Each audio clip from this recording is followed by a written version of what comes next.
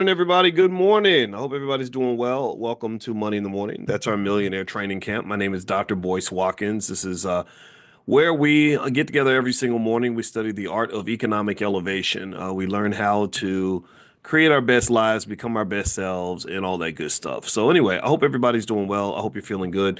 I just sent you all a text to let you guys know that we're starting class in the morning. For those that don't know, we do this 7 days a week, every morning at 10 a.m. Eastern. So, if you don't know, now you know. Ha ha ha ha.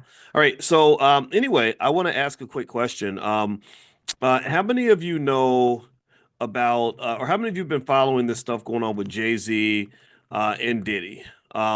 Is that something that you've been paying attention to, or is that something you've kind of been ignoring? I'd be really curious to know if you've been sort of following this because actually I thought about this morning and I thought it would be like a really interesting economic lesson in terms of sort of breaking down. Believe it or not, there's there's thousands and thousands of research papers written in financial theory about what's happening with Jay-Z and Diddy actually right now.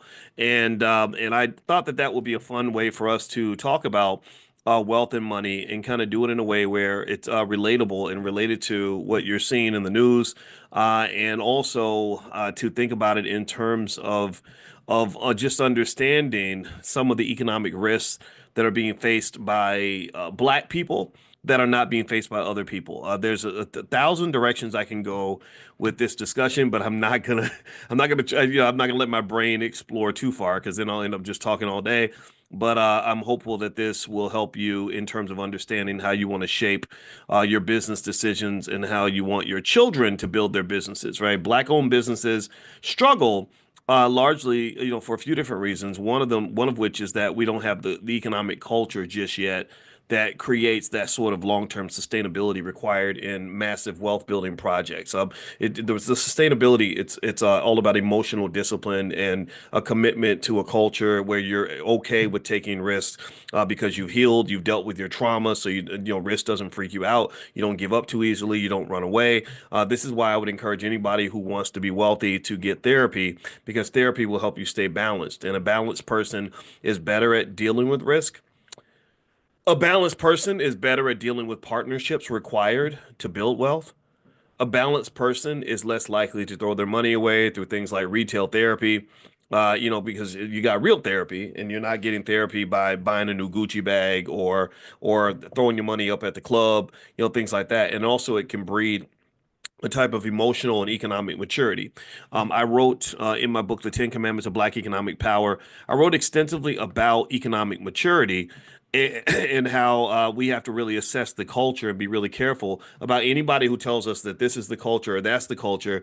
Because if the culture involves economic immaturity, meaning throwing your money away, giving it right back to the same Europeans who stole it from you, going out and just blowing a bag at the mall, blowing a bag at the club, all these other things, buying a new Lamborghini for $300,000 when you could have got a nice $50,000 car. Little things like that are reflective of economic immaturity because economic immaturity is basically the way I kind of break it down in my book is it's when you spend your money like a child, right? If you think about the way children spend money, when children spend money, what do children do with their money? Answer in the chat. If a 5-year-old gets a hold of $1,000, what do you think the 5-year-old is going to do with their money? Do you think the 5-year-old is going to say, "Yeah, I'm going to go and put it in my 401k, and I'm going to go and buy some shares of stock, and I'm going to invest it in some tax deferred assets," or you think the 5-year-old is going to just run straight to the candy store?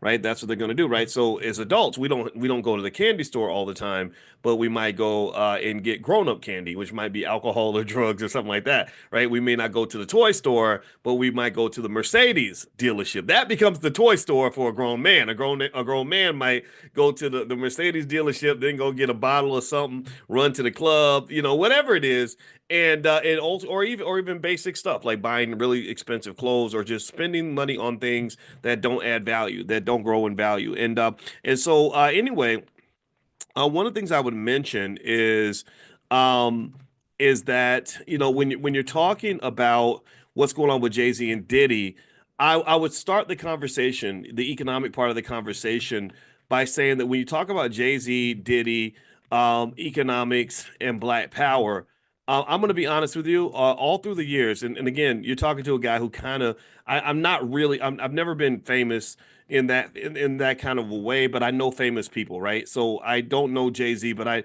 know people that know Jay-Z. Like I know Russell Simmons really well, and Russell Simmons worked with Jay-Z and all that stuff. I don't know Diddy.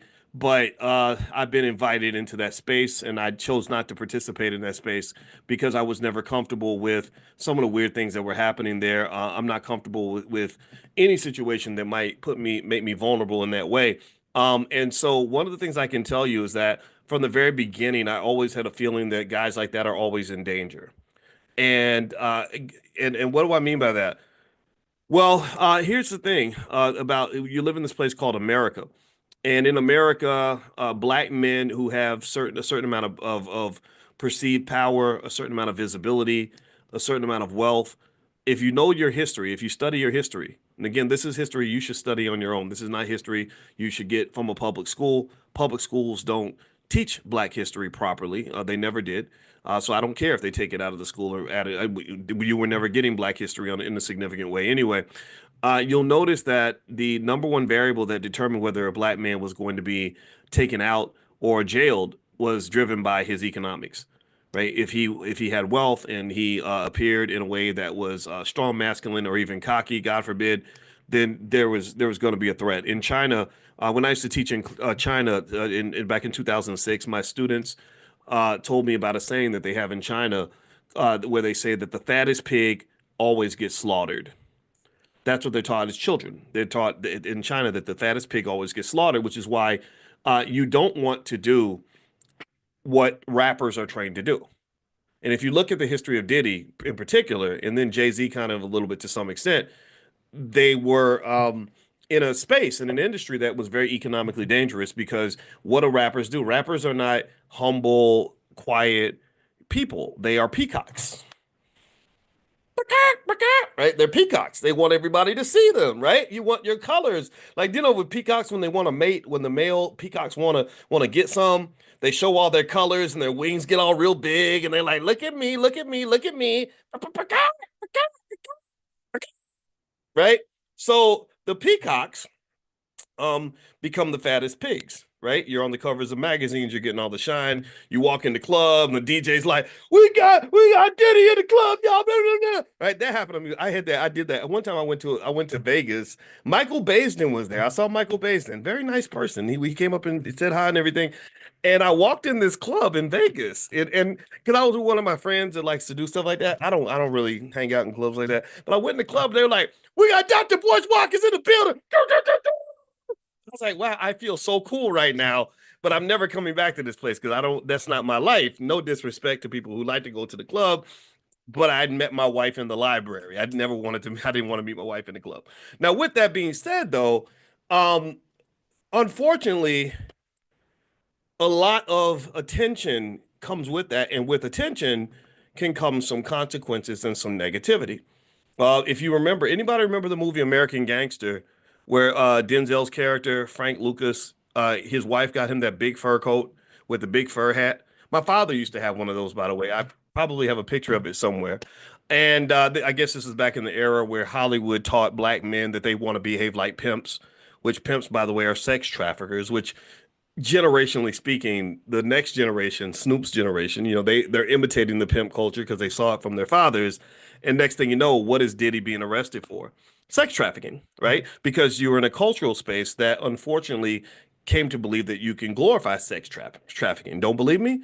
I don't know what you heard about me, but you can't get a dollar out of me. Blah blah blah blah blah blah blah blah blah. Cause I'm a blah blah blah blah PIMP. You remember that song? You remember that was a hit. That was the number one hit, right? So pimping, sex trafficking, that culture became very popular. But anyway, let's circle back. Frank Lucas, his wife in the tradition of the pimp culture, which was pushed heavily by Hollywood in the 1970s, buys him a fur coat and a fur hat.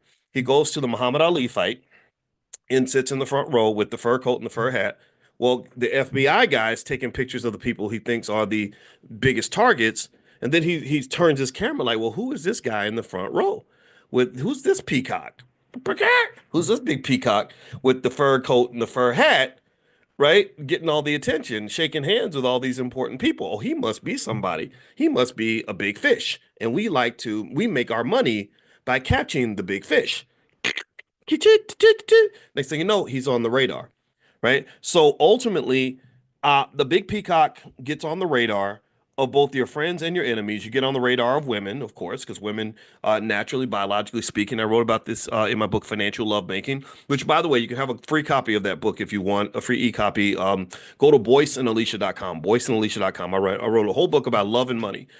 So you go, so in this book, I studied extensively that long held connection between economic resources and female attraction. Most women, just whether we like it or not, they're gonna on average have an interest in the man that's able to provide something, right? So it's kind of unrealistic to say, would you love me the same if I had no money? That's like a beautiful woman saying, would you love me the same if I grew a beard and gained 400 pounds? Of course he's not. That's not logical. People are crazy these days, right? But anyway, with that said, so the fattest pig gets slaughtered. Hip hop has a culture that trains you to be a peacock. When I was on the phone with Kanye West, it was an impossible conversation because he wanted all the attention on himself and everything was about him. My buddy Damon Dash, who I love very much, unfortunately, one of Damon's faults is that Damon loves to be the center of every conversation that he's in and the most important person in any room that he's in, which is a liability when it goes bad for you. That is in economics that could literally be calculated as a risk factor that you're taking in, but we don't know it because we think that that's just par for the course. So circling back to Diddy and Jay-Z. Kanye's probably mentally ill. Yeah, my wife was listening in, and she would love to have a therapy session with him. You know, my wife's a good therapist, but Kanye don't like therapists. He apparently that makes him angry or something. I have no idea. Anyway, with that said, here's the deal. With Diddy and Jay Z, I saw a discussion. I saw someone say online something that I agree with for the most part. They said, "Are Diddy and Jay Z an example of a country that likes to take down powerful black men?" Now I'm gonna ask you all this question, and I'm gonna give you a response on that. I'm gonna ask you all the question first. Do you think that America has a habit of wanting to take down powerful black men? Give me a yes in the chat if you agree that if you're a black male and if you're wealthy and if you're powerful and if you're visible, you're going to be a target. There's going to be people coming after you. Bad things are going to happen, right? The government, the feds, the enemies, yeah, the ops, right? The ops is like your opposition. For those that don't know, yeah, it's gonna right. Okay, so so here's the interesting part about that, right? Um, that is 100% true. And to some extent, it's true for really everyone, actually. Anybody that's rich and powerful, whether you're talking about Jay-Z or Elon Musk, is kind of the same thing, right? Like half the country would love to see Elon Musk go to jail. Elon Musk has people that are tracking his airplane because you can literally get the tail number. You guys know I did the pilot training. I learned that if you get a tail number on an airplane, you can get online and look at the whole route that that plane just flew. Like, so I would do my flight lessons with my instructor, and he would say, "Here, let's type in the tail number and look at your pattern, how you did your flying patterns." And you can do that, right? So you got that right now. The difference I think with Elon Musk versus Jay Z is that Elon Musk is a white boy, and there are benefits to being white in America. There is such a thing as white privilege. I believe that that's true, and I believe that over time, if we do things properly, I believe we can manufacture some black privilege. I think that we just have to love ourselves enough in order to do that. That takes work to do, but we can do that too. But with that being said, though. Um, that is there's no question about that, right? There's no question about the fact that being black means that to some extent you're playing the game under a different set of rules, a different set of circumstances, which means that you have to do calculus and you can't do algebra. You got to play chess, you can't play checkers.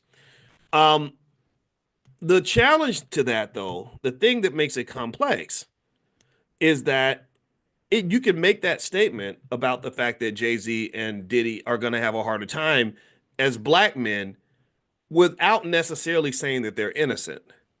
Um, I don't think they're innocent. I don't. And I because I know the culture. I've been a black man my whole life now. I plan on sticking to it. It's been pretty cool so far. And one thing I can tell you is that I followed hip hop culture very closely. I've been a part of it. I love hip hop. I know a lot of rappers. I've been up in there, and I would see stuff happening. I'll give you an example. Somebody told me about a rapper, and I'm not gonna say his name because he knows me, and he would get mad if I told this story. But he says that he went to the studio.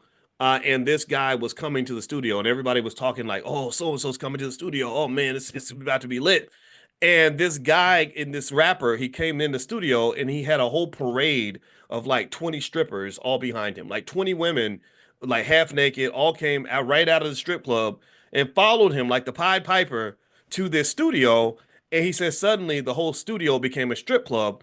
And he literally said, every woman who went every he said B, he said the B word. He said every blankety blank that don't want to get naked got to get the F out right now.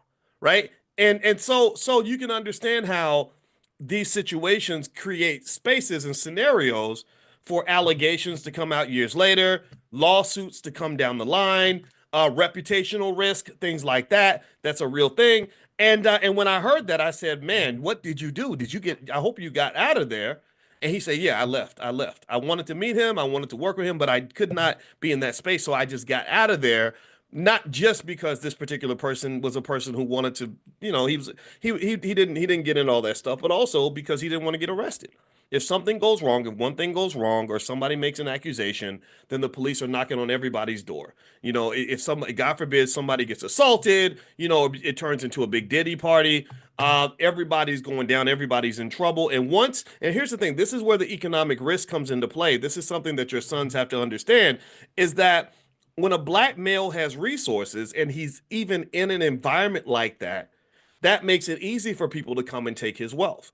Because even if you didn't do anything, you've been accused now. So now you got to go pay a lawyer. That's thousands of dollars going out of your pocket. That should be going to your kids, but instead it's going to the lawyer's kids, right? Then maybe a lawsuit comes along. Gloria Allred gets the victim together. Maybe she's the victim, maybe she's not. Doesn't matter because it's her story that's going to matter, not yours. So she gets on there, and if she's a good actress and knows how to cry, then Gloria Allred might get you to write that $2-3 million check, not because you're guilty, but because you need it to go away, right? They understand the game. They know that you will write the check just to make it go away. Why? Well, because you have operated in this very toxic space, this crazy space, and at the same time, you're doing brand deals with Pepsi and Mountain Dew and Nike. And Pepsi, Mountain Dew, and Nike, by very nature, are economically conservative. They don't want nothing to do with none of that stuff that happens in the mud. They want to stay as far away from it as possible. And this is true for anybody who has wealth, anybody who's doing business with corporate America. But for rappers, it's really hard because you live in a space that is fundamentally unsound. You live in a space that is borderline chaotic. You live in a space where the risk is through the roof. People are getting killed over here. People are getting hooked on drugs over there. Some people getting assaulted over here, harassed over there. And so all this really breeds criminal outcomes, criminal liability, like people going to prison, stuff like that. Shout out to Bobby Schmurder. This breeds lawsuits, massive lawsuits. Like, oh, I'm going to sue you just because I have a good story, and or maybe something really did happen, and because I know that it's my word against yours, and the public is going to hear this story, then you're going to lose money and you're going to lose brand reputation because you never learned that you are a walking corporation. You are a walking brand. Brand values are built largely on trust and public perception. So if I can just disrupt your public perception, then you're losing already, and you're going to lose so much money that you got to pay me that 5 million, or you're going to lose 20 million. What's it going to be? Which hard choice are you going to make, to lose 20 million or lose 5? I thought so.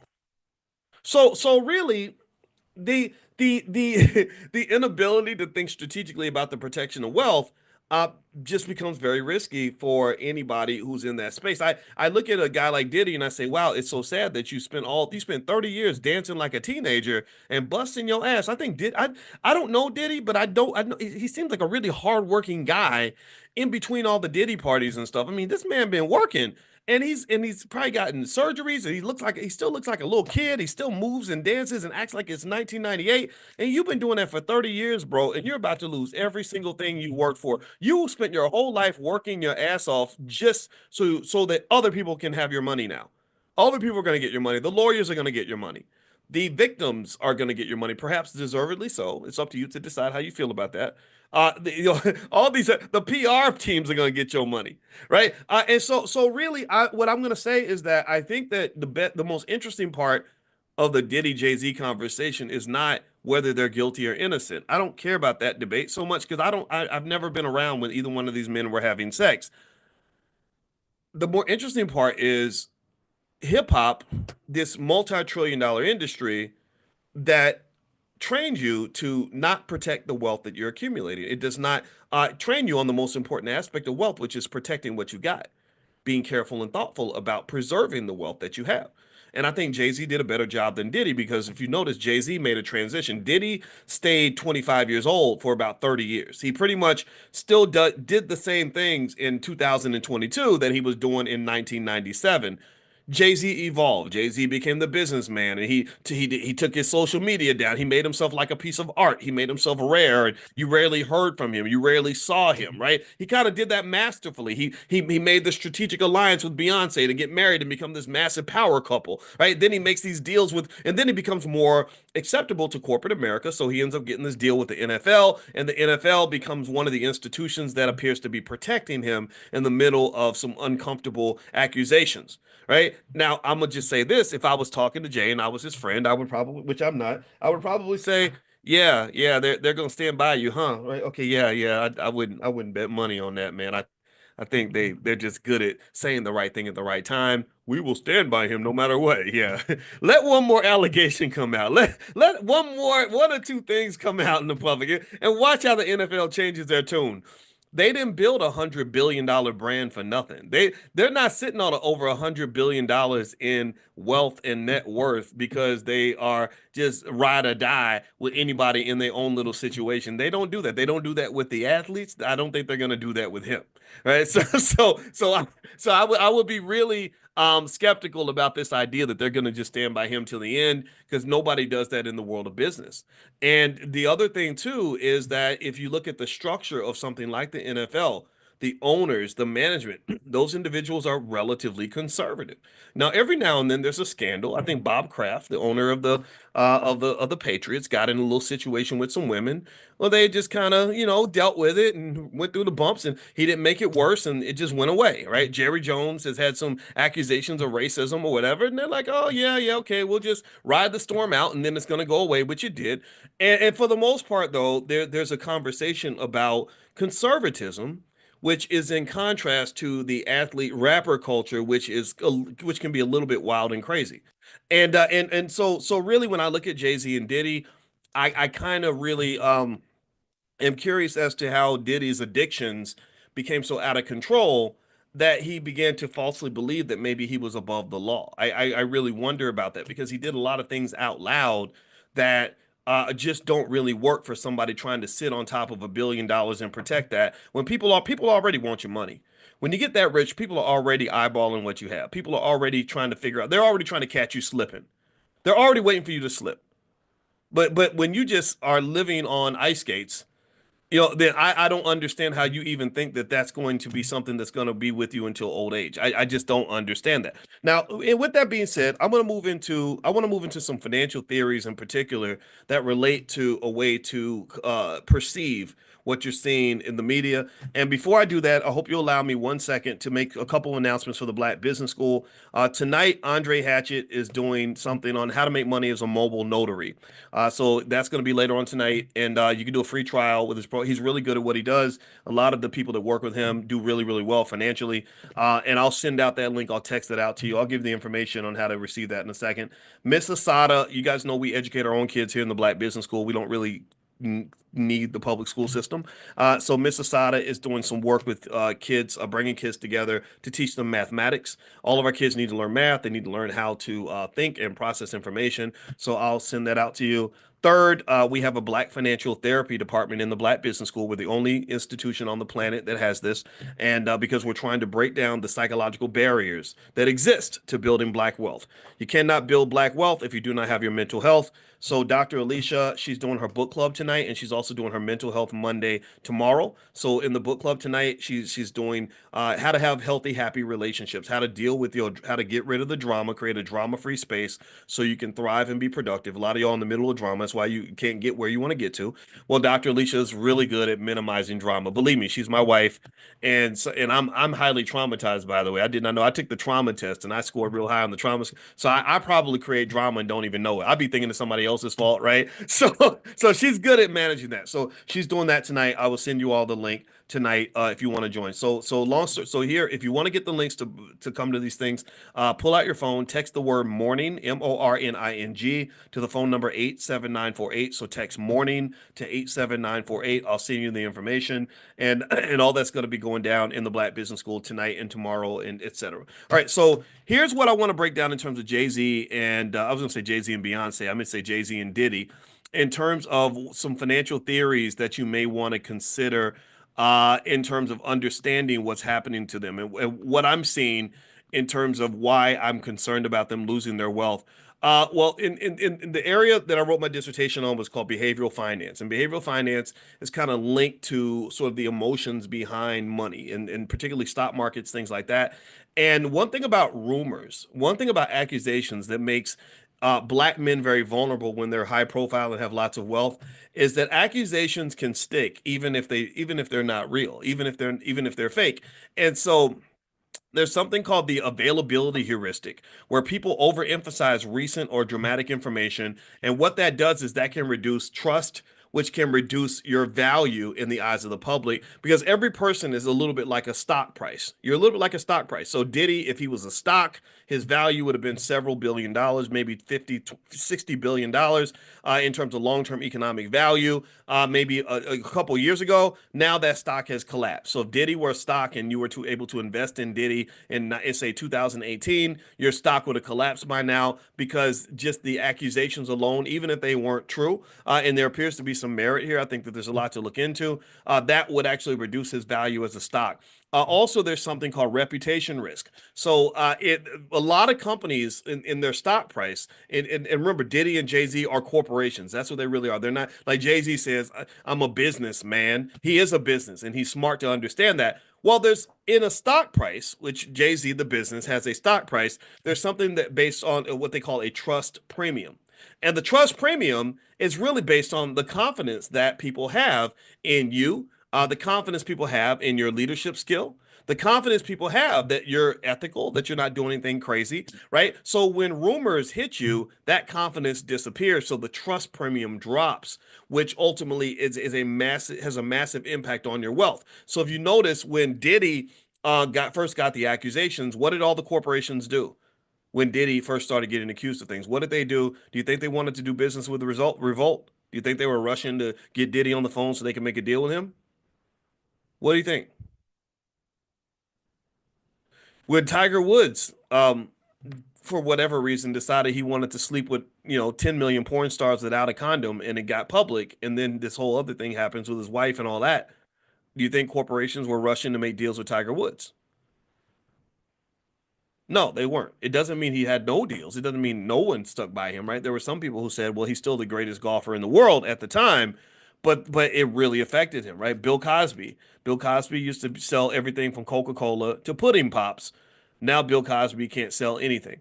Now Bill Cosby can't make a nickel endorsing hardly anything, except maybe he could probably make some money endorsing products in the black community because I've noticed that there's a difference in terms of how black people perceive someone versus how white people do, and that makes sense, right? I think that the way black people might see it is they might say, yeah, maybe Bill Cosby did these things that he shouldn't have done, but we also see the reality of America, right? We know that white guys do stuff like this a lot, and it just doesn't make the media. One I mentioned Damon Dash earlier, so I'll mention him again. One thing that Damon did that I really was impressed by was he actually confronted Harvey Weinstein for his behavior before the rest of the country did.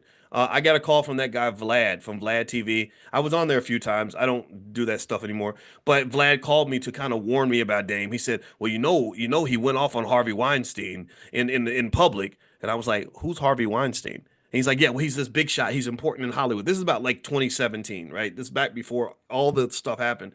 And I said, "Well, what?" I said, "Really? What did he go off on him for?" He said, "I don't know." He said, "Dame's crazy. Dame's crazy."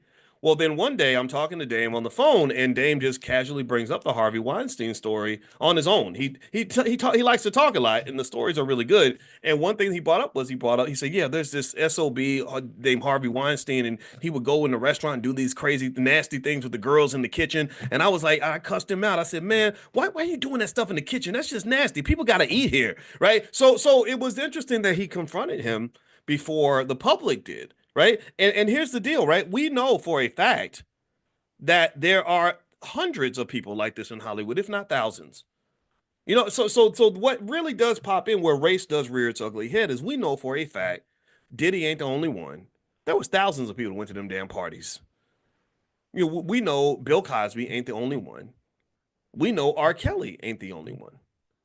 So it does become complex because there is a double standard in the sense that so with the white guy, I'm supposed to respect his art and his skill and not care about what he does in his personal life. But with the black guy, because his personal life is out in public and we're doing documentaries about it, I'm supposed to make judgments about his art and skill based on that, right? So there is a different standard. I will say this: I do believe there's a strong chance that if Bill Cosby were a white guy, he wouldn't have been become the Bill Cosby that we know. Right now, it is not, and but that makes it hard, right? Because I've never been a person who sat around and said, "Oh, I know he's innocent. I know he didn't do nothing. He didn't do nothing. He was innocent." No, come on, it's like stop. You got to be like you have to have zero brain cells to really truly believe that there wasn't some shenanigans happening. There were, and it's up to every individual to decide how you want to balance that out. But we know that there is a double standard there. If they did the white guys the way they do the black guys, then all the white guys would be going down,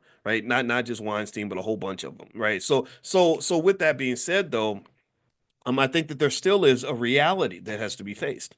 There's a real economic reality that we have to sort of pay attention to, and what that is that we have to understand that unfortunately, being black in a white space comes with specific risks that we have yet to fully understand or to acknowledge.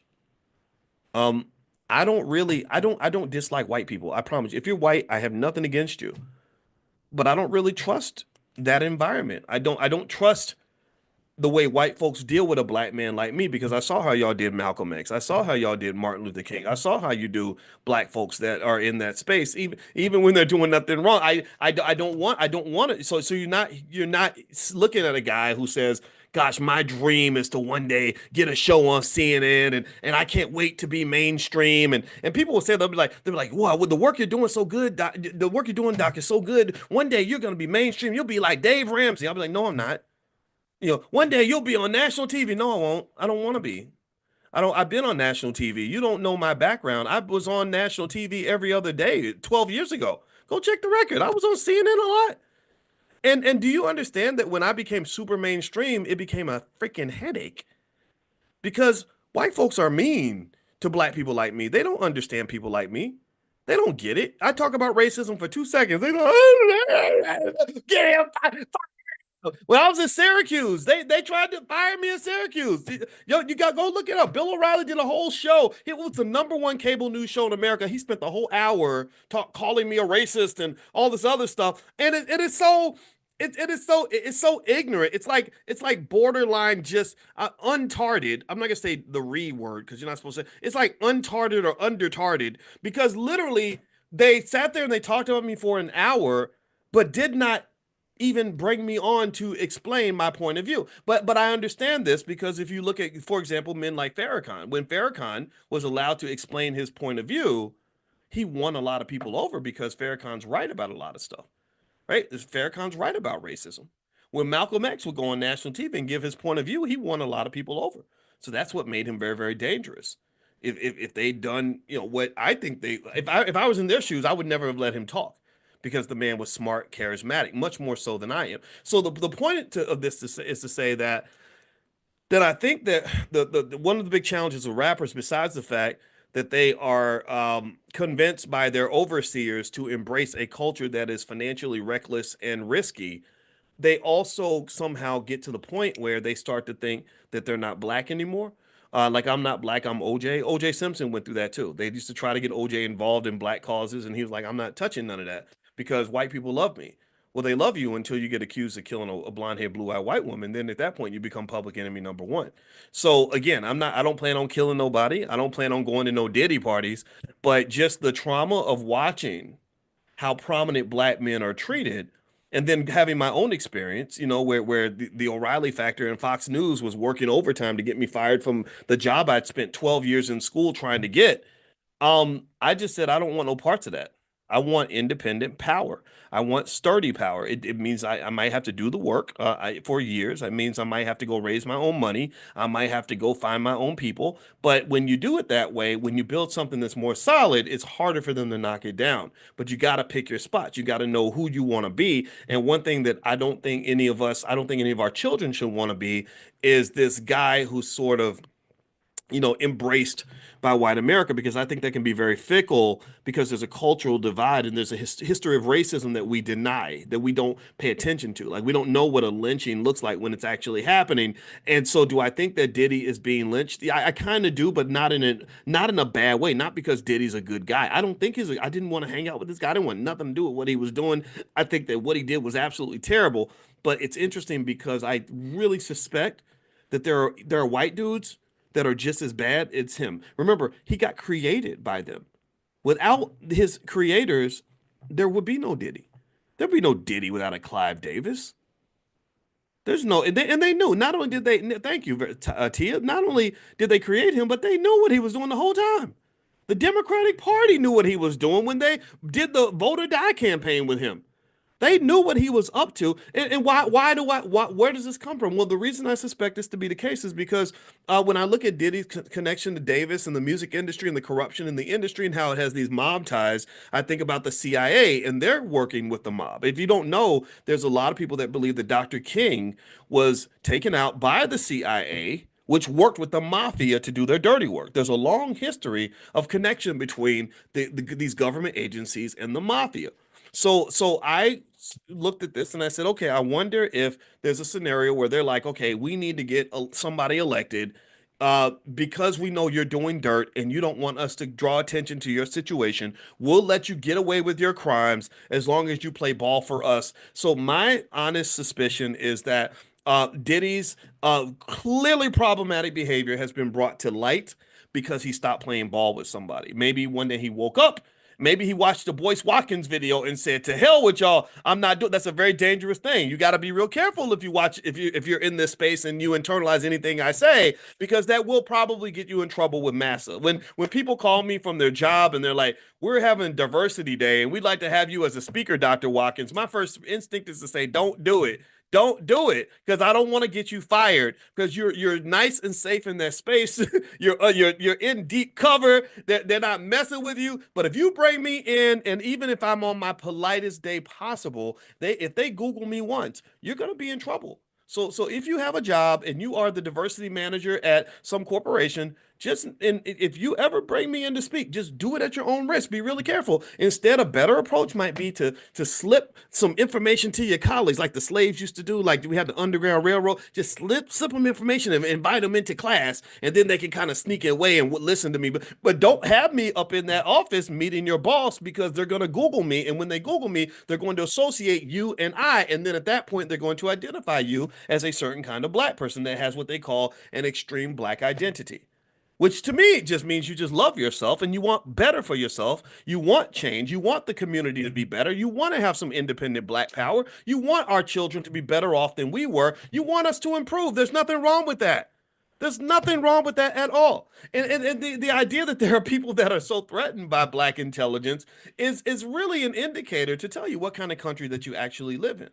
And so as we're kind of building our kids to prepare for this future, this is one of the reasons why it's so important for every intelligent black child to learn how to build their own way of making money. Not necessarily be an entrepreneur. I'm not saying quit your job and start a business. I'm saying at least have some ability to develop some sort of structure of your own so you're not knocking on doors and getting people to let you into whatever institution that they built before you. That doesn't always work. Sometimes they don't have enough seats at the table for all of us. And so it's up to us to say, okay, well, you ain't got no seats at the table. We're going to go build a table because we have some architects that know how to build a building, build a table, develop an institution around that building and that table, and we're going to be okay. You are enough. You really are enough. And if you don't believe that, then I feel sorry for you because you'll spend your whole life bending over and sacrificing just to get some small acknowledgement in a society that I don't think really wants to acknowledge you for really who you are. I think it's a problem that the most famous black men in America are athletes, rappers, and comedians. If I was to ask any of you in this room, how many of you, give me a yes or no, how many of you make money right now playing a damn sport? How many of y'all are that are over any of any age? Give me a yes or no. How many of you in this room make your the bulk of your income dribbling a basketball, throwing a football, playing tiddlywinks? I don't care what the sport is, swimming, golfing. How many of you do that? No, the answer is no. Most black people don't make no money playing sports. You got to be born like some sort of superhuman Adonis. You got to be 6'8", 240 pounds. You got to run a fourth. My buddy that I saw at my mom's funeral the other day, my buddy Tony, he ran a 4.3 in the 40-yard dash. And I said, man, I didn't know you were that fast. I said, I thought I was always slow. He said, I tried out for the Seahawks. I said, how did it go? He said, man, it was tough. So even Tony, who ran the 40-yard dash in 4.3 seconds, which is miraculously fast, didn't even have a shot at making the Seahawks. So these athletes are very, very rare. They're the top 1% of the top 1% of the top 1%. And if you're in that category, God bless you. The Lord gave you a gift. Congratulations. It's a gift that could potentially, if you're lucky, it could pay you maybe for about 7 years. But you've got about 45 or 50 years or 60 years of adulthood. So they're going to pay you for about 5 to 7 years. Really, the average NFL athlete actually makes about money for about 2.5 years. So the NFL doesn't stand for National Football League. It stands for not for long. So you're going to get a big burst of money for a very short period of time if you are lucky enough to be in that top 0.0001%. And if you are, congratulations. Most of you don't make your money telling jokes.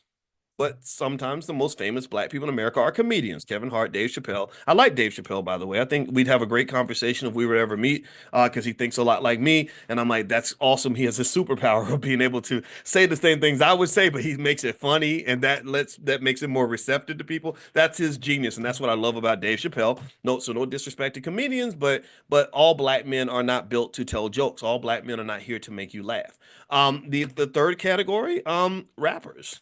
I know a million rappers, and I'm gonna guess about 95% of them don't make any money, but then there are some who do make some money. Killer Mike is a friend of mine, and D1 and Immortal Technique and a few other really cool rappers. I told you about my interactions with Kanye and stuff. I wouldn't call him a friend because I don't want to be his friend. But there are people out there that do that, but for the most part, that's very, very rare. So the fact that society has a structure that pretty much only accepts black men if you show up in a way that's entertaining to the masses, degrading sometimes to you and your culture, degrading to your women, degrading to your community, degrading to your lifestyle, right? The only way they'll accept you and love you is if you show up in a way that degrades yourself and the people you care about. That's a big problem. That's a big, big problem. And I personally think that this only solution to that, the only available solution is developing our own spaces and infrastructure where we can celebrate our own heroes for doing something other than playing a sport or telling a joke or busting a rap, right? We've got millions of black men and women that can build things and do engineering and build rocket ships and make automobiles and and run hospitals and teach children and stuff like that. And what's missing is not so much the resources. What's missing really is the mindset. The mindset's what's missing because you got 1.6 trillion a year to build with. So you're not poor. If African Americans were a country, we'd be one of the 10 richest countries on the planet. That's just a fact. We're right up there with Russia. Vladimir Putin he probably looks at the black community and says, "Wow, you guys have as much money as we have, and we've got our own schools, we've got our own hospitals, we have hypersonic missiles. We are a nation in every single way, and you guys are still kind of the undercard of the United States. You see yourselves as to some extent." Many of you see yourselves as economic children who are not responsible for the difficult task of building a nation and running a nation, and because you're looking up to individuals that bring to you a culture of some degree of immaturity, irresponsibility, and instant gratification. Building infrastructure cannot be done typically by a person who is addicted to instant gratification. Building infrastructure is not built for the peacocks. The peacocks are not the ones who are going to do the humble, dirty, difficult, monotonous work required over a long period of time to build an institution like, say, the NFL. The NFL was built with people that got their hands dirty for several decades in a league where you could have once bought the Chicago Bears for $100. But they added economic value through blood, sweat, tears, and working quietly in the background to build something that was going to develop a massive, massive economic beast for their grandchildren. Right. So you got to really look at culture when you're talking about wealth and building and all these other things. They're deeply, deeply connected. And the idea of even honoring and looking up to rappers as somehow the greatest examples of black success is fundamentally flawed and problematic. There should be almost no rapper or athlete or anybody on the planet that should be speaking to kids and giving speeches like, if you work hard, you can do anything. I'm not saying there's something wrong with that. I'm saying that if you're sitting here and you're 6'8", 240 pounds, and you're telling me that I can do anything, well, I can't be 6'8", 240 pounds, right? So that to some extent is a problematic kind of argument in the beginning. I think a better conversation should be, you've got everything you need. Get together with your friends, invest your money, save your money, get an education, learn how to build, get the knowledge and skills. If somebody won't open the door for you, you build a damn door. You build a building around the door. You put a table inside the building, and then you give yourself a seat at the head of that table, and then you allow others to compete to get a seat at your table. Opportunities are not something that other people give you. Opportunities are something that you can give to yourself. You can create an opportunity. Just like in sports, you can be a playmaker in your own life. A playmaker is an individual who, in a situation where there is no opportunity, they create one. They steal the ball. They get an interception. They make a big tackle. They throw the ball down the field. They make something happen even when nothing's happening. And that is what black children should be taught that they can do. That your life, your destiny, your outcomes are your accountability, your responsibility. You get it done. If you don't get it done, nobody will. You wait for Superman. Superman ain't coming. White folks ain't going to save you. Even black folks won't save you. Some people are going to sabotage you. Some people are going to try to fight you. You're going to have obstacles and adversaries. And the more adversaries you have, the more success you're accomplishing. Your haters are a blessing because your haters are a sign of success, because your haters are showing you respect by showing you that you have built something worthy enough and attention grabbing enough that I'm going to literally focus my energy on taking what you got, because what you got is now valuable. If you don't have something that people are trying to take, typically that means you have nothing of value. So what do you have of value? And when people try to take it, you say, thank you very much. I appreciate the compliment. I know you're trying to get this. I respect this. I walk around town with my beautiful wife. I see men look at my wife. I'm like, that's okay. That's good. That means he has good taste. But you can't have this because I've conquered this territory. This is my space. This is what we built. This is our house. This is our family. You can't have this. And that's what life is like. That's when you're truly living, is when you are able to get out in this world and compete. Black children have to be taught to compete. We already know how to compete in sports. We already know how to compete in hip hop. We already know how to compete in all these other areas. Why don't we compete in just the game of life? We should be competing in education, winning the science competitions, winning the math competitions, winning the chess matches. We should be competing in business. Resilience, man. You have to have resilience. Resilience means that, yes, if you come up the hill with your gun out, they're going to shoot back. There was a billionaire that told me there's a white billionaire. He was talking to me and he's like, yeah, I checked out your platform and I like it. I said, thank you very much. I appreciate that. And he said, but one thing you got to understand, Boyce, is that you're talking about something that's a little bit different from what I typically hear. And I said, well, what's different about it? He said, because you're teaching black people how to compete. He said, and I can tell you in business and in life, when you're competing for something that other people want and you pull out your gun and you run up the hill with your gun out, they're going to shoot back. They're going to shoot back.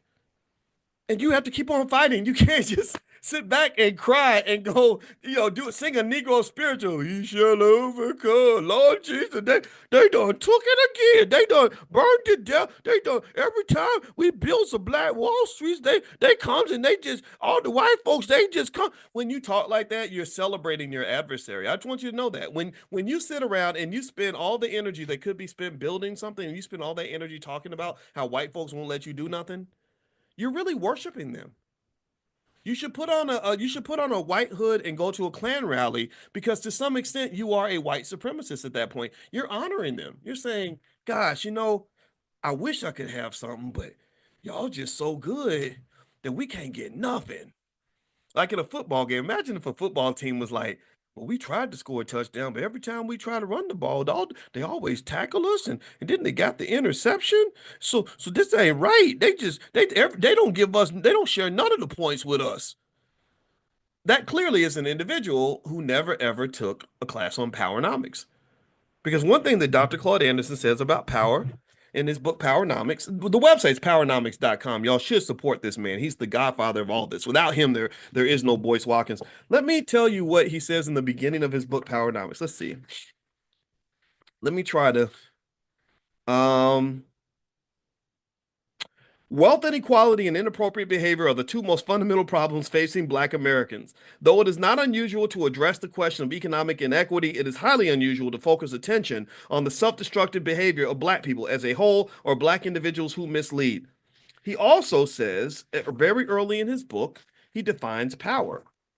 And he explains that power is something that people don't give to you. Power is the ability to pursue your agenda despite the opposition of others. Despite the opposition of others. So that he doesn't say, well, power is when you can pursue your agenda with the permission of white folks. Or power is when you can pursue your agenda when white people give you jobs. He doesn't say that. Power is something that you can obtain if a nice white man gives you an opportunity. He doesn't say that. He says power is the ability to pursue your agenda despite the opposition of others. And in my mind, because I'm a sports fan, all I think about is, oh, that's like football. When I watch my Ohio State Buckeyes, go Buckeyes, that's where I got my PhD. When I see my Buckeyes dominate the Oregon Ducks in the game last week, not one single time was there any scenario where the Oregon Ducks gave the Ohio State Buckeyes permission to score a touchdown. Not one single time. When Jermaine, what's his face? Jermaine Smith, I can't remember his name. I should know his name. He's this freshman. He's amazing. He catches the ball with one hand. He jumps in the air. He's super fast. He's an amazing athlete. When every time he scored a touchdown, never once did the defense say, "Hey, I like you. I like you, buddy. I think you're a good guy. I'm going to let you run right past me and score the touchdown that I would like to have for myself." Not one single time. So the thing about economics in America that I think we have to really understand and make sure our kids understand is that people don't tend to give away things they value. They don't give away things they value. So the only time they're going to give you something is when they're giving you something that's pretty much worthless. That's what they do. That's how capitalism works. So if you can't compete, then you will not eat. It's that simple in America. And so teaching that to our kids early and us teaching that with love and encouragement and giving them confidence and skill to pursue what they're supposed to do in this world. I think that's the best gift we can ever give kids. I think that that's the best legacy we can leave. And then if you invest some stock, buy some stock for them when they're young, buy it on a regular basis, and then hand them some resources, I think they can go out here and really, really fight and have something and not be sitting around begging and feeling bad for themselves. All right. So here, before we finish up, couple things I want to mention. Just a reminder, if you're not on the text list to come into the private Zoom for this class, we meet every morning at 10 a.m. Eastern. Pull out your phone, text the word morning to the number 87948. Text morning to the phone number 87948. Also, you can go to drboyceelevate.com, drboyceelevate.com if you live in another country or something like that. Again, I'll text you guys about tonight with Andre Hatchett and the mobile notary class he's doing on how to make money as a mobile notary. Miss Asada is teaching math to our kids, so she's a great person that you really want to know. Dr. Alicia, our resident therapist, and my lovely wife is doing her book club tonight. She's going to focus on relationship stuff, getting rid of the drama in your relationships, whether it's your friendships, your business relationships, or your romantic relationships. Because some of y'all need that help so you can find that husband, find that wife, or find that partner, that business partner, and be a good person in that relationship. And then tomorrow she's doing Mental Health Monday, which she brings in therapists to do mental health stuff. And so the last point I want to make on this in terms of Jay-Z and Diddy, one other thing, one other financial concept that you may want to consider in terms of why Jay-Z and Diddy are in an economically dangerous situation is something that they in finance they call the signal jamming. And signal jamming is where people literally will spread a rumor that's even false as a strategic move in a competitive landscape. So rivals may exploit the fragility of market trust to harm a company. This aligns with the concept of signal jamming, where false signals are sent to disrupt investor confidence. Market participants unable to verify the truth quickly react by reducing their exposure to the company, causing a decline in the stock price. What does that mean? Well, that means that a lot of people are going to just stay away from you. A lot of corporations are going to back away from you just because they don't want to take a chance. Just like or even in the mafia boss world, sometimes I feel really bad. This is one of the reasons why I would never join the mafia is that there are lots of people who've been killed just because somebody thought they might have snitched or they thought that they might, they're sitting there, they're thinking that they might have been the person who was the rat or the mole or whatever, right? And so just in case, just to be safe, they're like, well, let's just kill them just in case. So ultimately, when you talk about signal jamming, that can happen as well. And I believe black men are the most vulnerable to signal jamming. There was a guy that played at my alma mater, Ohio State. His name was not Maurice Claret. He was a great running back. They screwed him pretty bad. I like Maurice. Maurice is a friend of mine. Another guy that played for the Cowboys, Ezekiel Elliott. So Ezekiel Elliott had this girlfriend, and for whatever reason, these guys they all for some reason they like to date these melanin deficient women, and I just don't get it. Honestly, it's not my cup of tea, but whatever. I'm not judging. And anyway, Ezekiel had a melanin deficient girlfriend, and she really liked him, and she wanted to come into the party. And he was like, "I'm done with you. I don't want to date you no more. Don't leave." And she would not leave. She was standing outside. She's like half drunk. When I was teaching at Syracuse, I used to really hate the fact that we would encourage young people to drink so much because they just make so many stupid decisions while they're drinking, and they're already dumb because they're well, not dumb. I'm not gonna say when I was 18, I was dumb compared to what I was when I was like 27, right? So when you're 18, you're already making bad decisions, and then they're like, let's pour some alcohol on top of it on this undeveloped brain. There's nothing better for them to do. Like, I don't know, maybe study, but for whatever reason, we think college is this place you're supposed to go and begin your career as an alcoholic. So anyway, this young lady sitting outside, banging on the door, and she's trying to get in. And you know what she said that was really interesting, that was very telling, is she says, I'm a white girl. I can accuse you of beating me and it'll ruin your whole career. She said that. She said, I'm a white girl. I can accuse you of beating me up and I'll mess up your whole career. Again, because drunk people just tell everything, right? That's why my father, he was a police detective, or he did a lot of jobs. He ran the SWAT team. He ran the biggest district in our city, stuff like that. One thing he did was he was also a detective. And one thing he told me about being drunk is he said, don't hang out with drunks because drunks will reveal all secrets. Drunks just talk and they don't think about what they're saying. So because she's drunk, she says she gives the white girl secret. She's like, I can accuse you of whatever I want, and it's going to ruin your whole career. And what's interesting is that she did make an accusation later, and I believe the Cowboys suspended him over this accusation, and there was no proof, no evidence, no nothing. And that is it might be an example of signal jamming because athletes are economic entities. Athletes are like shares of stock. They look at them as property. That's why they have the combine every year where they're like, look at how high that Negro can jump. Look at how strong he is. Look at how fast that boy can run. Because they're evaluating you as a financial asset. That's just the reality. And so as a financial asset, Ezekiel Elliott, his economic value was at risk because of this signal jamming phenomenon where this young lady understood, look, I'm a white woman. I can say anything about you. And I won't take you down because it's true, because it's obviously not, but I can take you down because it could be true. The fact that it could be the case that you did these things to me, that's enough to cause people to take concrete action and to definitely take your money. So because you could have done this, they will definitely take away your contract. Because you could be guilty, they will definitely take away real money based on a low probability accusation. And this has been something that's been used for a very long time. So, one of the reasons that it's very important to train your sons on this is that they have to be really thoughtful about avoiding situations that could cause them problems later on. Right. I knew a guy who is a high ranking executive at Chick-fil-A. He's a really smart young guy. He got a degree in engineering or something, and he's making hundreds of thousands of dollars working for Chick-fil-A.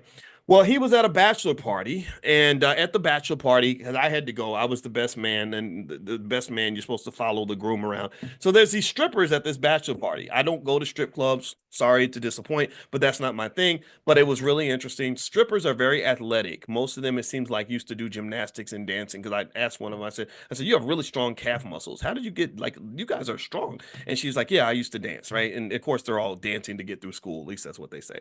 But anyway, so this guy was at this bachelor party, and the strippers come in, and I'm like, oh Lord, oh, we got strippers here. Okay, all right. And then the police got called because the music was too loud.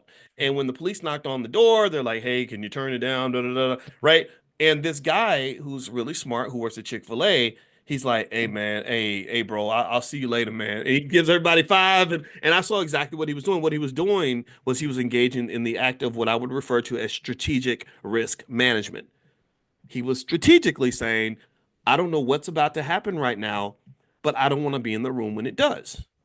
And I completely understood it, and I understood that that's why he has such a successful career. See, one of the things that's interesting to me, in my opinion, is that I don't know if we do a good job of warning our boys and our girls too of just how much danger they're in. But I mean, it's really, I don't know if we warn them. I don't know if we let them know, like, look, this is the world's a dangerous place. There's a lot of people who've been killed for being in the wrong place at the wrong time, lost their jobs, lost their reputation, got sued, whatever, right? And what gives me kind of my gripe, my bone to pick with hip hop culture is that it trains you to engage in very risky behavior. Think I'm lying? Look at the Madam President was speaking about the hot girl, rappers. We now have these stripper rappers, Megan Thee Stallion, Cardi B, Lotto, all of them pretty much just like wear as little clothes as possible. And so there were women that were talking about like kind of going through the whole phase. Like every girl should have a whole phase. That's what they were saying, right? And I was watching this and I said, this is interesting because I wonder if anybody's seen the HIV rates for young black women and how high they are. Does anybody know that a black woman is 70 times 70, if I'm not mistaken, or maybe it's seven, maybe you know what, maybe it's 17. Let me say 17. It could be 70, but let's say it's 17. 17 times more likely to catch HIV than a white woman. Did you know that black women are the number one leading group for new HIV cases in America? Right? And so when you have a culture that's like, oh yeah, let it all hang out, just live your best life, do your thing, and don't think about the consequences, that doesn't mean the consequences go away. That just maybe means that you're not aware of the consequences because nobody's talking to you about it. Because that's not a cool guy conversation. That's not a hip or lit conversation to have. It's the conversation that comes from some nerdy old out of touch 53-year-old black man with a PhD because he who thinks he's better than everybody else, who thinks he's uppity, right? That's what it sounds like to some people. Like, oh, you don't understand. You're out of touch, doc. I'm like, no, I'm actually in touch. I know more about it than you do because I've lived longer and I have dead friends to prove it. And I have friends that are in jail. I have people I've known that lost everything. I have people I know that have paid a price beyond anything you can ever imagine. So maybe you might just take heed to what I'm saying. Plus, I look at the statistics and the data. So, so when you're talking about wealth, you have to talk about risk. And when you're talking about risk, you have to talk about choices and culture. Do you understand? A lot of your risk that affects your wealth, and not just your money, and I'm not talking about your money, I'm talking about all the things that are more valuable than money. I'm talking about your wealth. All the risk that affects your wealth is heavily impacted by just the environment that you're in. A lot of situations happen because you were even in the situation. If you weren't even in the situation, then it couldn't have occurred. So this is where consciousness comes into play, because consciousness is where you're taking a step back and you're not making a hard decision because you're stuck in a hard place. You're making the decision before the decision, so you don't have to make the decision. Do you understand what I'm saying? Like that guy who said, I don't want to have to make a hard decision as to whether or not I'm gonna tell my wife or not if I got out of jail, or if I'm gonna take the money off my credit card for bail, or off my check out of my checking account. I'm not having to make that decision because I'm gonna make the decision before the decision. So I think that with our kids, we got to teach them how to make the decision before the decision. Before you make a decision as to whether or not you're gonna, stand up for your best friend in the middle of a gunfight or not, I'm gonna make the decision about choosing who my friends are, so I never have to make that decision. Or like these even little things, like you ever see these times where people expect, like, if some thug comes up to your woman and says something, you're supposed to stand up to the thug and get shot, and shot in front of your girl because you're trying to be a man and everything. I'm not picking a woman like that. Like I don't want to be with a woman who's gonna make me have to make a decision like that. So I was careful about picking the kind of woman or women I would hang out with. I'm not trying to be gangster for you. I'll be gangster for the black community. I'll be gangster on this economics. I'll be gangster on this intellectual thing, but I'm not trying to be out here in the street like a thug, because that's not really what I'm interested in. I know enough thugs to know not to be one. Most of my thug friends, gangster friends, killer friends, they're not happy that they had to kill people. I don't want to be in situations that requires me to make such an extreme decision. And that sort of strategic thinking should be discussed more. Also, it's the kind of thinking they don't want you to have as a black person. They want you thinking like a child. They want you to put yourself in one dumb situation after another and then make a dumb decision because you're in a dumb situation. So you're playing stupid games, so you're winning stupid prizes, and they want us to just be stupid. I really believe that. Did y'all know that research studies show that the more entertainment you consume, the more it basically melts the strategic part of your brain? Did y'all know that? The prefrontal cortex, that's what they call it. The prefrontal cortex, which is what separates you from an animal, by the way, it's the part that allows you to play chess, not checkers, to make long-term strategic decisions. That part of your brain is actually not exercised properly when you're sitting and consuming entertainment all day. And guess which community, guess which group of people is just notorious for consuming more entertainment than any other group of people. We watch more TV, we listen to more radio, we scroll more on social media. It's us. So I believe that there is a strategic plot that's been in place for a very long time to minimize the amount of strategic thinking that black people do. And an easy remedy, in my opinion, is that when we're sitting with our kids and we're educating our kids and we're giving our kids the skills they need to survive, then we're putting them in spaces where they're going to learn how to think outside the box. They're not even going to get inside the box. So they're not going to be living in the trap. They're not going to be making trap-like decisions. They're going to be making strategic decisions that say, I'm going to be thoughtful about what situations I put myself into so that I don't get stuck between a rock and a hard place.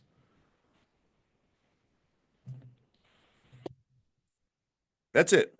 In fact, one analogy I would say is, I remember I saw this story. It was really sad, about a guy who was robbing banks to pay for his daughter. He had to pay child support and get stuff for his daughter, and he robbed a bank. And his mother, was pleading, and he got 10 years in prison. And his mother was pleading for him, and my heart went out for him, because he said, I only did it because that was the only choice I had, um, to provide for my daughter. And what made me sad about this story, like, I empathize completely. I completely understood. I really don't think he should have gotten 10 years in prison at all. But I was thinking, like, okay, so you had to make a hard decision, but there were a lot of decisions before that decision that put you in that position where you had to make that decision.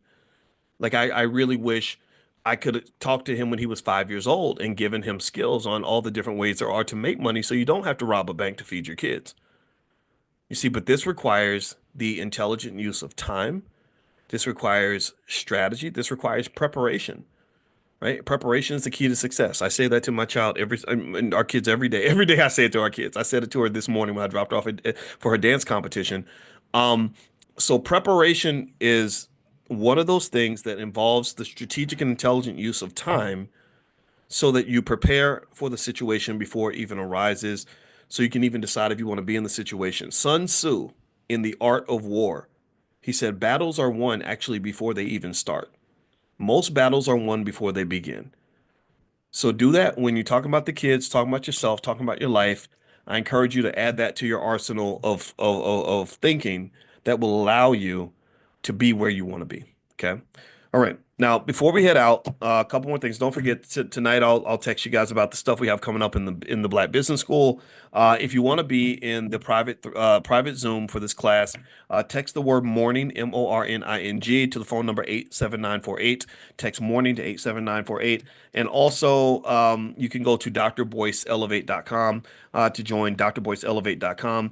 And then also this week, we're going to do Powernomics on Wednesday night, and we're going to do stock market investing on Tuesday afternoon. We do that every single Tuesday. So we have you covered. We have lots of stuff going on in the school. We got really great things coming up in 2025 and beyond, 26, etc.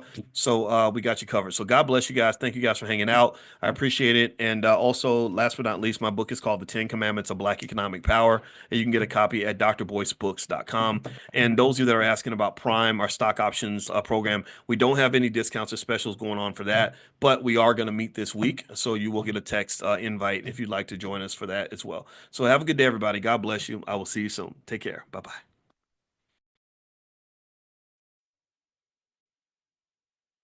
Good good morning, everybody. Good morning. You guys are probably surprised. I sent you all a new link for this class. In Zoom, you have to set up these little webinar links, and the old link expired, and I had to create a new one. So so a lot of you may end up watching a recording or something because I don't know if I got the word out to everybody, but I did my best. I did my best. All right, so how's everybody doing today? I hope you're doing well. God bless you. It is so great to see everybody. And let me just tell you, I am feeling really good today, despite the obvious, which is burying my mama. And my mama, her name was Robin Watkins, and I shade her Miss Robin. Just get used to it. I'm gonna carry my mama with me everywhere. That's my therapeutic process, and I hope that that's okay. I can't, I feel like Superman when I got my mama with me and my grandma's right behind me, so my grandma's got my back. Our Panther in the Black Business School, her name is Felicia, and that is named after my beloved and beautiful, wonderful, extraordinary grandmother, who was the first person to teach me about compound interest, which was pretty cool. All right, so what I'm gonna do is I'm going to send out a text link to everybody who's on the text list. If you're not on the text list, all you got to do is text the word morning, MORNING, to the phone number 87948. Text morning to 87948. And I'm going to, and then you'll get a wake up call from me. We do this every single day, 7 days a week at 10 a.m. because we are serious about our finances. Do you agree? Let me know. Let's wake up with some intentionality. How many of you are serious about your 2025? You gonna get it? You gotta understand. Let me just tell you, man. You're talking to a high energy black man right now. You know what? I just buried my mother yesterday in the cemetery. It was very cold and it was very windy, and my emotional moment definitely came when you know how it is when I'm a 50-year-old black man and your goal is to like to stay tough and all that stuff. And I'm gonna tell you, the thought of leaving my mama in that cemetery, oh, as cold as it was, I said, Mama would never like this. It is freezing out here, and we had to get inside the Sprinter van and drive away and leave Mama in that. I said a month ago this would have been unacceptable, and I said it's cold, it's windy, it's dark. She's out here with these strangers. Mama ain't supposed to be out here. And I'm telling you, my wife was right there. I laid in her arms and I just bawled like a baby. I felt, you know what I felt like? I felt like, um, I felt like You ever had that feeling where you go to daycare, like when you're like 3 and your mama leaves? And you're like, where are you going, mama? Mama, you can't go. That was how I felt. That was the emotion that was going through my heart at that moment. And it was just so like, whoo, Lord, they don't prepare you for this. Like they need a class on this. How to get, because so because you never know like when your emotions are gonna kick in and all that. And so anyway, so when I spoke about my mother and I did a little kind of a little eulogy for her. I wanted to kind of speak on her amazing life. And if you want to find it, if you look up RIP Robin Watkins on YouTube, um you can find the eulogy that I did. And the thing is, I wanted to do it in a way that was reflective of something she would want me to do. Um, and so what I did was I made it all about you, and I said, okay, what lessons would Mama want me to share with you? Because that's what we talked about. We talked about you all the time, and so the acronym that I laid out was the word fear, because my mother talked about how she used to live in fear. She says that she struggled with mental health as a young woman and self-esteem because she was always in fear. And how many of you know about that? How many of y'all can relate to that? That so many of us live in fear of everything. Fear of what white folks are going to do, fear of losing your job, fear of financial insecurity, fear of being alone, fear of, like that whole concept of that whole conversation about dying alone, which I hated that conversation because I'm like, why are we talking about people dying alone? That's not fun. That's all linked to fear, right? So a lot of us live in fear. And one thing we talked about when we talk about wealth and investing every single morning is we talk about how fear is absolutely the worst thing to use to make your decisions. If you make all your decisions out of fear, it's very, very hard to accomplish anything, especially financially, because most investing involves the ability to take on calculated risk. It involves the ability to stay cool in tough situations. It involves the ability to look at the big picture. It involves consciousness. You must have consciousness to overcome fear. And consciousness is really an important concept in my mind because it was consciousness that allowed me to say goodbye to my mother and to not feel like I left a whole bunch of stuff on the table. I didn't feel like there were things that were left unsaid because I had consciously been thinking about this for 30 years. When I was 20 years old, I got this fake thing called a dream job at General Electric, GE Aircraft Engines Division. That was back when GE was a great company. And when I went to go take this dream job, making all this money, I heard this song by Alita Adams. Tell me if you've heard this song. The chorus is like everything must change. Anybody heard that? I'm not gonna sing it. I'm a terrible singer. And nothing stays the same. Everyone will change. Nothing stays the same. The young become the old. And then she says, mysteries do unfold, because that's the way of time, right? And that was a deep song for me because the thing about finances and wealth is that people don't understand is that time, and we've discussed this a little bit. Time is huge in wealth. In all the mathematical equations we would do in grad school and when I was teaching at Syracuse to understand wealth and how it grows, time was the number one variable. So time is powerful. Time is not just money. Time is more valuable than money. Time is wealth. So if you have a newborn baby in your life, I don't know how many of y'all got kids under 10, but if you got children, they're very wealthy. Your children are wealthy until we strip the wealth away from them. They're wealthy because they have time, right? Time, time, time, time, time. I'm telling you. For example, like when I tell you little things like I say, well, if you'd invested $1,000 or $1,800 in Apple stock in 1997, you'd have $4.2 million today. Well, that's the power of time. Like, how in the hell does $1,800 turn into 4.2 million? It's time, time, time, time, time, time. But remember, because I've meditated on these things for many, many years, I taught my first finance class when I was 22 at the University of Kentucky. It was 30 years ago. Um, for me, time is so much deeper than just compound interest, right? But time is the secret ingredient of compound interest. Time is the wealth driver of the world. Time is what makes a little bit of money turn into a lot of money. So what you want to do really when you talk about wealth, you think about wealth is you don't want to waste time. So I got this thing called a dream job with GE aircraft engines. It was terrible. I had this manager. Her name was Mary, and she was really mean, and I hated the job. And I made a lot of money, but I was just, I mean, I go to work and I'd be bored, and it was terrible. But it was a transformative summer, so I heard this song, and when I heard this song about time and everything changing, I started imagining, oh my God, my parents are going to be gone one day. We're going to get old. Things are going to change. So I just called my mother, and I was kind of crying. I was like, I just want y'all to know how much I love you. And I'm blobbering on the phone. And what kind of happened then at the age of 20 was I became very, very, extremely time conscious, even more so than I already was. And that really was critical in my ability to make investments in my life, not just financial investments. Not just most of the most important investments you make in your life are not going to involve money. The biggest investments you make in your life involve things like people.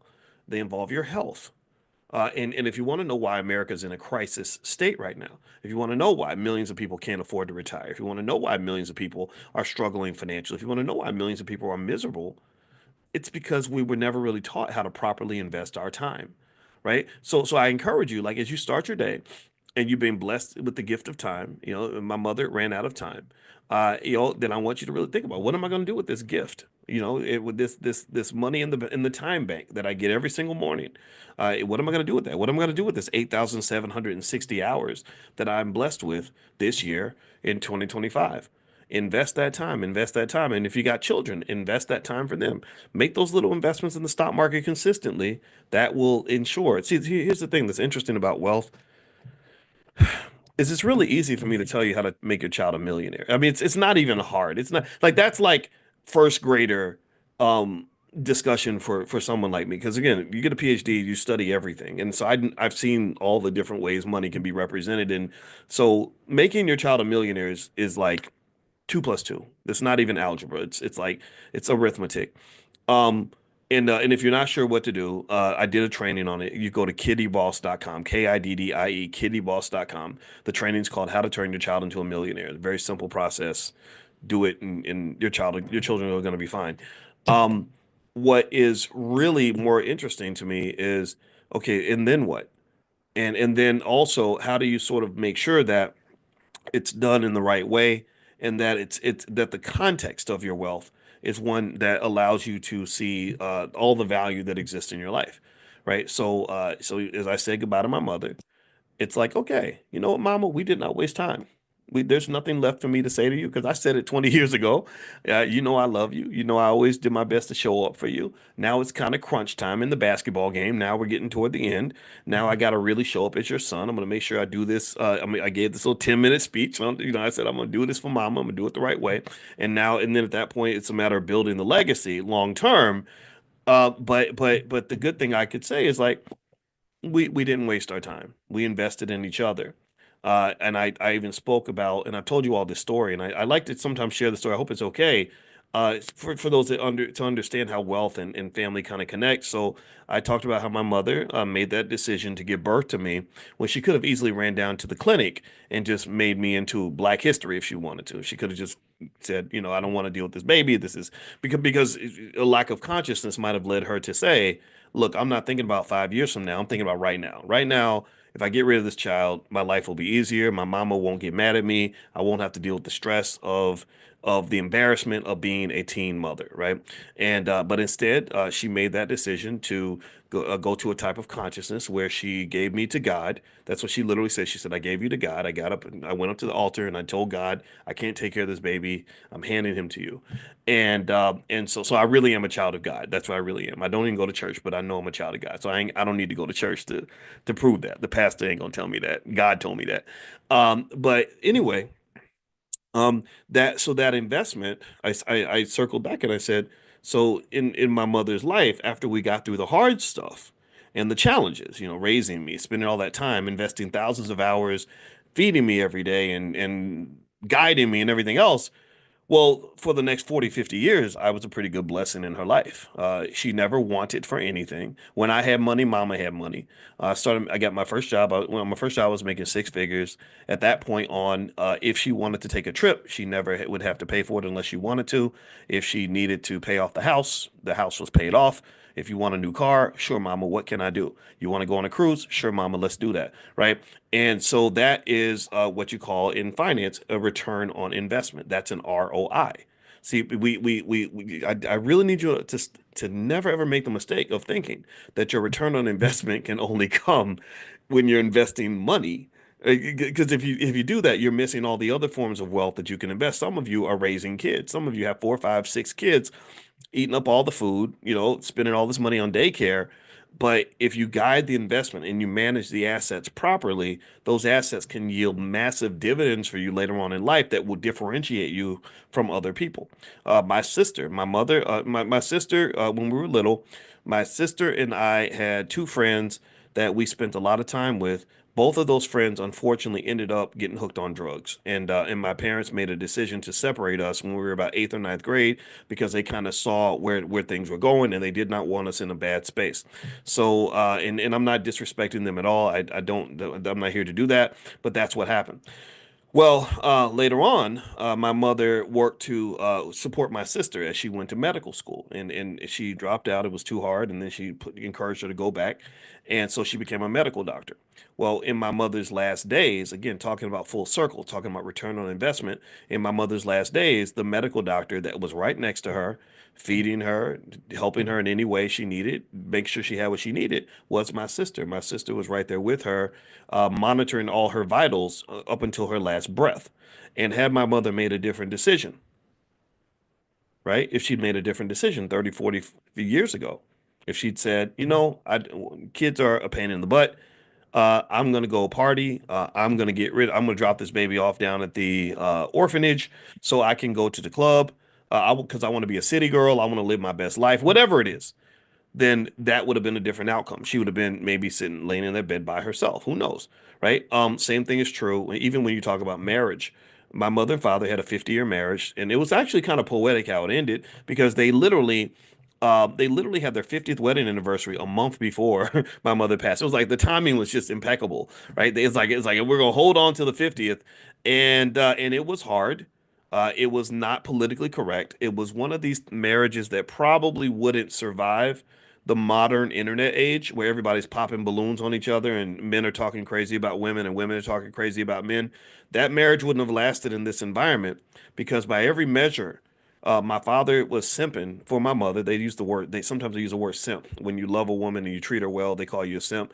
But my daddy would have been called a simp, and my mother would have been called a pick me, the term that hateful women use toward women who treat men well, who want to make their relationship work, who sacrifice their ego for the relationship. They're called pick me's. Well, my mother would have been called a pick me. My father would have been called a simp, and so the best thing that they did in terms of being able to make that marriage last was they ignored the world. They didn't care what you thought about their relationship. They didn't care what other people thought about what they were doing and how they were doing it. They didn't care about other people's opinions.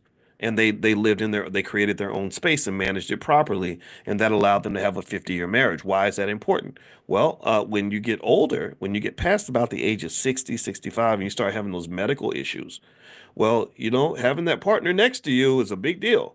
That person that you dumped 20 years ago because, maybe the sex wasn't good enough or they were mean to you on a Tuesday or you just saw something that you thought was a red flag so you walked away. In your mind, you're thinking, gosh, I really should have held on to that person because right now I could really use somebody. Maybe instead, I put my politics above my preferences and above my life choices. I let other people make choices for me. And now those other people are not here to take the consequences of those choices with me. See, people will tell you all day what your choice should be, but they are never around when you experience the consequences. Tell me if you agree with what I'm saying. And I'm diverting a little bit. I'm gonna circle this back to wealth and investing. I promise you, it links back to financial concepts. Every piece of this does. So don't think that I'm just talking about any and everything. Yeah, people all day will just tell you, "Oh yeah, you should do this. A girl, you need to get rid of him. A man, that girl's whack. You need to go do whatever." Right? But those people are never around when the consequences come knocking. And this is the conversation that doesn't get heard because it's not flashy and appealing on the internet. The internet conversations are very exciting, very interesting, but when you're really talking about real life stuff, I can just tell you, I saw them deal with real life stuff, and it's not what people portray it to be. So in the end, my mother and father were there for each other as they both got sick and old, and I personally think that they would consider that to be a good investment. So those three investments, my mother's investment in me, the man who paid off the house, my mother's investment in my sister, the medical doctor who took care of her till her last breath. My brother's is amazing as well. You know, I don't want to bore you with too much of that, but he's doing quite well. He can pay some bills himself, and then also her investment in my father, and my father's investment in my mother, and their investment in us, and our investment in them becomes that full circle ecosystem that you need in the black family. That's a full circle ecosystem that gets lost in a world that would love to see you as a single mother struggling to pay bills, falling behind on everything, lonely as hell while you are barely getting by, or as a single man sitting in the stroke ward at 52 years old because you thought you were going to be young forever, and not having anybody around to even check on you.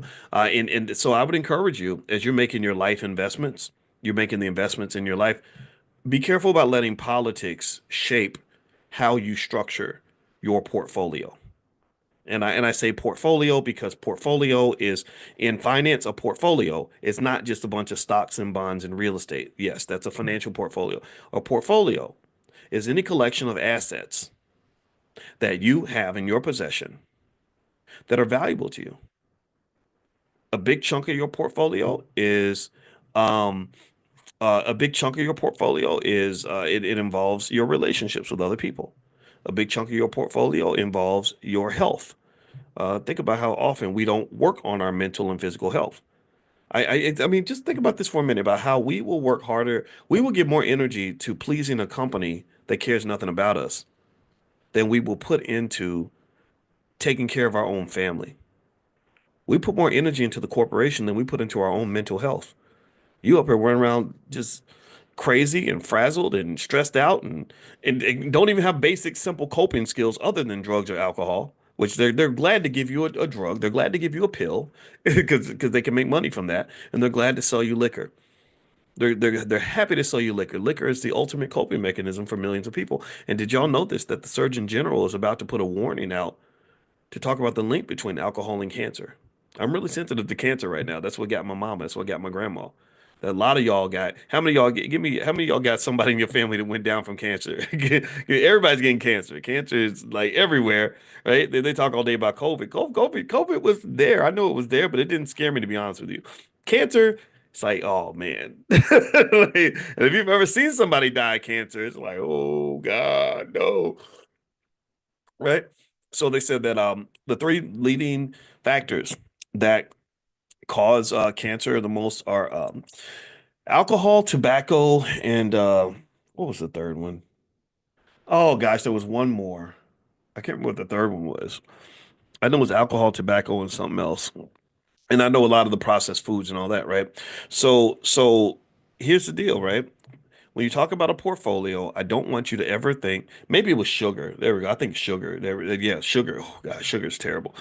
Um, but so when you talk about a portfolio, one thing about portfolio theory and finance, when we study portfolios on a high theoretical level, we use heavy mathematics, even some degrees of quantum mechanics kick in when you talk about high level financial theory.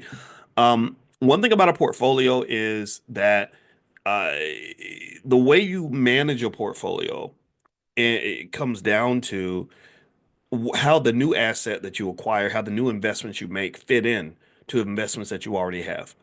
Meaning that if I'm a real estate person and you bring a real estate deal to me, it may be a good deal, but I may say this is not the deal for me because I'm not diversified enough. I'm too deep in real estate. I need to go buy some stock. Or maybe if you bring to me some sort of small business that's in some sort of industry that I don't want to work in, that I'm not skilled in, but it's a great money making opportunity, I may pass on that because I may say, this business venture idea that you have is a great idea, but it's going to take a lot of my time. I don't have a lot of time. I don't have a lot of energy. I just don't want to do it because it's going to disrupt my quality of life and it's going to take away time that I want to spend with my son because my relationship with my son is an asset in my portfolio, I call it God's portfolio. God's portfolio means you were born wealthy, and whether you know it or not, everybody was born wealthy. And I can mathematically prove to you why you were born wealthy if you ever want to hear it one day. I'm not going to do it right now.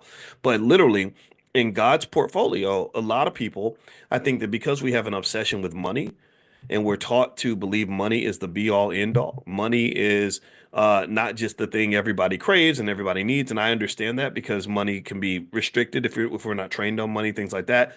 But also, money, the relentless pursuit of money disrupts other parts of your portfolio that you didn't even know existed.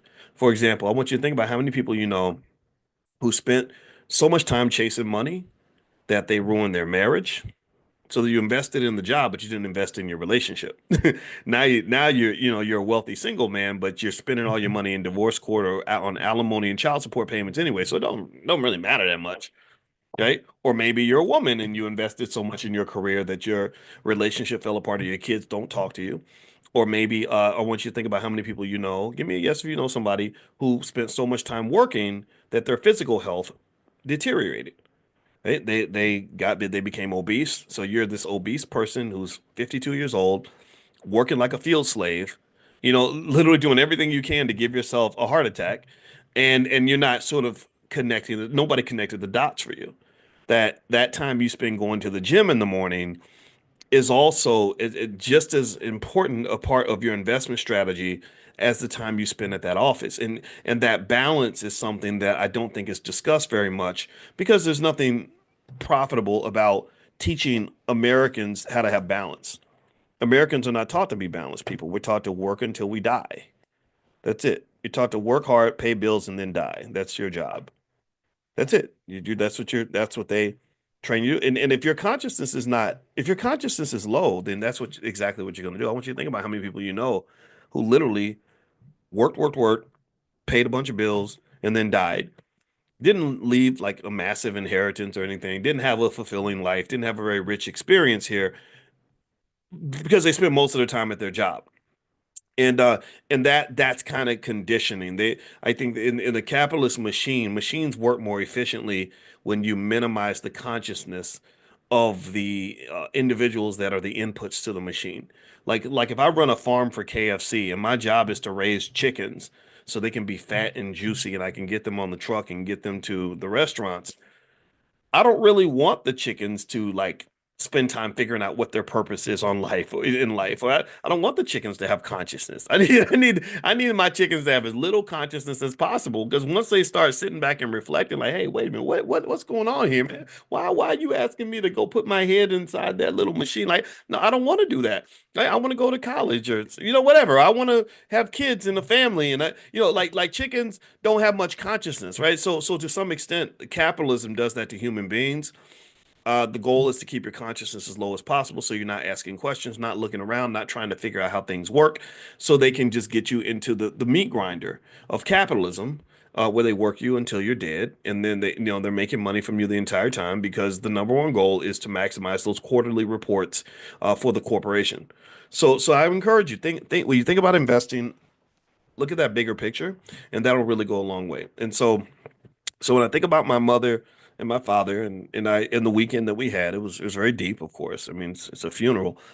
I feel like, okay, what's the investing strategy here, and how do we invest in each other, and just what does that look like? Because here's the thing, that if you do it right, the money part takes care of itself. The money does come up because money is essential. Money is the lifeblood of our economy. It's hard to get by. It's hard to be completely fulfilled without having the ability to make money. And money matters. Money is extremely important.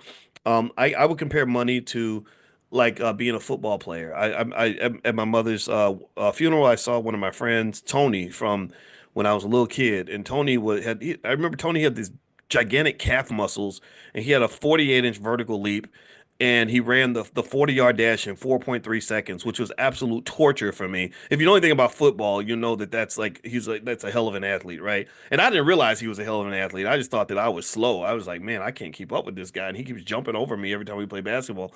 But anyway, so I'm talking to Tony, and he had told me about he tried out for the Seattle Seahawks. I don't think he made the team, but it's okay. Just the fact that you were on the field with these athletes was pretty amazing. And anyway, with Tony, the thing about him being a great football player is that his speed and his athletic ability was really important. It was essential to him being a great player, but it's not enough. It's like in mathematics, they have what they call a necessary condition, though not sufficient condition. Necessary means you need to have it, but sufficient means that it's enough to get you over the hump to help you achieve the goal. And so money is a necessary condition for most people to be able to function in this society. It's critical to have enough money. A lot of people crave money and end up worshiping money because they don't have enough money. It's like a vitamin deficiency. If you're deficient of vitamin of iron, then your body's going to show the symptoms of an iron deficiency, and you're going to crave food that has iron in it, like steak or whatever, right? But money alone, only low vibrational. I'm not making fun of anybody, but the only way you get to the point where you think money is everything and that money is all that matters or money makes the decision for you is if you haven't really spent the time sort of elevating the consciousness a little bit to really understand that money is a necessary condition, though not sufficient. So if someone says, um, I want to be with that person because they have money, what's happening is they're responding so much to the deficiency that they've actually taken something that is a necessary condition and they've made it sufficient, right? So rather than saying I like this person because they are, one thing I like about them is that they have money. I think that's perfectly fine, but it's not fine to say that's the one thing that makes me want them the most. Do you follow what I'm saying? Right? So if I look at a woman and I say, let's say I like a certain body part, booties or something, right?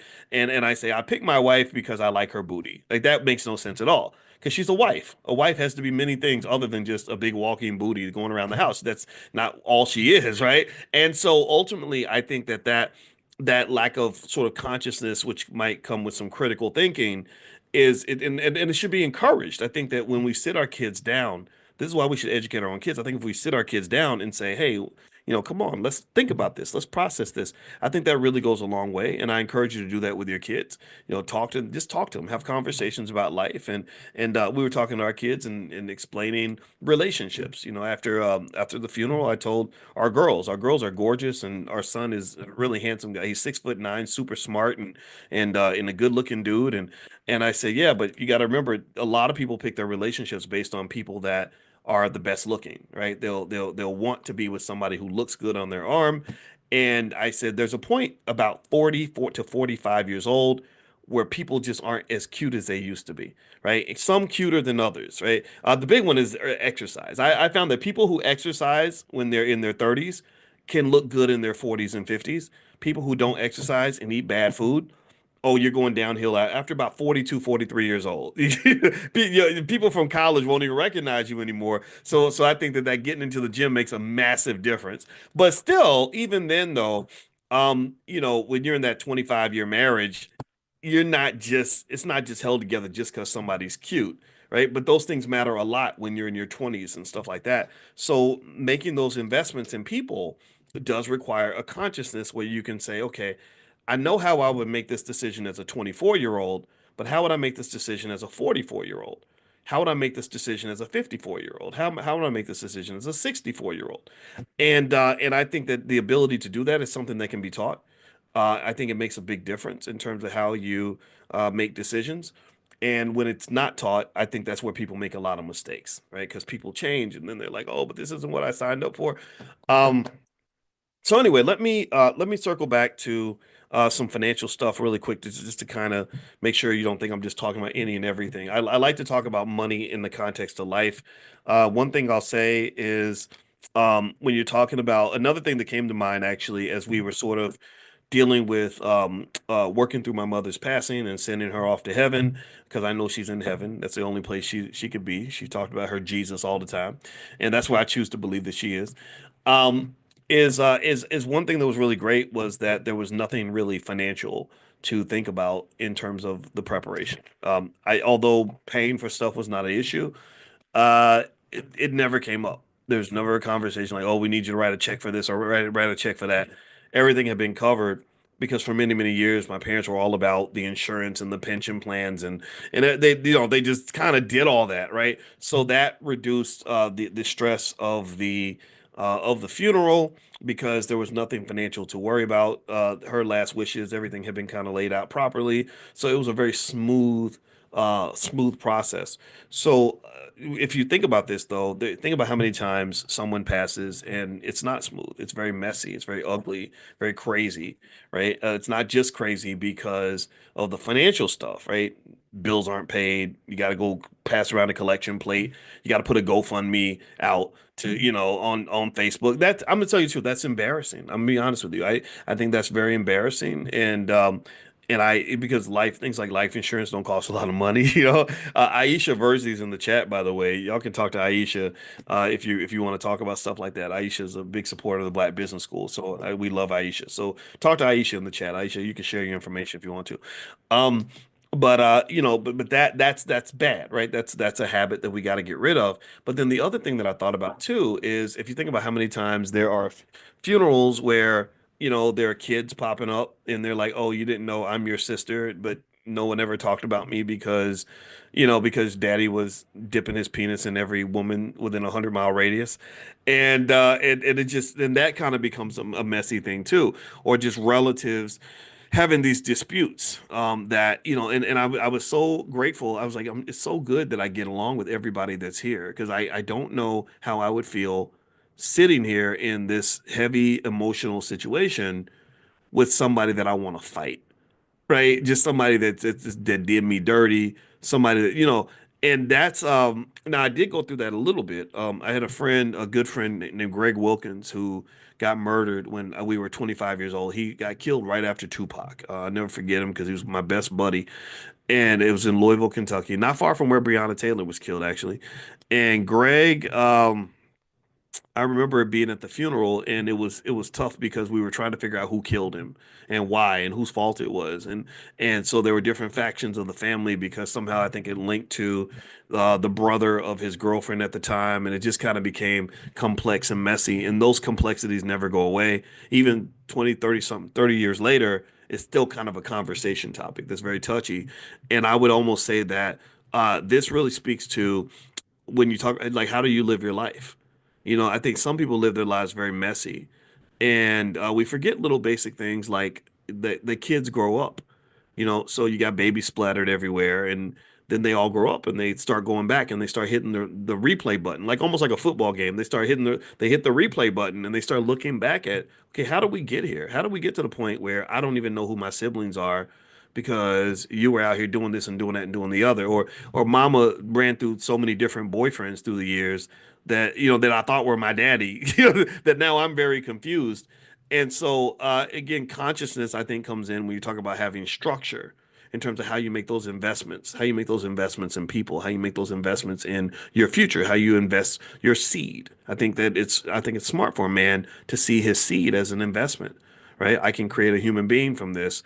This is going to benefit me if I do it properly. But if I'm irresponsible with it, or if I adopt bad culture, then those investments are going to become liabilities. All those things that could be assets turn into liabilities. And then also it disrupts my legacy in a horrible way. It has my children looking at me crazy, not respecting me, thinking, okay, daddy had no discipline, daddy had no structure, mama had no discipline. Mama's sex addiction led to her putting herself in all these crazy situations. So now we got a bunch of different baby daddies and everything else. And that's where investments in things like therapy can be really important because people who go to therapy, who actually get so that therapeutic help to deal with their issues, they're not as prone to get caught up in the destructive addictions that exist in our society. Gambling addictions, drug addictions, alcohol addictions, sex addictions, things like that. If you ever watch a show like remember that show? I don't know if it was called Love and Hip Hop. It's like a reality show. On shows like Love and Hip Hop, it's really interesting. There's a consistent theme I notice that there are a lot of kids who are living chaotic lives. I'm talking about like 28, 29 years old, living crazy chaotic lives who have parents that were either in prison or on drugs or both. And so now they're older, they're like 30.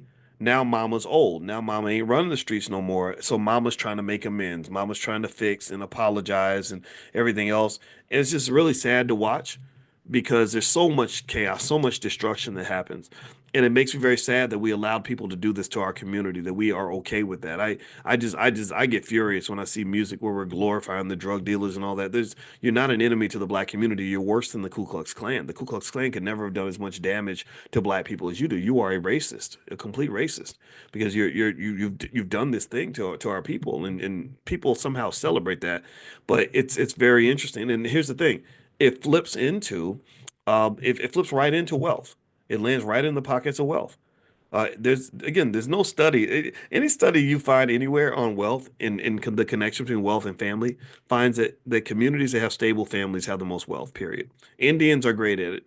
Indians are all about the family. They even do arranged marriages. They like, you ain't gonna go marry somebody just because the sex is good.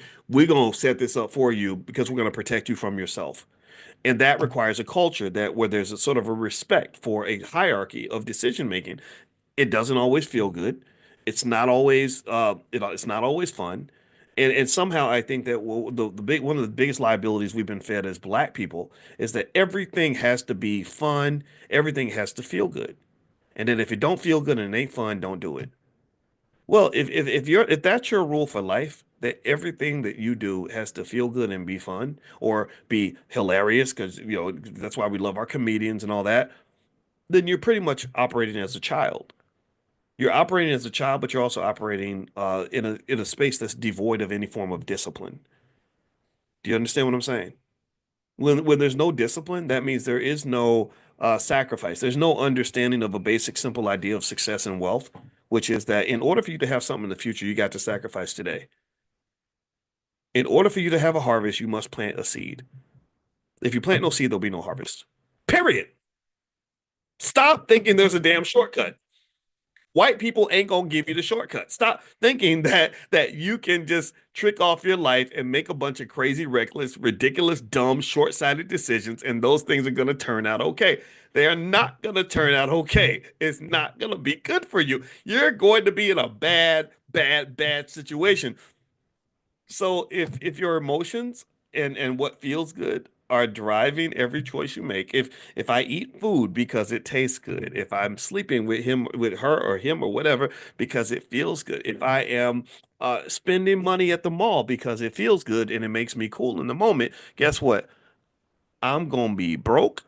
I'm going to have diseases. I'm going to have babies' mamas. I'm going to have busted relationships. I'm going to be lonely. I'm going to be struggling. I'm going to get diabetes, heart disease, cancer, every disease, you name it.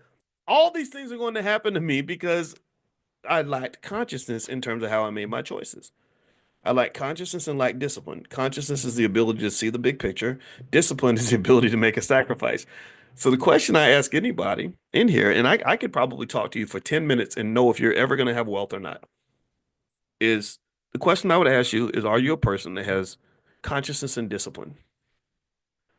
A conscious person that is disciplined is almost always going to be more successful than an unconscious, undisciplined person. Because a conscious, disciplined person is operating here, an unconscious, undisciplined person is down here in the basement, kind of operating like an animal. Animals do that. That's what animals do. Animals can't see the future. Animals don't think about the big picture. Animals aren't thinking about consequences, right? Animals are just living. They're just going from one thing to the next.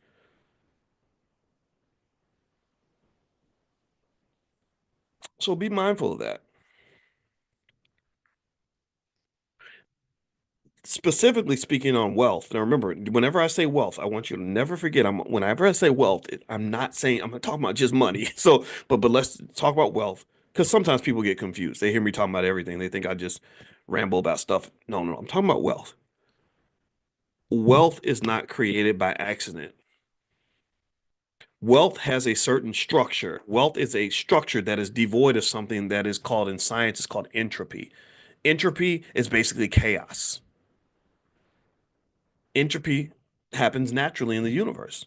It happens in some cases just with the passage of time. Stuff gets messier. Entropy is like if I take this pen, I throw it across the wall, across the room, it's going to land on the floor. If I take this cup of coffee and I throw it against the wall, the cup's going to splatter and the coffee is going to be everywhere. So here's the thing. If I live in the moment, I live an undisciplined lifestyle that's devoid of consciousness, then I'm going to have a world that is dominated by this entropy that's naturally going to occur because I'm living in the moment, and I have no I'm not conscious of the consequences. I'm not thinking about that, and also there's no discipline. It's not like, well, I'm really mad right now, so even though I want to throw this cup of coffee at the wall, I'm not gonna do it because if I do that, then there's gonna be a mess, and messes have to be cleaned up. So if you want to talk about, if you want, and so what I want you to kind of do is I want you to look around. It may be at your own life in some cases, because all of us have, we're all tempted by this, right? None of us is perfect. Or look at the lives of others, and I want you to look for that entropy. Entropy, I'm not a scientist, but basically it reflects the randomness and chaos and whatever that happens. And I believe that wealth is to some extent devoid of that, right? Wealth has a structure. It's not messy. You're getting the dollar bill and you're not just throwing it up in the air like they do at the club. You're taking your dollar bill and you're putting it in a bank account. You're putting it into an investment account. You're putting it into a little financial bucket. And then you got a nice, neat little bucket that's got $1 million in it. And the guy next to you has been making it rain at the club and pouring bottles of liquor in the air, right? You're not the same. You're not going to end up in the same place because you're not operating by the same rules of the universe. You're not making the same choices. You're not putting yourself in. There's no sacrifice in just doing whatever I feel like doing in the moment. So I would encourage anybody that wants to be successful, wants to have a successful family, that wants to have wealth, study those cultures that really value discipline, sacrifice, and consciousness. Study those cultures where they say, no, no, no, I know you want to, hey, I know you want to get with her because she's cute, but son, that's not good for you. Yeah, yeah, I know you're feeling mad right now and you want to go off and punch your grandma or whatever it is, right? Or go to the mall and spend money because it's burning a hole in your pocket, but you can't do that. We're going to take this money, we're going to invest it over here. We're going to respect grandma, right? Or whatever it is, right? Cultures that operate like that, they tend to have the most wealth because those spaces are devoid of the kind of chaos and entropy that you might see in a community that's a little bit less structured. There has to be some degree of structure there. So I ask you this, and this will be my question for today, is what is your structure? What values and principles do you believe in? What do you live by? Where do you stand? What do you want to have money, but do you have a plan? Are you making a sacrifice? You want to be healthy, you want to look good, but are you making a plan? Are you making a sacrifice? You want to 2025, you want to lose weight. What's the plan? It ain't gonna happen by accident.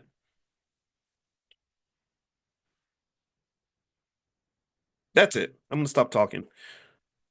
Um, I do have a book. If you're looking for a plan, it's called The Ten Commandments of Black Economic Power. You can get a copy of my book if you go to drboycebooks.com. That's our Black Wealth Mastery store. You can use the code morning123. That'll give you 20% off. For a little while, we did the big discount, but now that was only for 24 hours. So if you go to drboycebooks.com on the checkout, use the code morning123, all one word, morning123. You can get 20% off anything in the store. And the book's called The Ten Commandments of Black Economic Power. And there's actually flashcards that go with it so that your kids can learn the concepts as well. Also, if you want to join us for class every day, feel free to. Someone says, please keep talking. Two of y'all said, keep talking. Keep talking. I can't talk all day now. But I appreciate that. Thank you for wanting to see. Y'all gotta go talk to my kids. When I start talking to my kids will be like, "Will you ever stop talking?" Right? So you know how the kids are. Kids ain't got no damn respect. Oh, they're gonna appreciate this one day though. But anyway, and if you ever see my kids, tell them like go up and just say, "Gosh, I just love hearing your dad talk," and but that'll help them like because people don't be appreciating nothing. But anyway, the other thing too is my wife, is a really tremendous therapist. She's a licensed therapist and she trains other therapists. She does a book club on Sundays for relationships. She's really good at that. That's her science. If you want to join that, text the word love on your phone with the word love to the number 87948. So pull out your phone, text the word love to 87948. If you want to join us in class and you don't have the link to join for class, text the word morning, morning, to the phone number 87948. So text morning to 87948. So later on in the week, we're going to also do stock market training as we do every single week. This year, I want you to know 2025 2025 because, I just had this thing. Mama done went to heaven. So now I got a teammate on the other side. So I want y'all to know that my meditation has been to level up. I'm going to level up. I can already tell you right now, the old Boyce Watkins that you knew in 2024, he is dead. I had to go and bury him next to my mama. And there's a new Boyce Watkins, the 2025 version of Boyce, and he's a different guy. And he's going to kick ass, take names. And we're not taking second place to white people. We don't do that up in here. We are the leaders. We are the canaries in the mine. We are the beacons of light. We are in our community, in this space. We are going to be the greatest wealth builders on the entire planet. I have the skills to help you get there. Other people have skills as well. Listen to them too. But I'm going to show up with you every single day. This past year, we did probably 300 and something of these lectures. We're gonna do it again tenfold in 2025. So let's go get it. It's our year. We're here to dominate. Make your plans, set your goal, be disciplined, be smart. Don't listen to no idiots. Listen to yourself, listen to God, take it to the next level. That's how we're going to do things. All right. So God bless you. Have a great day, everybody. And I will see you all tomorrow morning. Bless you. See you soon. Bye bye. Good morning, everybody. Good morning. I hope you guys are having a wonderful day. Welcome, welcome, welcome to our morning millionaire training camp. My name is Dr. Boyce Watkins, and every morning we get together and we talk about our economics. And this is a special day, man. This is the last day of the year. How crazy is that? We started our money in the morning process at the beginning of the year, and I said, let's just do this every single day, 7 days a week. And now I think we've done about 310 these trainings or something like that, and they're all available. In fact, what I'll do is if you want to get access to all of them, they're actually recorded. So I'll send you a link. There's a small fee, but it won't cost that much. So give me 1 second here. Yeah, so one thing I wanted to talk about today is Social Security. Ooh, buddy. A lot of people are not aware of just, exactly what's really been going on with Social Security, what's going on with retirement. We've talked about that a little bit, but today I think I wanted to kind of really pop in and really give you the lowdown of the lowdown. And a lot of people aren't going to hear this, not because no one's telling them, but because we don't listen to problems until they become problems, right? We don't prevent problems. We try to go backward and solve problems, which makes it much harder. They always say an ounce of prevention is worth a pound of cure. So if you really want to have a successful life, one thing I highly recommend is that you learn how to be one of those people that thinks in a preventative fashion. It's like almost like I think about football. I'm a big fan of the Ohio State Buckeyes, and because we are going to win the championship this year, in case nobody told you. One thing that Ohio State does is they play great defense. And the reality is that if you have great defense, you don't have to have necessarily the greatest offense. So I've seen them win games where the score was like, 13-9 because their defense was so good that their offense didn't have to do much. So the same thing is true with your money. If you play good defense, then you don't have to play good offense, meaning that a person who makes very small amounts of money can be more financially secure than a person who makes lots of money. Do you get what I'm saying? But I want you to marinate on that point and give me a yes or no to let me know that you get what I'm saying on this because this is an important point. There are people who make less than $50,000 a year who are more secure than people who make $100,000 a year. There are people who make $80,000 a year who are more financially secure than people who make $250,000 a year. So why is that? Well, because they play good defense. They defend their money. They save their money. They invest their money. They get the most out of their money. They don't waste their money and then have to go get more money. Do you understand? So if you waste money, then you're gonna have to get more money to replace the money that you waste. It's like when they talk about eating Mexican food, it goes right through you, so you gotta go buy some more food. It don't stick to your ribs, right? Well, the same thing is true with money. Some of us, unfortunately, are trained to treat our money like Mexican food.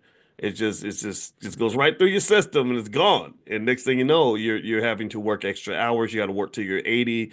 You have to go out and get a second job and things like that. Well, because your lifestyle's up here, so your income has to be here. So defense, financial defense, playing good defense means that you keep your lifestyle down here so that your income only has to be here, right? Building wealth is a little bit like a basketball game or a football game. If I was to ask you a question, if I was to say, how many points does a team have to score to win a football game? What's the answer to that question? Is it 10? Is it 20? Is it 30? What do you say? Well, there is no number. There is no magical number that guarantees you're going to win every game, and no number that guarantees you're going to lose every game. It really depends on how many how many points you let the other team score, how good your defense is. So teams that have great defense don't have to score a lot of points.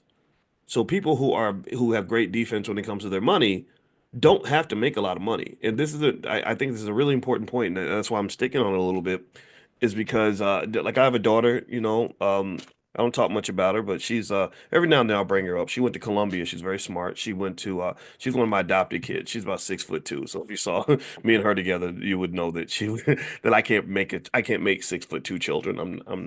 I'm only 6'3". I'm kidding. I'm 5'8". It's about time I just go ahead and confess and admit the truth. All right. So anyway, I've been hoping I would grow. I've asked Santa Claus to give me 5 inches of height, but he won't give it to me. So, to hell with him. But anyway, one thing that I remember telling her was I said, "You're always going to be financially secure." And she said, "Why?" I said, "Because number one, you're a planner. Number two, you don't have expensive tastes. I take my girls out, one of them likes really expensive stuff. And I told her, I said, you're going to spend a lot of money to support this lifestyle to which you're hoping to become accustomed. I notice you target directly to the most expensive thing in the store. And that's okay. There's nothing wrong with that. I'm not judging you, but that's going to cost you. That's going to cost you. So if I were you, I wouldn't go out here and try to get a regular job and try to afford this lifestyle because people with regular jobs can't go buy Gucci and Coach and Louis Vuitton. Now, if you become a business owner and an investor, then you can buy whatever you want. I mean, money becomes an easier thing to acquire. But the other one, I said, I told her, I said, her name's Monique. And I said, I'm actually quite happy for you. You're going to save yourself a lot of misery because I've seen you walk into Payless shoe store and just have a ball. Like you don't go in there and say, "Oh no, I gotta go to the other expensive store." Or who wants to wear Payless shoes? No, you'll go in there and you will pick up your little $18 shoes and get like two pair of them, and then wear them things for the next 4 years, and that really is going to be big for your finances. And so ultimately, never forget the importance of mindset when it comes to protecting the money you have and being okay financially. An ounce of prevention is always worth a pound of cure. So when I talk about financial defense, that's what I'm talking about. I'm talking about preventive maintenance. Keep that in mind. This is one of the things that we go through extensively in our Black Financial Therapy department. We work with therapists to understand mindset and what's going on with our minds is causing us to give our money away to other communities. And last night, Dr. Alicia did a really great mental health Monday with she had two other Black female licensed therapists. I consider that to be like Black history, honestly, because I don't go anywhere online. Online, you see a lot of people that have opinions, but none of those people are licensed professionals. All three of these women had spent many years of training to get very high level credentials, and maybe because they're not loud and ghetto, they don't fit into the internet culture, but this is the kind of information I pay attention to. I pay attention to people that know what the hell they're talking about, and instead of being the blind leading the blind. So long story short, they did a great session last night on how to reach your goals in 2025, and they started with a great stat where they basically explained that the overwhelming majority of people that set New Year's resolutions do not reach their New Year's resolutions. I saw a stat that said like over 90% of all people that set a New Year's goal to lose, it's the same one. I'm going to lose weight. I'm going to get my money right. Stuff like that. And they never reach the goal. Well, why is that? Well, because people don't have consciousness. You don't understand that what you do next in your day really says a lot about what you're going to do with your year, right? A lot of people operate on level one instead of going to level two. Level one is one day. One day I'm going to do this. One day I'm going to do that. Tomorrow I'm going to do it, right? But level two means you say today.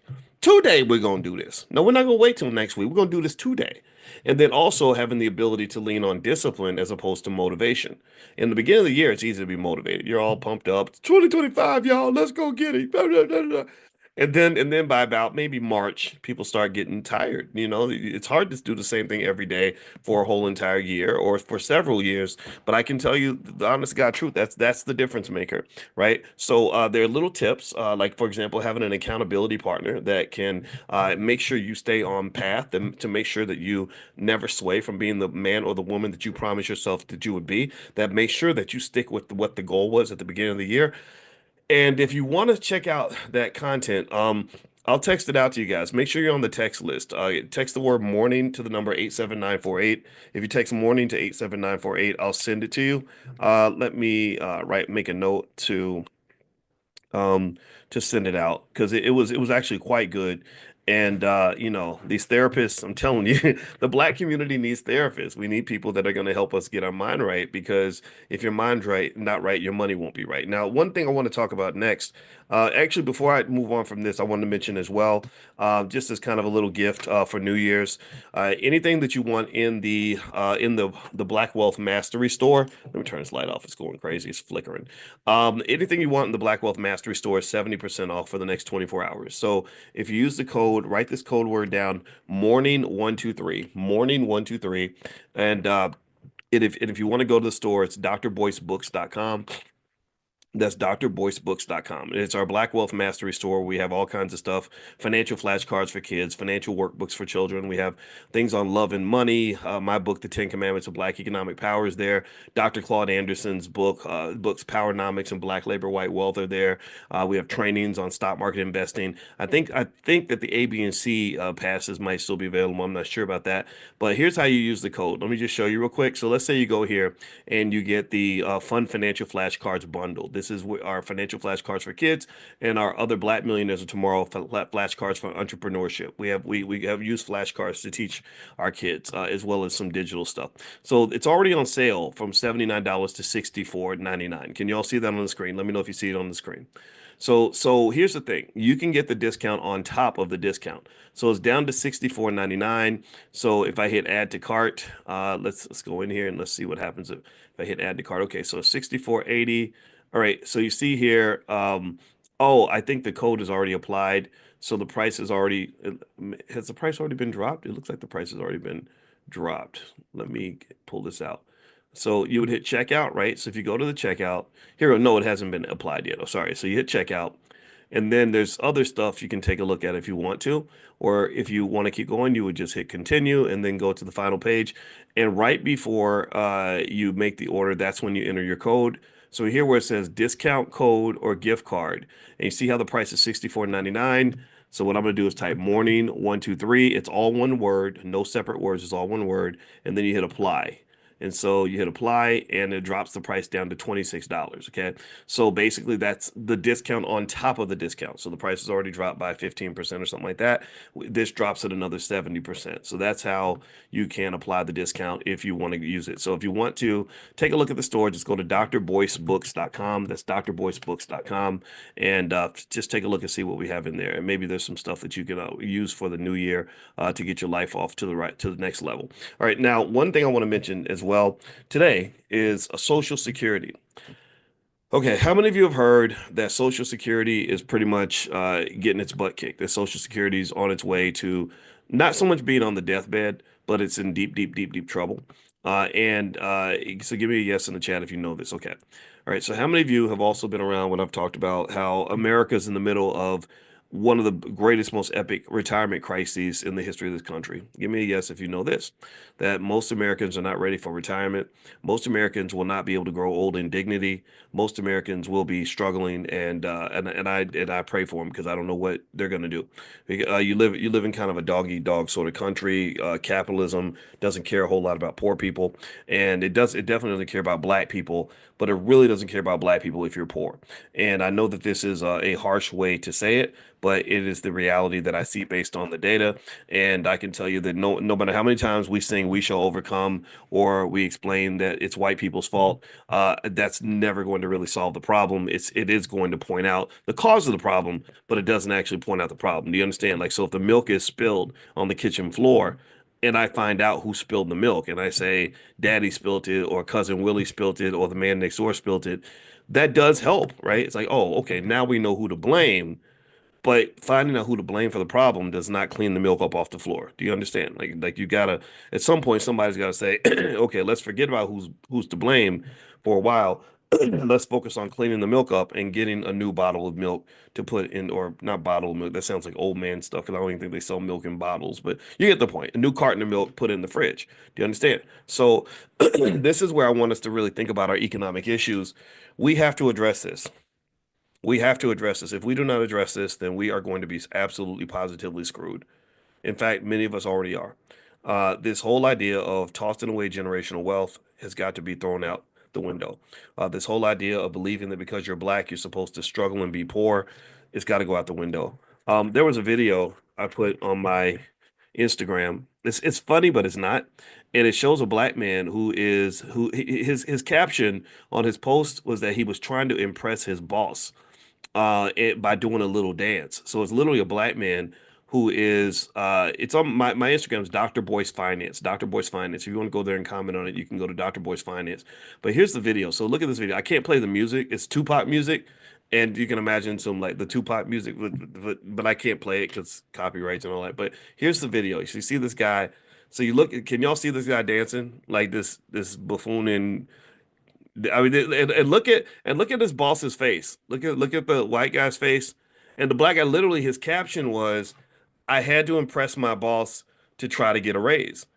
And I just I'm not gonna I don't know about y'all, but that watching this video, I actually kind of got furious. I was really actually furious. I was furious because I what I see here is just an extreme lack of dignity.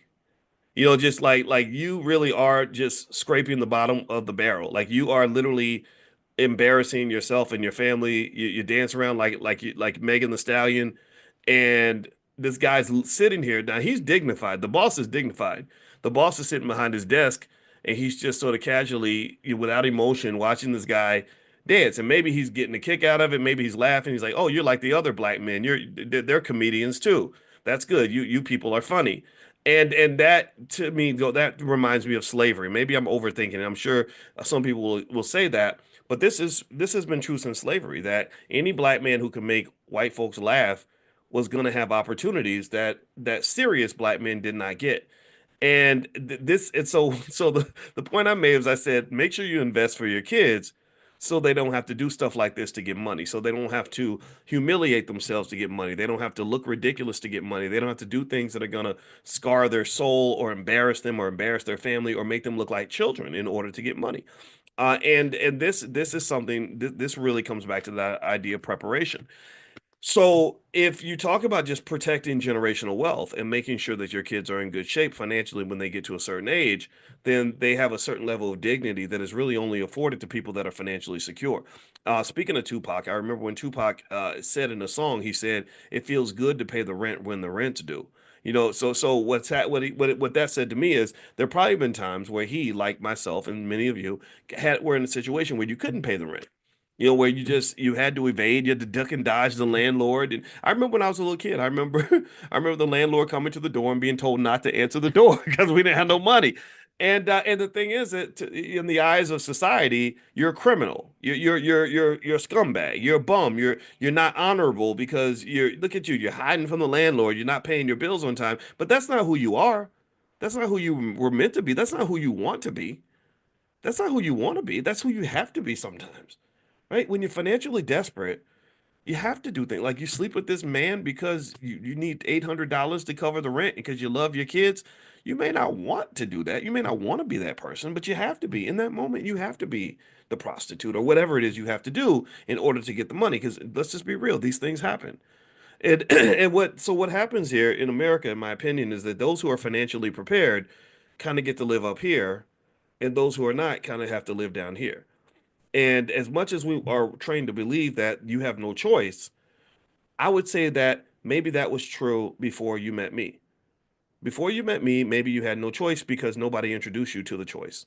Maybe you had no choice because nobody explained how this thing works. Maybe you had no choice because like if I take the bus because my car broke down and you say, "Well, Boyce, why are you riding the bus instead of driving your car?" I might say, "I have no choice. My car's broken down. What am I supposed to do?"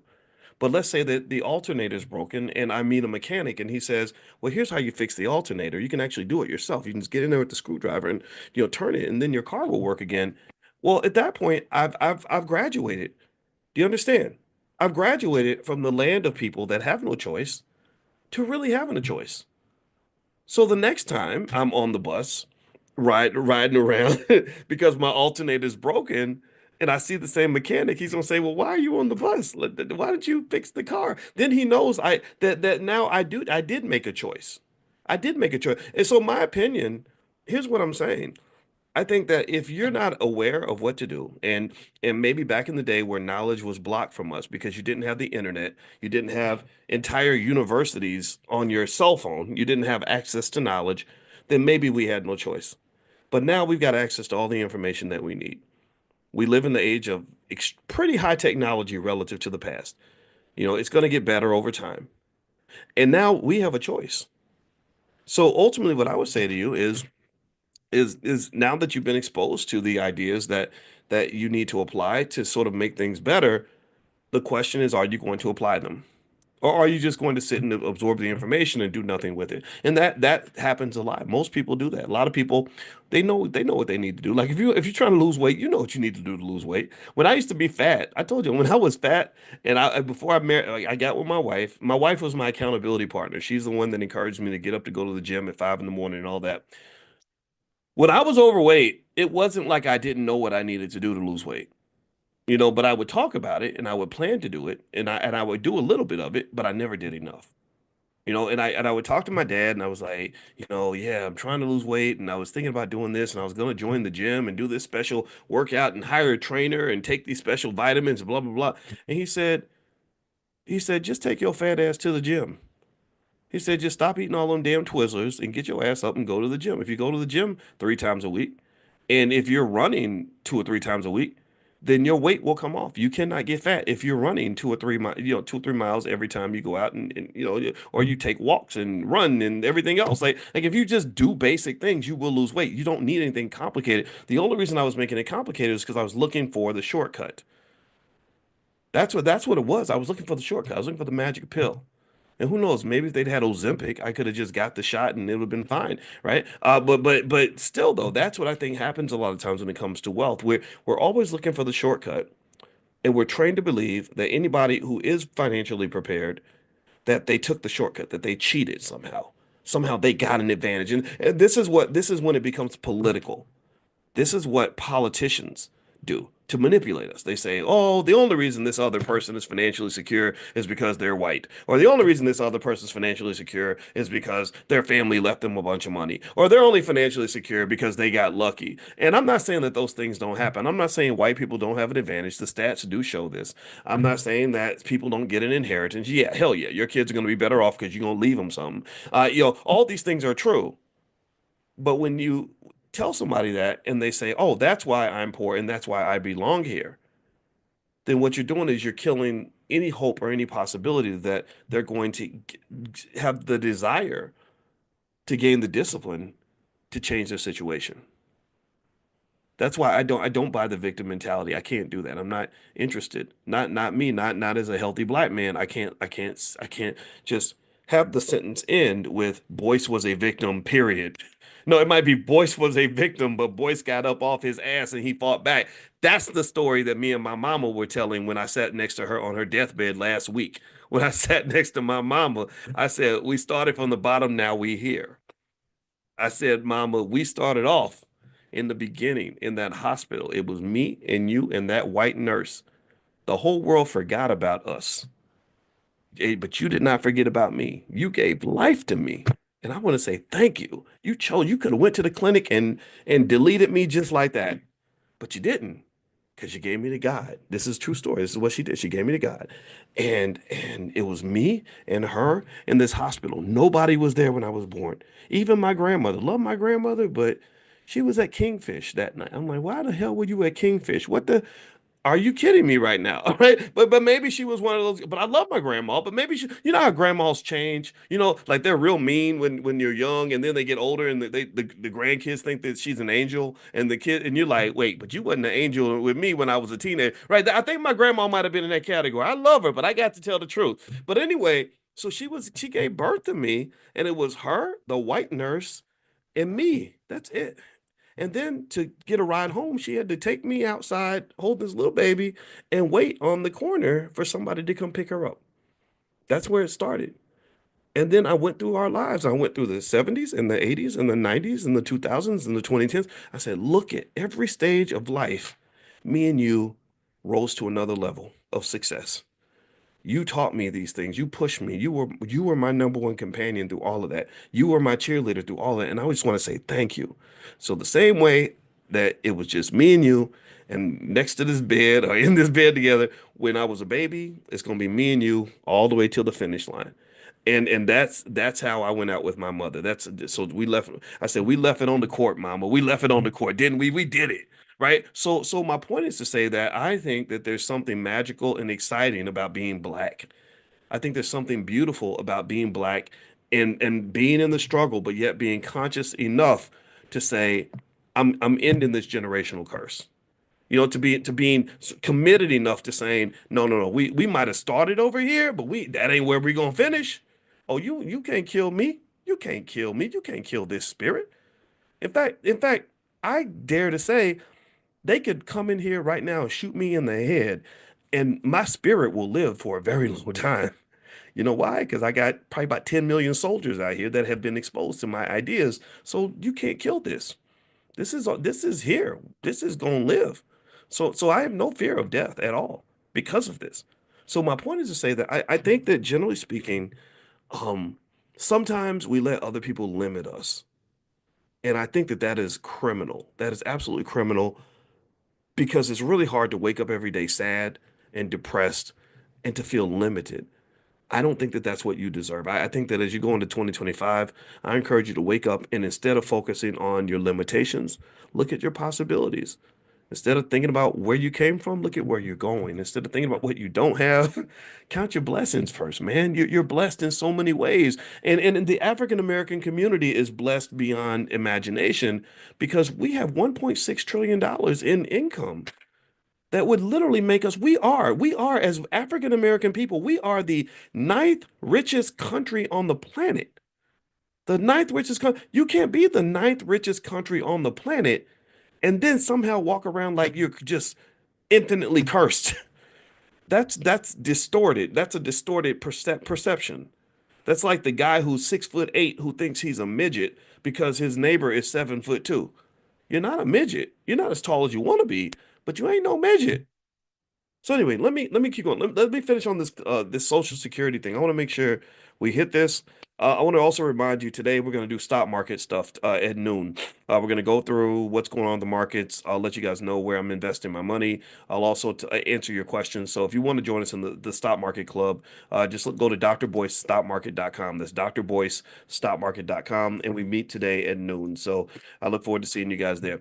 Now let me give you a few stats about Social Security that you should pay attention to. A lot of your friends are going to get slammed by this because they're not paying attention. People only pay attention sometimes when bad things start to happen, and that's very unfortunate. All right, so here's the thing. There's something called a Social Security Trust Fund. So that's where they keep all the money that they're going to use to pay people. The Social Security trustees project that the combined trust funds will be depleted by 2034. That's in 10 years, 10 years from the time the recording of this video, potentially leading to a reduction in benefits if no legislative action is taken. So if Congress doesn't do something, which they won't because they suck, then the trust fund will be depleted, gone in 10 years. Also, without changes, beneficiaries from Social Security could face a 20 to 25% cut in monthly payments once the trust fund is exhausted. Last I checked, I think Social Security payments were very small, like $1,800 a month. And what a lot of people don't understand about Social Security is that it was not designed to pay all your bills. That was not the intent of Social Security. It was designed to be a supplement to your income. It was not designed to be your only source of income. However, um, About 40% of older Americans say that Social Security makes up the majority of their income, which leaves them vulnerable, especially if benefits are reduced or eliminated. Now, here's another thing, too. There's going to be an increase in beneficiaries. In 2023, over 66 million Americans relied on Social Security benefits, and this number is expected to grow because the population's aging. We've talked about that. The number of young people, because we somehow think babies are a nuisance and we want to live our best life and just have sex with each other with no expectations of anything coming from that. Well, the unfortunate reality of that is that you have a declining population, which has massive economic impacts on the country because your productivity is starting to drop. The way things typically happen is that the young people in a society take care of older people financially and otherwise, and that has not happened, especially in America, because we don't even have policies that lead to the support of our senior citizens. In one Asian country, I want to say it's maybe South Korea or something, they actually give you a tax break if you live a certain distance from your parents, because they want to encourage the kids to be close to their parents so they can give them help. That doesn't happen in America. You know, we're like, oh, I'm sorry, I want to go spend time with my mama, but I got to go to work, and because apparently the factory matters more than our mama and our daddy and stuff like that. And just to sort of tell you something where I started really thinking about how it goes full circle in terms of how we're raised and how we raise our kids and how we train them. I thought about how my parents, when I was younger, what our parents used to do is they would encourage me, my sister, and my brother to move away. They were like, no, go out there. There's nothing here in Kentucky. You know, go live your life. And my brother lives in Oklahoma. My sister lives in Indiana, and I live in Illinois. And then when they needed us, though, that created another dynamic. Now it's like, we need you to come home because this is happening, that's happening. And so it made me think, like, maybe that old-fashioned idea of living in the same city as your family, maybe that's not so old-fashioned after all. Maybe that's an important means of survival. And so if I could change my life and do things over, I probably would have lived in Kentucky, maybe settled down there. But then here's another dynamic of that. Here's another piece of that dynamic that worked in our favor. When my sister was in medical school, she decided to leave when she was 22, 23 years old. My mother encouraged her to try again. She pushed her to keep going, keep going. When I was in my PhD program, I wanted to quit. My mother kept pushing me to keep going, keep going, keep going, even though I kept having a lot of struggles. Well, later on toward the end of life, my sister did actually finish her medical degree, and I became a professor. And so the medical doctor that was next to my mother when she passed was my sister. My sister was the medical doctor that she had in her house that was making sure that she was okay. So this was an example of an investment. This is ROI, people. This is where your ROI pops up. It rarely shows up in the form of money. If you're only looking for the money, then you're going to miss it. So if you only look at kids as an expense and you don't understand how they are an investment, then you won't ever understand investing. So my mother, it's not that she did these things for my sister just because she wanted a return on investment, but the fact that she had certain values that said this child is an asset to me. This child is something more than just a line item on my budget. This child is somebody that if I pour into her and I take good care of her, then it's going to be reciprocal. So she did that. She made that investment. She pushed her through, and now my sister became her primary provider when she was close to her death, right? So ultimately, I encourage you to really understand how these things are connected. And the reason it's important to understand that is because I see a whole lot of people that ain't investing in their kids. I see a whole lot of people who don't even want to even talk to their kids. Men have babies and the babies run around saying, "Where's my daddy?" And the daddy's like, "I got better things to do. I got women to chase. I got a life to live." And it's unfortunate because a lot of investing is really the ability to kind of see how things are going to change, right? You cannot assume things are always going to be the way they are right now. You have to be able to understand that at some point things may evolve, and as they evolve, if you're not prepared, then you're going to struggle, you're going to suffer. I saw a really great video by a nurse. She was a black nurse, and she was worried about black men. She talked about black men, the men that want to be players and stuff, up into their 50s and 60s, and she said, I work in the stroke ward, and she said, and I'll see these men, really handsome men with really good jobs, and they'll just be in there and they'll have a stroke and they can't even use the bathroom. They need somebody to change their diaper. And she said, I would be like, well, where's your wife? Isn't your wife gonna come help you? And they would say, no, I was a player. I had, I wanted to live my life and da da da da. And and I heard, I saw that video and I was like, wow, this is really interesting. And I appreciate the fact that she shared this. And it's not something I think that necessarily has to scare anybody, but it's something that I notice people just don't think about that. A lot of us don't plan for the next stage of life and what that's gonna look like. And it can be really disastrous when you don't. In fact, most of you, give me a yes if you know somebody who got old or died because they never knew that they could get old or die, right? So they got old and or they died and they were completely unprepared financially. Had no insurance, had no had no savings, had no investments, had no assets, didn't even invest in education because they were living day to day, just living, just being comfortable, right? Maybe doing some partying or hanging out or just sitting around and then life, kicked them in the face and they were just stuck, and it's really difficult because what happens then is then they sometimes they can end up becoming a burden on the family. I had an uncle that I loved dearly. His whole life, unfortunately, he was never really mentored to invest in himself, and he ended up being paralyzed. And I remember he was paralyzed from the waist down, and he was in a nursing home. He would go to different nursing homes because he had no money, so he had to find a place that would take him. And he had literally nothing. He had no family. He had no money. He had no nothing. It was very sad. I dare say even pathetic. I'm gonna tell you the truth. It really looked pathetic, and it made me think about like, okay, let me think about my life and make sure I prepare because I don't want to end up like that. Because the thing about money that's interesting that people don't talk about enough is that a lack of resources can sometimes strip you of your dignity. Like nobody wants to be a beggar.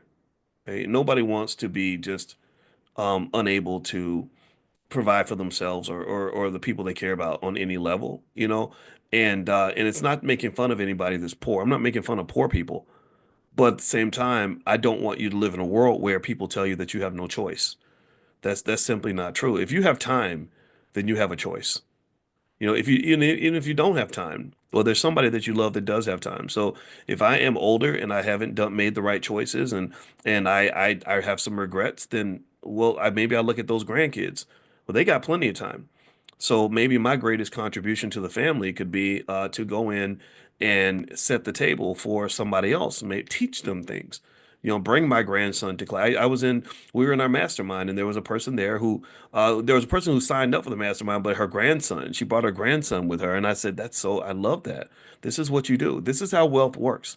It's intergenerational. It's not about just you or about me. It's about all of us. It's about the group, the collective. It's a relay race. It's not a solo race. So by bringing the grandson, it's like, okay, I get a do-over, right? The kids and the grandkids give us a do-over, and here you are. You're full of all this wisdom. You have all this value that you can offer to others. And if you have somebody in the family that will listen, then or is accepting your guidance, then you have a brief window of opportunity to really teach them. And then they get to the point where maybe they may not listen as much or they may be busy, but you set the foundation. That's what you do. So anyway, let me mention a couple more things about Social Security, and then we'll be done for today. And one thing I want to mention also is that we do have a Legacy Investors Club. It stands for well, it's LIFT, LIFT, Legacy Investors for Tomorrow. So if you're into things like estate planning, stuff like that, we bring in experts once a month. So if you'd like to join us, you can go to drboycelift.com, drboycelift.com. The first month is totally free. You can try it out, see if you like it. So it's part of the Dr. Boyce Academy. So feel free to go to drboycelift.com. Okay, so one more thing about Social Security that's important to understand is that in 1960, there were 5.1 workers per Social Security beneficiary. By 2035, this ratio is expected to drop to 2.3 workers per beneficiary, which undermines funding. So Social Security is partly dying because the population's older and there are more people depending on Social Security than there are people that are actually putting money into it to support the senior citizens. And so, what this really means, just the general idea here is, in my view, I think that smart people are going to be creative about how you think about retirement planning. It really becomes a cultural issue. For example, there are cultures where you take care of your seniors in your family. You don't just drop them off on the front porch of a nursing home and then go about your life.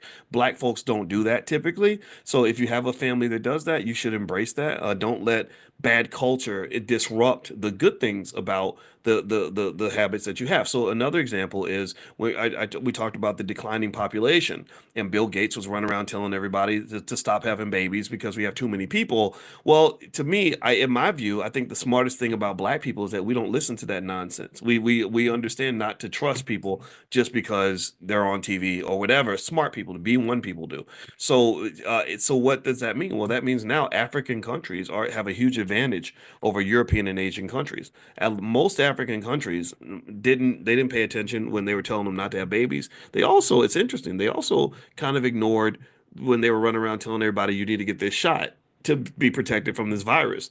I'm not telling you what to do. I'm not judging people's decisions about that shot. You can do whatever you want. But has anybody seen that where there are those countries where nobody got the shots, but nobody got the virus? Everybody was healthy, not or almost nobody died from the virus, and they're like, "No, we're not taking your damn shot. You can take that shot. Give it to yourself. Shove it up your own butt. You better not give me that shot." Right? Now, I'm not telling you that that's always right. I'm just saying that sometimes you have to understand there's like your plan, massa's plan, and then God's plan. And I really think that when your consciousness elevates to the point where you get past your plan, because you don't know nothing, I don't know nothing, we don't know nothing, we know a little bit but not so much. And then you got massa who comes along and says, I know the answer for you people. Let me tell you people need to smoke this, you people need to eat this, you people need to do this, right? And well, massa doesn't have your best interest at heart. Massa's the one who sold you menthol cigarettes when they studied black men and studied black culture just to specifically figure out how to make menthol cigarettes part of black culture. Menthol cigarettes end up killing millions of people. Y'all do know this, right? We talked about this yesterday, or even right now with sports betting. They're doing the exact same thing with sports betting that they did with menthol cigarettes. Exact same thing. Let's put Kevin Hart on an ad and market this to black men and get them to become addicted to these sports book websites, right? And we're gonna make it the coolest, hippest thing, like Jamie Foxx and all these other people, your favorite athletes, Shaquille O'Neal, whatever. And next thing you know, you're gonna have a big problem. This problem is coming, and I mentioned this to you before because I want you to just kind of know this is occurring. I did a conversation about it on my podcast the other day. I do have a podcast on Spotify called Dr. Boyce Daily Stock Market. If you want to hear my breakdown of the horrendous things that they're doing in terms of sports books, feel free to go to Spotify, look up Dr. Boyce. It's Dr. Boyce Daily, and I talk about stock market stuff typically. But when I saw what they were doing with gambling, I got furious. I was really mad. I saw Club Shay Shay marketing these sports books. I saw Joe Budden marketing these sports books, and I said, "How dare you? You are selling crack right now. You are selling financial crack because you have no idea what the therapist." I know a lot of therapists. My wife is a therapist. She knows therapists. Every therapist I know confirms that there is a spike, a massive spike in families being destroyed over these addictions. There's a massive spike in people going broke over these addictions. There's a massive spike of people literally unaliving themselves, taking their own lives because the financial hole was so deep that they had no idea how they were going to get out of it. So we got to sound the alarm on this. I hope that you will warn your family. I hope you will let people know. Like, look, I'm not telling you to be a saint. I'm not telling you that you have to go and just not ever have fun. I have bet on a game before. I do that every now and then. I love my Ohio State Buckeyes. If I feel inspired enough, maybe I'll bet on the game. But so I'm not telling you to not do it. I'm not telling you I'm not judging. I'm just warning you because this is what they do. They have a formula, man. They know how to manipulate and manage and program the dopamine levels in your brain, and they know who to target. So I hope someone will listen to this. I hope that this discussion helps somebody because I know a lot of people are going to be mad at me for saying this. I don't know the Joe Budden guy or anything like that, but I'm sure he might know me or something, and they get mad or, oh, you're being uppity, but I'm not being uppity. I'm just telling you the truth. So anyway, let me move on. The last piece that I would throw in here is where I lost my train of thought, but let me go. Oh yeah, so when you talk about retirement, things like that. I encourage you that if you're younger, don't just think of retirement as something that you just do to get ready for when you're old. Uh, Investing is something that you do consistently so that you can build that capital base and that financial security. Yeah, sure, you may plan to only use it when you're older, but money does not grow overnight. It's not like you have nothing, nothing, nothing, and then suddenly you got $1 million when you're 65. Money grows like that, right? So when you're so if you're investing, you got money when you're 25, money when you're 35, money when you're 45, money when you're 55. You don't know when you're going to have a financial crisis. You don't know when you're going to decide to tell your boss to kiss your ass and quit your job. You don't know when you're going to decide you want to get some property. You don't know when you're going to need the capital to get the car fixed or whatever, right? So having that capital base just gives you that security all along. And it just happens to matter most when you become a senior citizen because at that point you're not working anymore. Do you understand? So retirement saving, in my view, the reason a lot of people don't do it is because they think, oh, that's for old people. Or I'm only 18. Why would I think about retirement? That's going to be in 47 years. Why am I thinking about something that far in the future? That's hard to do. So don't think about life when you're 65. Think about life when you're 18. Think about life when you're 25. Think about life when you're 35. Because a capital base is just a capital base. That's all it is. Same thing is true when investing for children. When I talk about the basic things, like I explained to you, like if you bought your child $1,800 worth of Apple stock in 1997, they'd have $2 million right now and never have to work for anybody and never have to embarrass themselves and humiliate themselves and degrade themselves to go out begging for jobs. Dr. Claude Anderson says that's child abuse, by the way. He says it's child abuse for you to send your child broke and penniless out into a world with people that don't like them and have them go begging for a job. Like sending them to your neighbor's house. Like you don't feed them, so they got to go to the neighbor's house who hates black people and beg the neighbor to give them food, and the neighbor's going to pee in their soup and give them poison. And you're like, well, good. I'm happy you got a job. I'm sorry. I don't align with that. And I think we got to challenge that. I think we have to really stop for a second and say, what the hell are we doing? Who taught us this nonsense? So here's the deal. Um, when you're talking about that little basic thing, when I was explaining, for example, another thing we talked about, there's so many things we cover, I lose track of things, but I was saying that, look, if you took the same amount of money that you put into your car note and you invested that for your child, by the time your child was 21, 22 years old, they would have this big lump of money. They'd have $250,000 or something. They never have to work for anybody ever again if they manage the money properly. And so you're freeing them from all the racism and all the stress and all the financial trauma that people go through. That all the 20 somethings that are on TikTok crying because they don't have any money. Your child is completely escaped from that. Well, here's the thing when you're building that wealth, I really just want to make sure you don't think of it as just a sacrifice you're making for the child. That was another reason why I think for a while it was really difficult to get people to invest for their kids because I was really shocked by how many people don't care about their kids. I'm gonna be honest with you. I was really shocked by how many people, like if you say, well, this is really gonna benefit your child, a lot of people just got stuff to do. They're like, yeah, but I want to go to the club, right? Or yeah, that I know it'll benefit the child, but I really want a new car. And so I said, okay, instead of thinking of it as just something that benefits the child, how about we go a different route and say it's okay to be selfish and still do this because actually you're not just benefiting your child when you invest for the future, you're benefiting yourself because capital it's just like that car. Our daughter, we gave her our Audi, and that's the car that she drives. I didn't grow up in a world where teenagers got to drive cars like that, but that's the car we had, and we got a better one. So we were like, here, you can have this car. And so here's the deal. It wasn't like we bought the car for her. We never bought a car. Our kids have cars, and we've never bought a car for any of them. But what we did do is we bought a car for ourselves and we used the car for several years and then said, here, we don't want it no more. You can use it now. Do you understand? So you can think of your wealth in your nest egg the same way. When you build that capital base, it's something that's supposed to last forever. It's something that's supposed to be reusable, like a house, like a car, like in anything else, right? So like if I buy a house for me and then I give that house to my child, I never really bought a house for my child. I bought a house for myself. But it ends up being, but because I bought a house for myself and I preserved the house for the next generation, then ultimately I bought a house for the family. Do you understand what I'm saying? Give me a yes if you're following this. This is the recursive nature of economics. This is how economics is supposed to work. We're an ecosystem, we're a collective, we're a group. What I do affects you and what you do affects me. And then the things I do for you, I'm really doing for myself. The things you do for me, you're doing for yourself. The things I do for myself, I'm doing for you. So it's like a circular kind of thing. It's like I'm hooking you up, you're hooking me up, but it all kind of requires consciousness. Because I have to kind of know like what I'm doing and how this works because a lot of y'all doing a whole lot of stuff that's benefiting people that ain't got nothing to do with you. We probably do more for white folks than we do for ourselves. Tell me if you agree with that. We do more for massa than we do for each other. Like because massa sees the system. He's playing chess. We're the pawn on the chessboard. We see the board, the world of the two-dimensional space. He's looking from three dimensions. He's above, and he's literally because his consciousness is wealth consciousness is up here. So he's moving you around like a piece on a chessboard, and you're serving him. And not even taking a moment to say, well, what does it look like if I design a world that's actually serving me? How do I do that? Well, that's hard to do. That's very radical because what it does is it requires you to question and really annihilate many of the basic assumptions that you were born with as a kid. You were taught to you were groomed for this.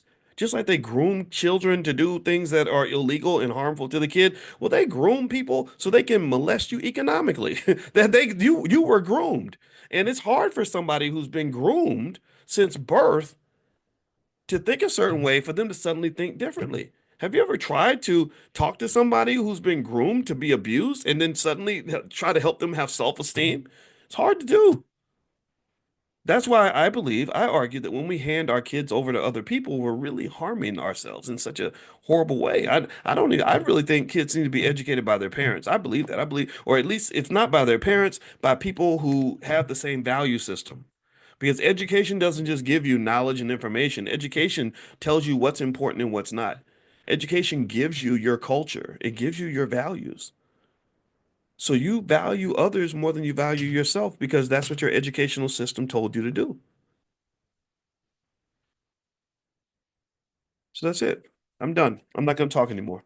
I gotta do some stuff and get ready for class today. So before we head out, two things. Number one, make sure you're on the text list for this class. I'll send you some stuff today. I'll send you an invitation if you want to join us today at noon, where we're gonna do stock market investing. You can go to drboycestockmarket.com. That's drboycestockmarket.com. If you want to get on the text list for this class, so we meet every morning at 10 a.m. Eastern. You can join the private Zoom. Text the word morning to the number 87948. Text morning to 87948. And also, you guys wanted to do the summit in LA in late February. Late February is the time that we're going to do. So we're the airport or the hotel that we pick. It's a Hilton right next to LAX, and so we are going to have an economic elevation summit at the LAX hotel in February. I'll keep you guys posted as soon as we lock down the contract. I will let you guys know.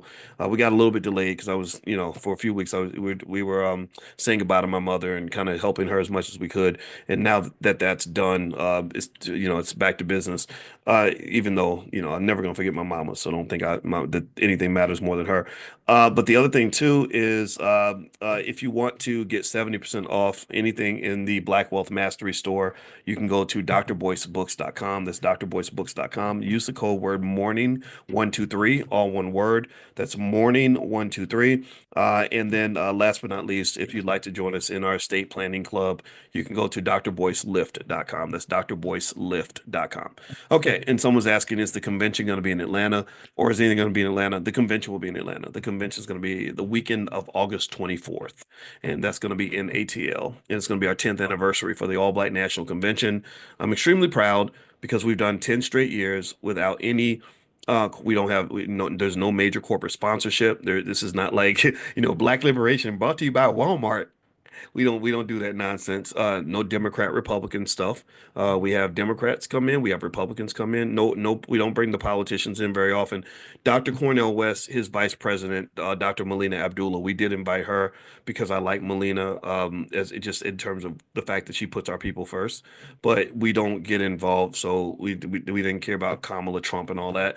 We care about us. That's it. That's what we do. And we've done it very successfully for 10 years. And I'm really proud of what we did there because even during the pandemic, we stood firm. We brought we in 2021 we had a panel that had some medical doctors who believed in getting the shot, and then we had people like Brother Rizza Islam who came in and he didn't believe in the shot, and they had a great debate, and that's what I wanted. I want us to be exposed to the best ideas so we can make our own decisions. I actually want to put the whole concept of quote unquote black leadership in the grave.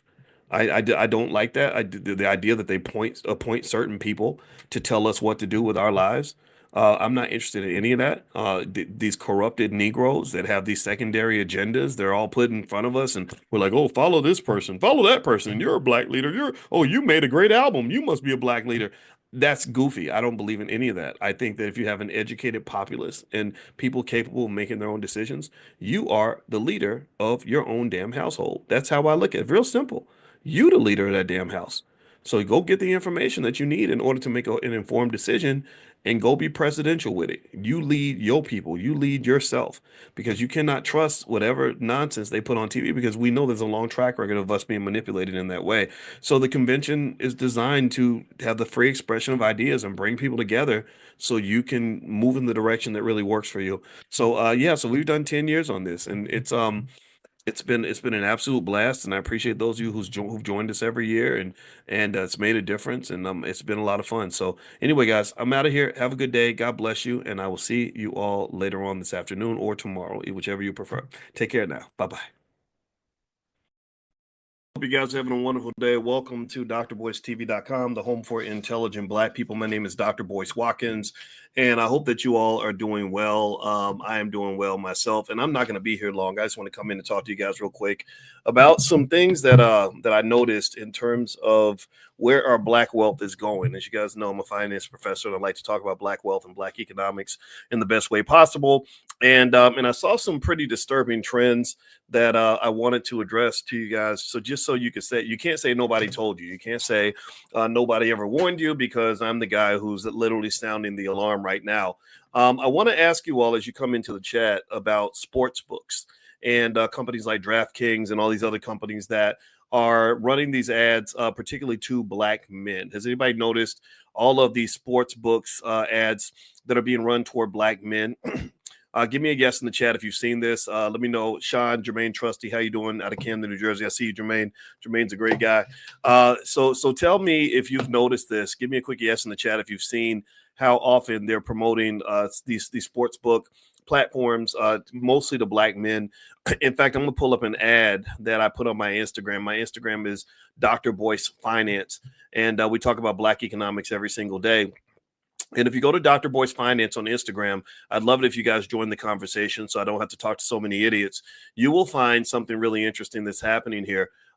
You will find that they have officially basically made sports books into the new crack. It's they got you out here looking like Pookie right now on New Jack City. Let me just show you. Here's one.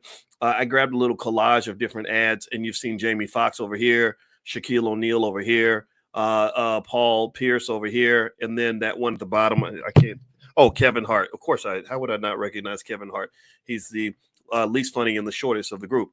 But anyway, so one of the things that's been going on is that there is a continuous, deliberate strategy to basically take more money from Black people and also to destabilize Black families by mass promoting these sports books and things like that to the community. Now, why is this dangerous? Why is this dangerous?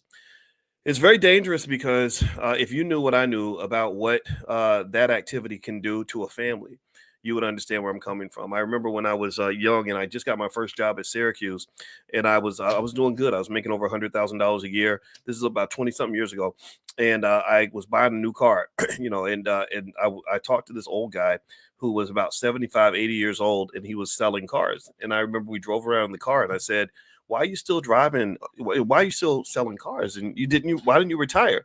He said, well, I had $500,000 to retire, but I spent it. I gave it all to the casino. He literally gave it all to the casino. So you would think, why would somebody do something like that? Why would you give all your money away? Why would you give all your wealth away? Why are you working as a tired 80-year-old man?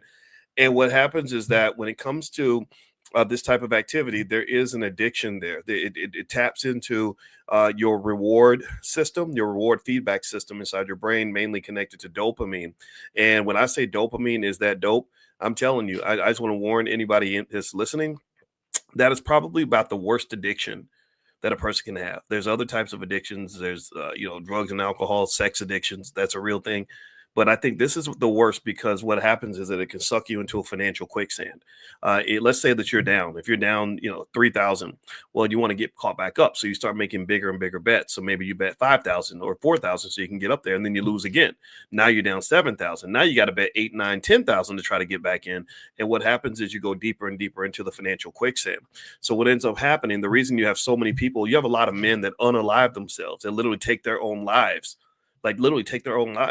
because they get into these debts. these that come from their addiction, and it becomes like this source of shame.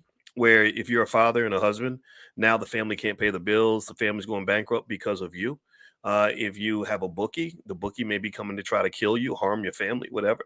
If and then you're looking at, you're sitting there thinking, oh my God, I'm only making 60,000 a year. How am I going to pay this bookie $250,000?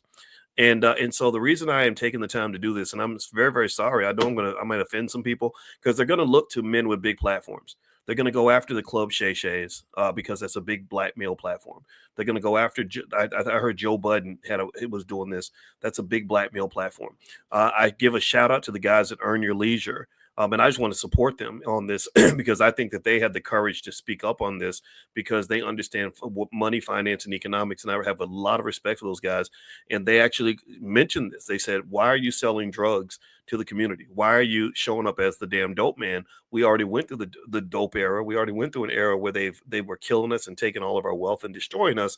And why are certain people taking money from these people to give us something that is clearly, clearly harmful? It can't just be all about the money. And I know this is going to cause some problems. This is going to make some people mad. This is going to probably create a little bit of a civil war, but it's something, but maybe the civil war can be handled in a civil fashion. I have no idea. But I know at the end of the day, this is very bad. And when I tell you this is bad, it is bad, bad, bad. So anyway, let me go back. Let's hop back in. Do me a favor. Please hit the thumbs up button, thumbs up, share, subscribe. My name is Dr. Boyce Watkins. I do have a new book called The 10 Commandments of Black Economic Power. If you'd like to get a copy, just go to drboycebooks.com. And also every single day we do a free Black wealth class, an investing class every single morning. If you'd like to join us and also have a training called How to Make Money Without Working, just pull out your phone, text the word money to 87948. Text money to 87948. Now, let's see. Charlie Sports says, why are you selling stock? Same shit. That's not the same, brother. That's not the same. Gambling and investing are not the same thing. And if you think they are the same thing, that means you're investing very badly. Investing is when you take a calculated risk that builds long-term wealth. I can show you a thousand charts. Remember, don't mess with me on this, bro. I got a PhD in this stuff, so I know what I'm talking about. I can show you 120 years of data that proves that if you put your money consistently in a diversified portfolio over a long period of time, your wealth will grow. There is 100% guarantee that you will not lose your money if you invest properly. If you diversify, you buy and you hold, your wealth will go up. You do not get that same guarantee when you go to the casino. You don't get the same guarantee when you go to DraftKings. You don't get the same guarantee when you bet on the Chicago Bears. You definitely don't get that guarantee when you bet on the Cowboys because the Cowboys don't beat nobody. Anyway, speaking of that, I'm a sports fan. I love sports. You know, the only jersey I have actually is Deion Sanders. I bought it. It's a signed jersey because I used to want to be a Dallas Cowboy when I was a kid. And so I understand sports. I appreciate sports. And I've even placed a bet or two just for fun. But I can just tell you that as a person who's seen more things than you probably realize that I've actually seen and have more experiences than I've care to state, and also who's married to a therapist who sees clients who are dealing with this issue, you don't want to mess with this man. You just don't. It is bad, bad news. In fact, let me give you some history on this. Hit the thumbs up button while I pull this up real quick. I'm going to give you, this is not the first time that they have manipulated the Black community to sell various forms of addiction. Typically, they love to target the Black community for anything that is harmful because there's no regulation. Unfortunately, the consumer base may be a little desperate or maybe uninformed. So they love to exploit the Black community. One time where they did the exact same thing that the DraftKings and companies like that are doing right now is with cigarettes. Give me a yes if you know somebody who smokes Black and Milds. Give me a yes. Anybody know somebody who smokes Black and Milds, or maybe they smoke menthol cigarettes, or maybe they used to smoke Cools or whatever? Anybody know a Black person in that category? Give me a yes in the chat. And let me tell you how that happened. That was a psyop. That was basically a corporate psyop. That was a corporate brainwashing. They studied you. They studied you like rats in the lab. They went to the Black community. They followed you around. They looked at what you see when you're riding the bus. They talked to therapists. The NPR did a deep expose on this. Y'all got to go check it out. It's crazy. My wife was flipping out over it because, you know, my wife's a therapist. She trains licensed therapists on how to be a licensed therapist. So she's into this stuff. And she said, it's crazy how much of a mind screw they did on the Black community by basically going in and literally studying you like little rats in the lab. And they went to the Black therapists and they said, well, how do Black men define masculinity? Well, if he's holding a cigarette He throws to the side and he gonna really think he a man. You're right.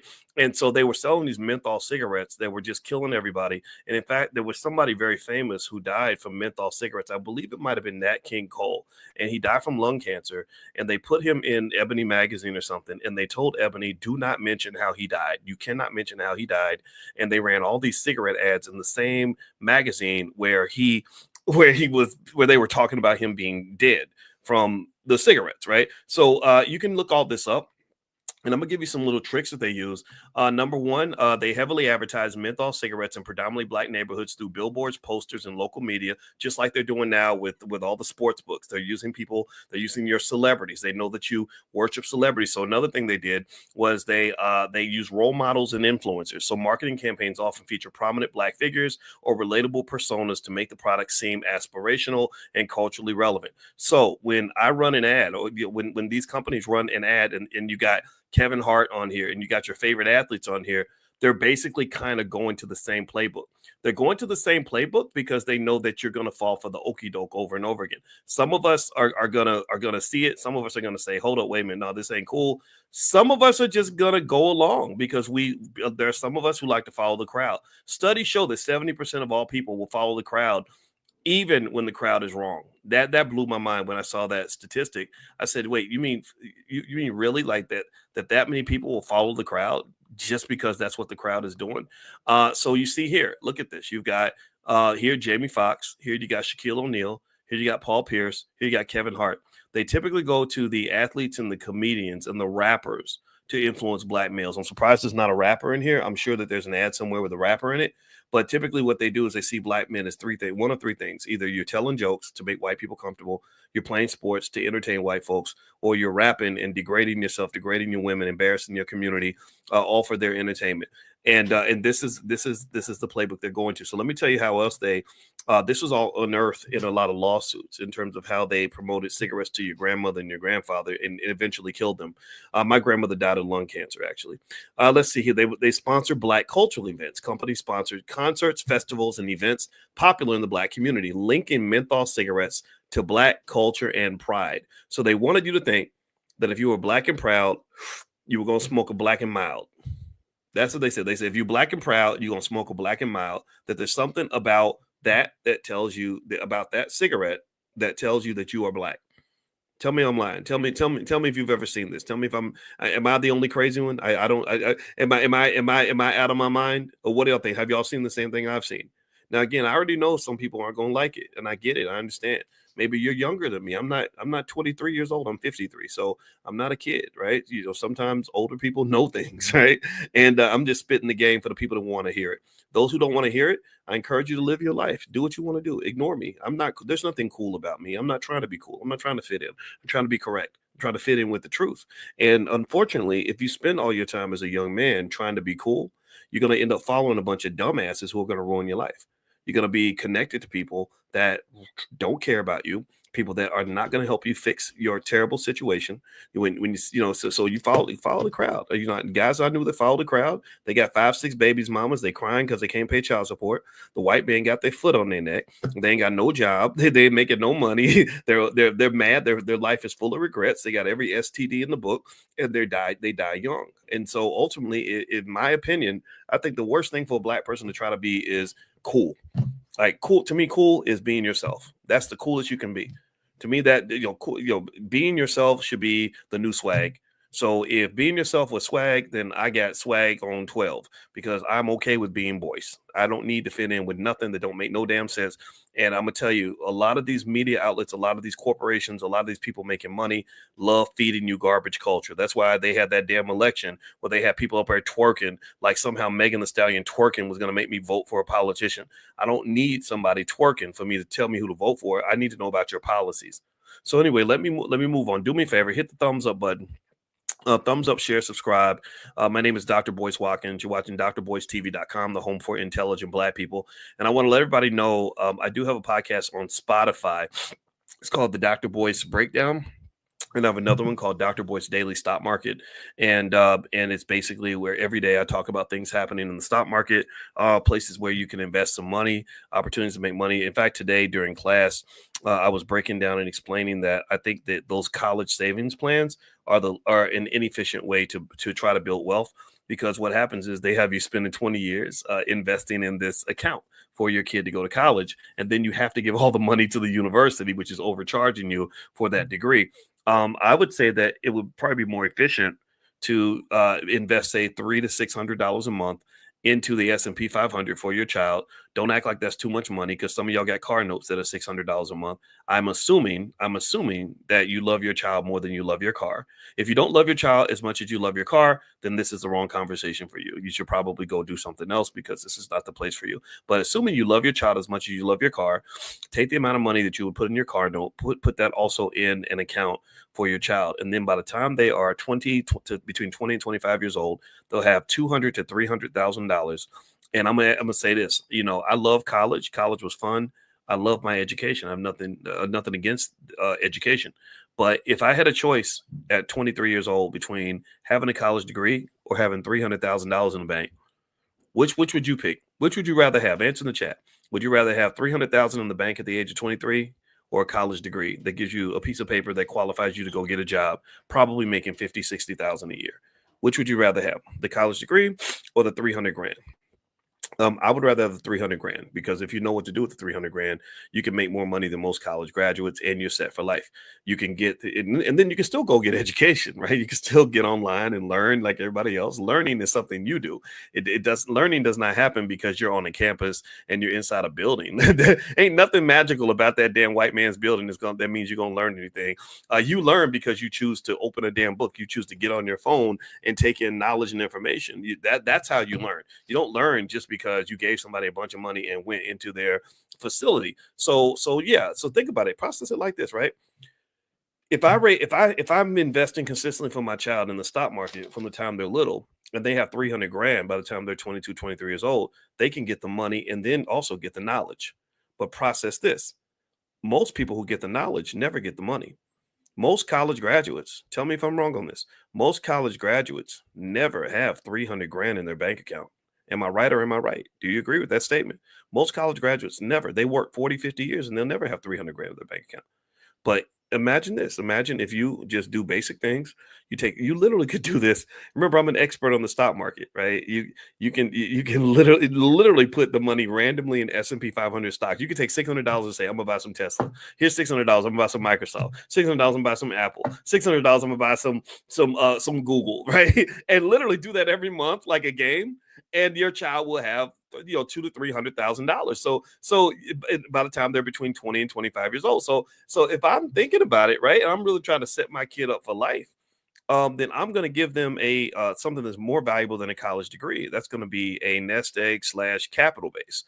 That's the key to wealth and power in America, is having a capital base. People that have jobs and education don't have a lot of power, but people who have wealth, who have capital, can win. They can win. Dr. Claude Anderson and I were talking about this just yesterday, and I really think, and he wrote Powernomics, which is a very important book. Every child should read it, and I just really hope that we as a community will kind of start to rethink these things instead of just going along with whatever massa tells you to do. Now, one thing I want to mention really quickly is that if you want to, if you're trying to reach your goals for 2025, stuff like that, I do have a life class at Black Keys to Greatness.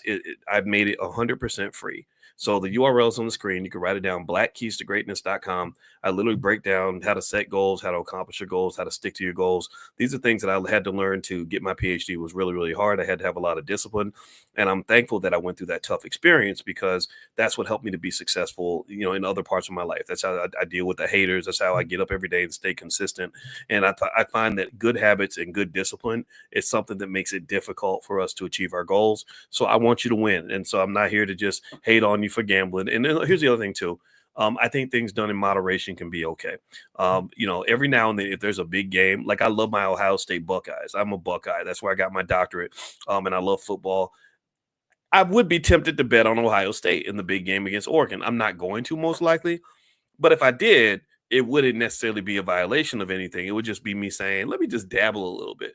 But the thing about it is that the reason you got to be careful about these sports books is that they target young black men, mostly yeah, white boys too, but they specifically are targeting young black men pretty much between the ages of like 18, 19 up to like 35. And the problem with that is that if you mess your life up while you're young, it's going to be real hard for you when you get older. You mess your life up when you mess up your credit, you go deep in debt. You never know. So your bookie might come kill you. You might end up getting into worse situations, so that's what I think is bad. This is why I really have a big issue with what they're promoting in hip hop, because it gives you a direct pathway to destroy your life before your life even really begins.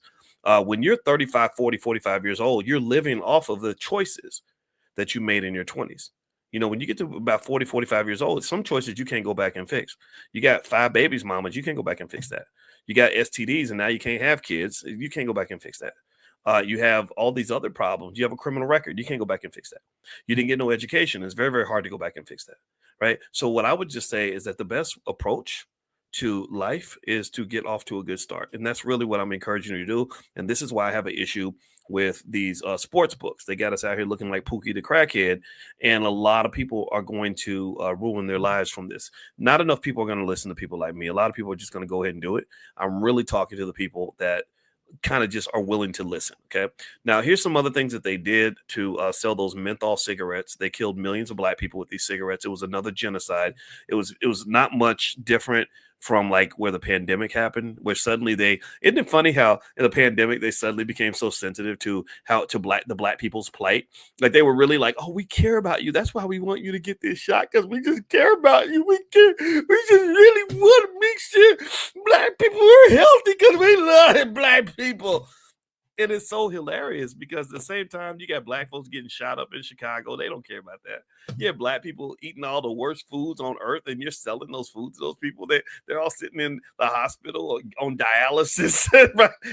Colostomy bags, dying from cancer. You didn't care about that. Like it is so hilarious when they pick and choose when they claim to care about us, and they happen to claim to care about us when it comes down to the money. So in this particular case, because there's money being made off of the destruction of you and your financial situation, they'll probably put like a little footnote, like if you have a gambling problem, call this number, blah blah blah. But really, I think generally I would encourage you be really careful, stay away from that. So here are a few other things that they did when they were selling those cigarettes and killing black people with the cigarettes. One other thing is they appealed to health misconceptions. Menthol cigarettes were marketed as smoother and less harsh, misleadingly suggesting that they were a healthier or more comfortable smoking option. So they do that a lot. They'll take something that is really unhealthy and make you think that it's not so bad or it's not as bad as the alternative. So you really feel like you're doing something healthy, even though you're poisoning yourself. I saw somebody, and this really surprised me. They actually did this with beer and wine. There was a lady who said, anybody who's telling you that a glass of wine every day is good for your heart, she said, that's not true. She said, no, it's killing you. Anybody who says drinking beer helps you because it has barley in it and all these other healthy things, no, they're killing you. They're poisoning you. And it's really important to understand that. She said, enjoy your wine, enjoy your beer, but just know that it's poison. Like it's not like health food or something. And then the other thing is they distributed the menthol cigarettes heavily, disproportionately in black neighborhoods, and they priced them lower in black neighborhoods to ensure accessibility and encourage brand loyalty. That was their contribution to the black community. Now, here are the way sports books get your money. So if you have somebody in your family that's messing around with this stuff, I want you to look out for these little cues in terms of how they get you to use those platforms more and to get more money out of you. Number one, they use a lot of welcome bonuses. So they often entice sign-up bonuses like risk-free bets or deposit matches to encourage new users to start. That's what the dope dealer does, right? Most dope dealers will give you the first sample for free, right? Why? Because they know that once you get it, you're going to love it and you're going to keep coming back. Frequent promotions. They send regular notifications about special promotions, boosted odds, or free bets to create a sense of urgency and keep users engaged. Micro betting options. By allowing bets on small, quick events, for example, like the next play or the next quarter, sports books keep users constantly engaged and increase the frequency of bets. So this is a very dangerous form of betting called prop betting, where you just bet on anything. You're betting on whether or not the cheerleader is going to wear a black skirt or not, who whether or not the coin toss is going to be heads or tails, and that's pretty terrible. In-app features and gamification features like leaderboards, rewards programs, and streak challenges create a game-like experience that encourages users to bet more frequently to earn rewards and maintain streaks. And then psychological tricks. They use tactics like personalized recommendations, highlighting quote unquote popular bets or showing what others are betting on to create social pressure and the illusion of smart betting. So this becomes kind of like this overlap between what social media does to get you addicted and what the sports books do to get you addicted. It all comes back to what they call Pavlovian research. There was an Italian researcher, I think his last name was Pavlov, and he had a dog, and he learned about dopamine by basically connecting the dog this bell to food, so the dog would hear the bell and he would start salivating because he knew that the bell meant he was going to get food. So basically they understand these reward systems and they know how to randomize it in a certain way so that when you participate so many times, you're going to become addicted. So you can become addicted to a lot of things. Anything connected to dopamine can lead to an addiction, from what I've learned. I'm not an expert, but even things like sex, like one thing no one talks about at all is that sex addiction is rampant in the Black community. It's rampant really everywhere, but in the Black community, it's pretty rampant. If you watch some of the biggest platforms in the community, all they talk about is sex, sex, sex, sex. It's always like somebody twerking or somebody sleeping with somebody or whatever. And that is really, to me, the result of an addiction, and people who are heavily traumatized are more susceptible and vulnerable to addictions because you're in a lot of pain. And when you're in pain, the dopamine makes you feel good. So why would you not want to feel good when you're in pain, when your life is painful, your life is hard, you're stressed out, you got this undiagnosed, untreated trauma from childhood. So you go for your pleasure seeking. People get into pleasure seeking behavior. And unfortunately, that can undermine your ability to be a productive human being. So you ever see somebody who sits around and all they do is smoke and drink and have sex and play video games all day, and then nothing gets done, like there's nothing productive coming out of them? Well, that's an example of that. That's the example. So anyway, not to make anybody feel bad, but I'm just telling you, I really hope that Joe Budden and Club Shay Shay and all these brothers that are out here promoting this poison to the Black community, I hope that they'll stop doing it. But of course, they won't listen to people like me. I mean, I'm just a guy with a PhD in finance. What do I know? All right. So anyway, have a good day, everybody. I'm going to get out of here. If you want to join, by the way, my website's boycewatkins.com, and we do free financial training every morning. We have a millionaire training camp that you can join if you'd like to participate tomorrow morning. We do this every single day, 7 days a week. We've done 300 of these lectures this year, and because we're serious about it. So if you want to text the word morning to the phone number 87948, text morning to 87948. And also my specialty is the stock market. That's what I wrote my dissertation on. So we do stock market Tuesday. So on Tuesday, tomorrow, I'm going to do a private Zoom and talk about the market, stocks that I like the most, market conditions that I'm seeing, and some good places to kind of put money as you prepare for 2025, making 2025 your biggest money year ever. I want you to win. I want you to succeed. So if you'd like to do a free trial on our Stock Market Investors Club, just go to drboycestockmarket.com, drboycestockmarket.com. So God bless you guys. Have a good day. I'll see you soon. Take care now. Peace.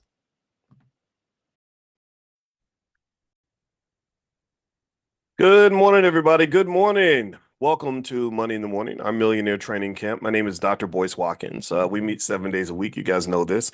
And I hope you guys are having a wonderful day.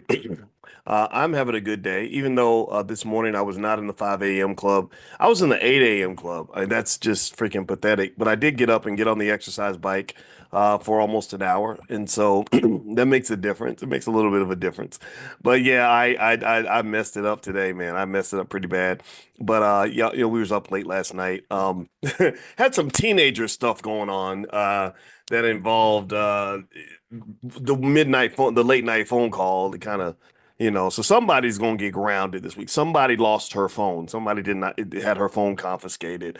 You can imagine the rest. I'm not gonna be snitching out here in public on the little girl, but yeah. So that kept me up last night. But you know how it is as a parent. You kind of I don't know. I personally enjoy the dad stuff. Even the bad dad stuff. It's all part of an amazing experience.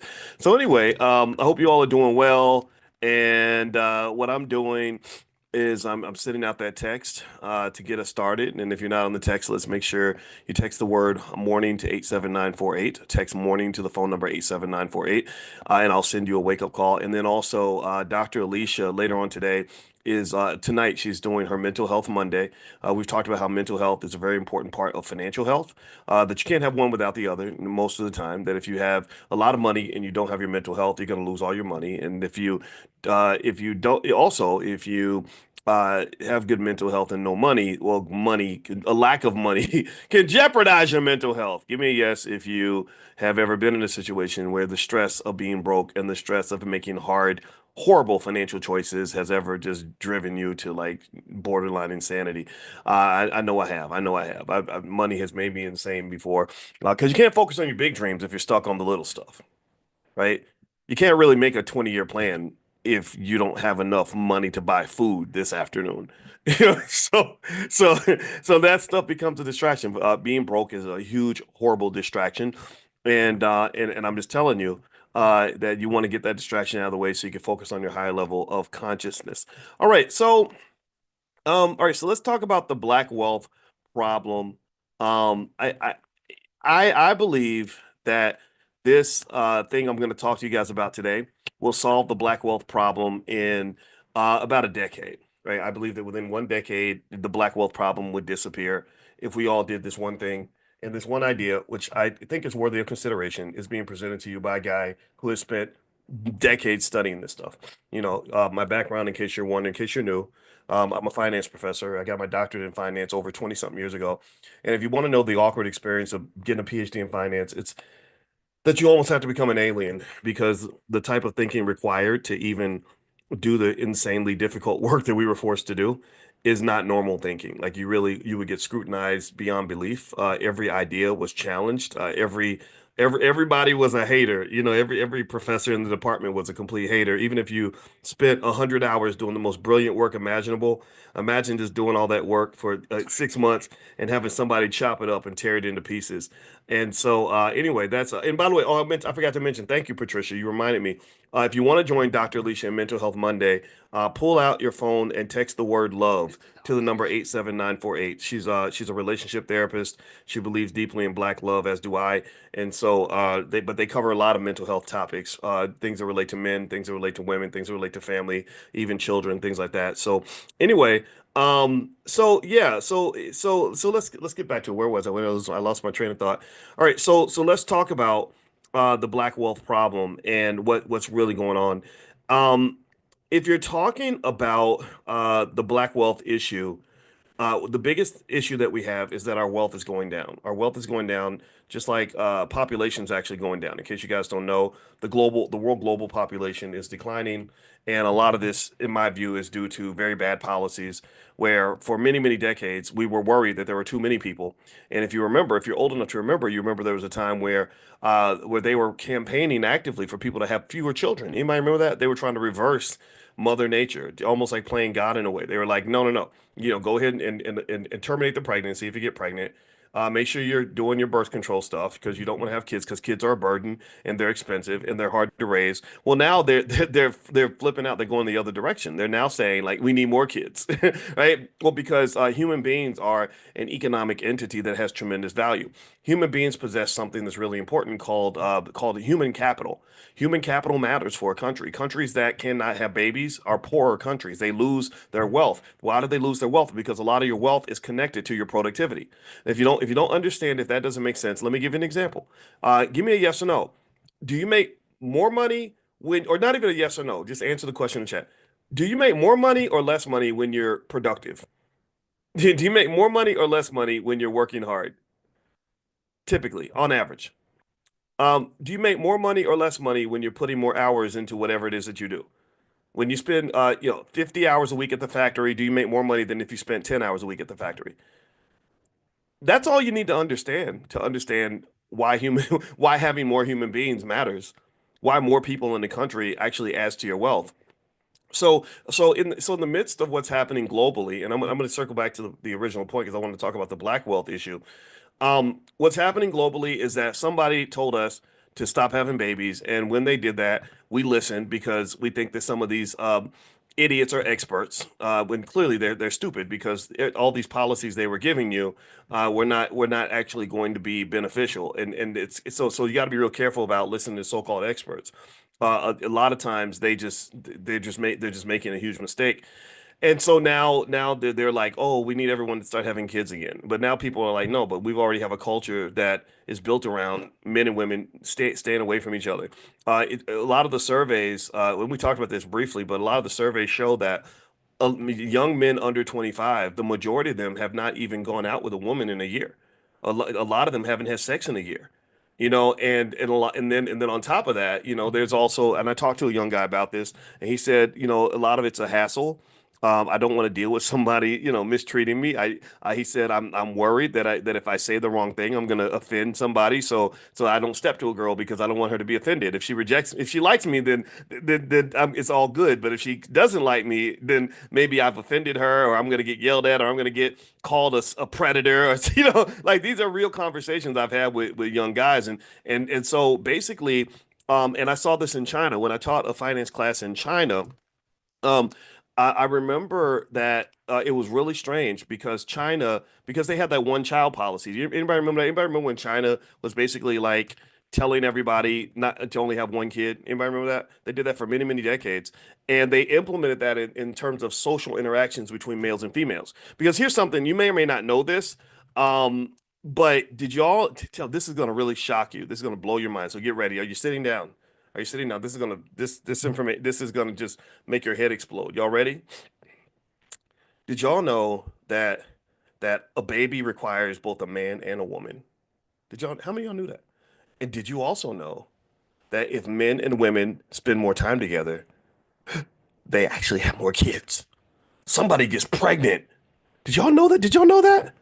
And then they get together and they do this thing called sex, and then this baby comes out. What's the baby got to do with it? Like really, it's I know it's mind boggling. See, you already know that coming to class, you wasn't just gonna get financial stuff. You're gonna get the birds and the bees, right? That's crazy, right? So here's what China did that was really ridiculous. Because I give the Chinese government credit for the smart things they did, but one of the dumbest things they did was they implemented into the social policy rules that pretty much incentivize the girls and the boys to stay away from each other from an early age.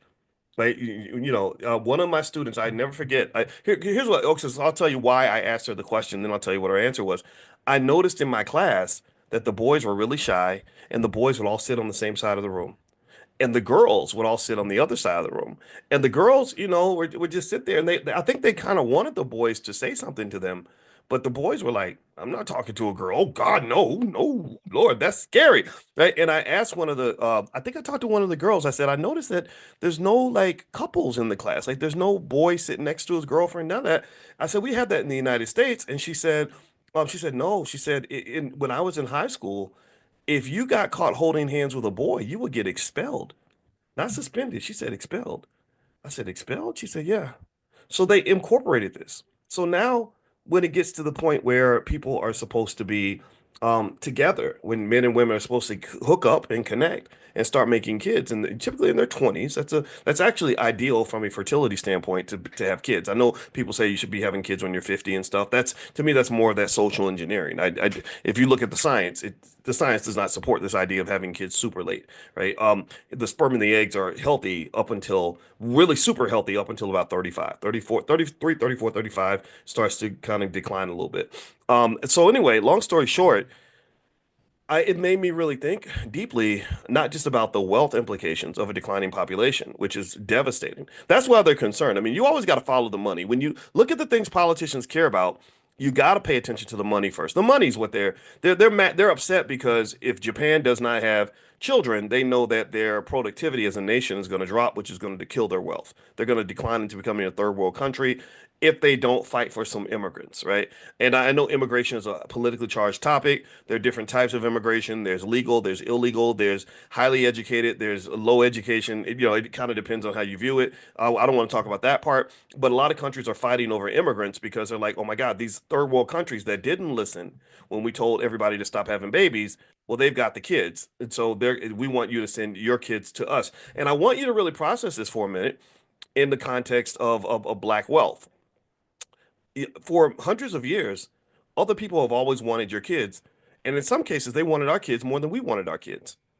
I mean, if you think about how many times you have little children that could be assets to the family. I wrote about this in my book, The 10 Commandments of Black Economic Power. I talk about how your children are an asset. But for whatever reason, we're trained to believe children are just a liability, that children get in the way, that having kids is kind of like, oh man, that's gonna mess up my groove. I can't go out to the club no more, right? But the problem, the thing that you got to remember if you are financially conscious is that youth is an asset. Energy, the energy that young people bring, the ideas they bring, the 40 hours of labor every week they might bring, that's an asset to a nation. That's a multi-trillion dollar asset. So countries are concerned about losing their youth because they know that that's going to lead to a loss of money. So I want you to process this as you look at your own children and as they get on your nerves and do stuff that's going to cost you money and all these things. I need you to really understand what kind of an asset they are. Like my father, when I was born, he was 16, my biological father. He didn't have interest in having a baby. That was going to get in the way of his heroin addiction, apparently, or him getting more girlfriends, right? That was not I was not of interest to him as a child. But there was another man that came along and met my mother, thought she was cute, probably checked out her butt or something, and then he saw that she had a son, and he said, okay, well if I want the woman, I need to accept the child. And he made an investment in me. And so as a result, the second guy who made the investment got the benefit of having someone like me as a productive, healthy asset that's been able to contribute to his wealth for decades. I've been giving my father money for decades. I helped him pay off his house. I bought him a new truck with cash when he wanted a truck. If he needs something lifted in the house, he's tired, he's older. I lift it up for him. And I was with my mother all the way up until she took her last breath, right? So having young people in your life really is an asset if you train them properly. Right? My mother invested in getting my sister through medical school. So up until her last breath, guess which medical doctor was standing right next to her bed, checking on her every 2 or 3 hours to make sure that she was okay. Right? If my mother had not invested in my sister, if she had said, you know what, I don't need no baby. I need to either run to the clinic, and if I can't do that, then I need to just drop the baby off at the orphanage, or I'm just going to ignore this little Negro so I can go to the club, pop my booty, meet another baby daddy, and live my best life. But she wasn't thinking that way. She had a different value system, so she invested in the children, and as a result, we became assets for her. Right. So this microcosmic example of what happened in my own family happens in millions of families when you play the game right. See, if you play the economic game right, you understand where your wealth exists, even if it does not show up in the form of money. Sometimes wealth does not show up as dollar bills in your bank account. Sometimes wealth shows up in a wonderful relationship.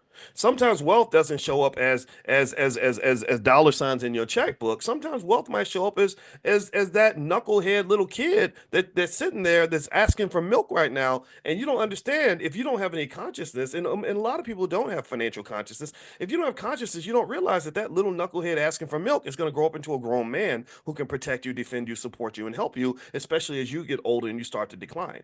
Do you understand? So if you understand wealth, you can see where human beings are an asset. Investment in people is absolutely critical. And so what's happened in our society throughout the world is that the reason they are deeply alarmed about the decline in reproductive rates is because they know that they're losing trillions because they don't have enough people. If you look at most economic models, they will show you that young people are the ones who do the work. They're the ones who carry the load. They're the ones who provide the GDP that is invested into Social Security. So young people in a society take care of older people, and you've lost a lot of your young people. And then on the flip side of that, in addition to that, I want you to think about our community, and I want you to think about how many of our young people that they corrupt and destroy and ruin before the age of 18 by sending them through inferior educational systems where your best and brightest kids are growing up wanting to be rappers and thugs and don't want to be dope dealers, and because they're growing up glorifying all the wrong ideas, and then our poor kids come out and they don't even have a skill to do anything. They can't build anything. Can't do, I'm not saying all of them are in this category for sure. There are lots of young people that are doing amazing things, but that should not be the exception. That should really be the norm. It should be the norm that 9 out of 10 black boys have some sort of marketable skill by the time they're 18 years old. That should be the norm. It should be the norm that nearly every single black girl can go into some sort of corporation or organization and be an asset to that organization immediately. Not the scenario that I've run into where some young people you got to beg them to come to work. Some of them you can't they don't want to hear nothing about no saving and investing and planning for the future. They want to hear about twerking and partying and getting high, getting lit and getting drunk and living their best life. And I just really think that this is the kind of cultural phenomenon that leads to extreme discomfort and pain later on in life. Why? Well, because you're not investing. When you don't invest, then you have nothing. If you don't plant any seeds, you have no harvest. It's really that simple. It's very, very simple, actually. It's not complicated. It's not complicated. So the world is struggling right now. We're losing trillions of dollars in wealth throughout the globe because we did not make an investment in people. We did not do the simple things. Get the boys together, get the boys together with the girls, encourage them to make sure that they understand that family is an asset. Make them understand make that man understands that a good woman is an asset. Make that woman understand that a good man is an asset. Don't you mistreat that good man. You treat that man right. You make sure that you become a pick me. So by treating him well, they call them pick me's. They make fun of women who are nice to men. That's what they call them on the internet. In case you're not following the drama, no, you treat that man well because then that man's going to want you more, and that enhances your market value on the dating market, which is probably one of the most important markets you'll ever enter into. Same thing. You get you a good woman, you treat her well. You go out of your way to make sure that if she meets another man on the street that she maybe likes better than you or could like better than you, no, there's no competition because she knows she's got the best man on earth at home who really values her and loves her. These are basic ideas that actually enhance your wealth. They actually enhance your wealth because I explained to you that people in your life and relationships and the reproducing and having children is a tremendous economic asset, not just for the world. We talked about the declining population and how that's costing trillions, but it's really important for the family.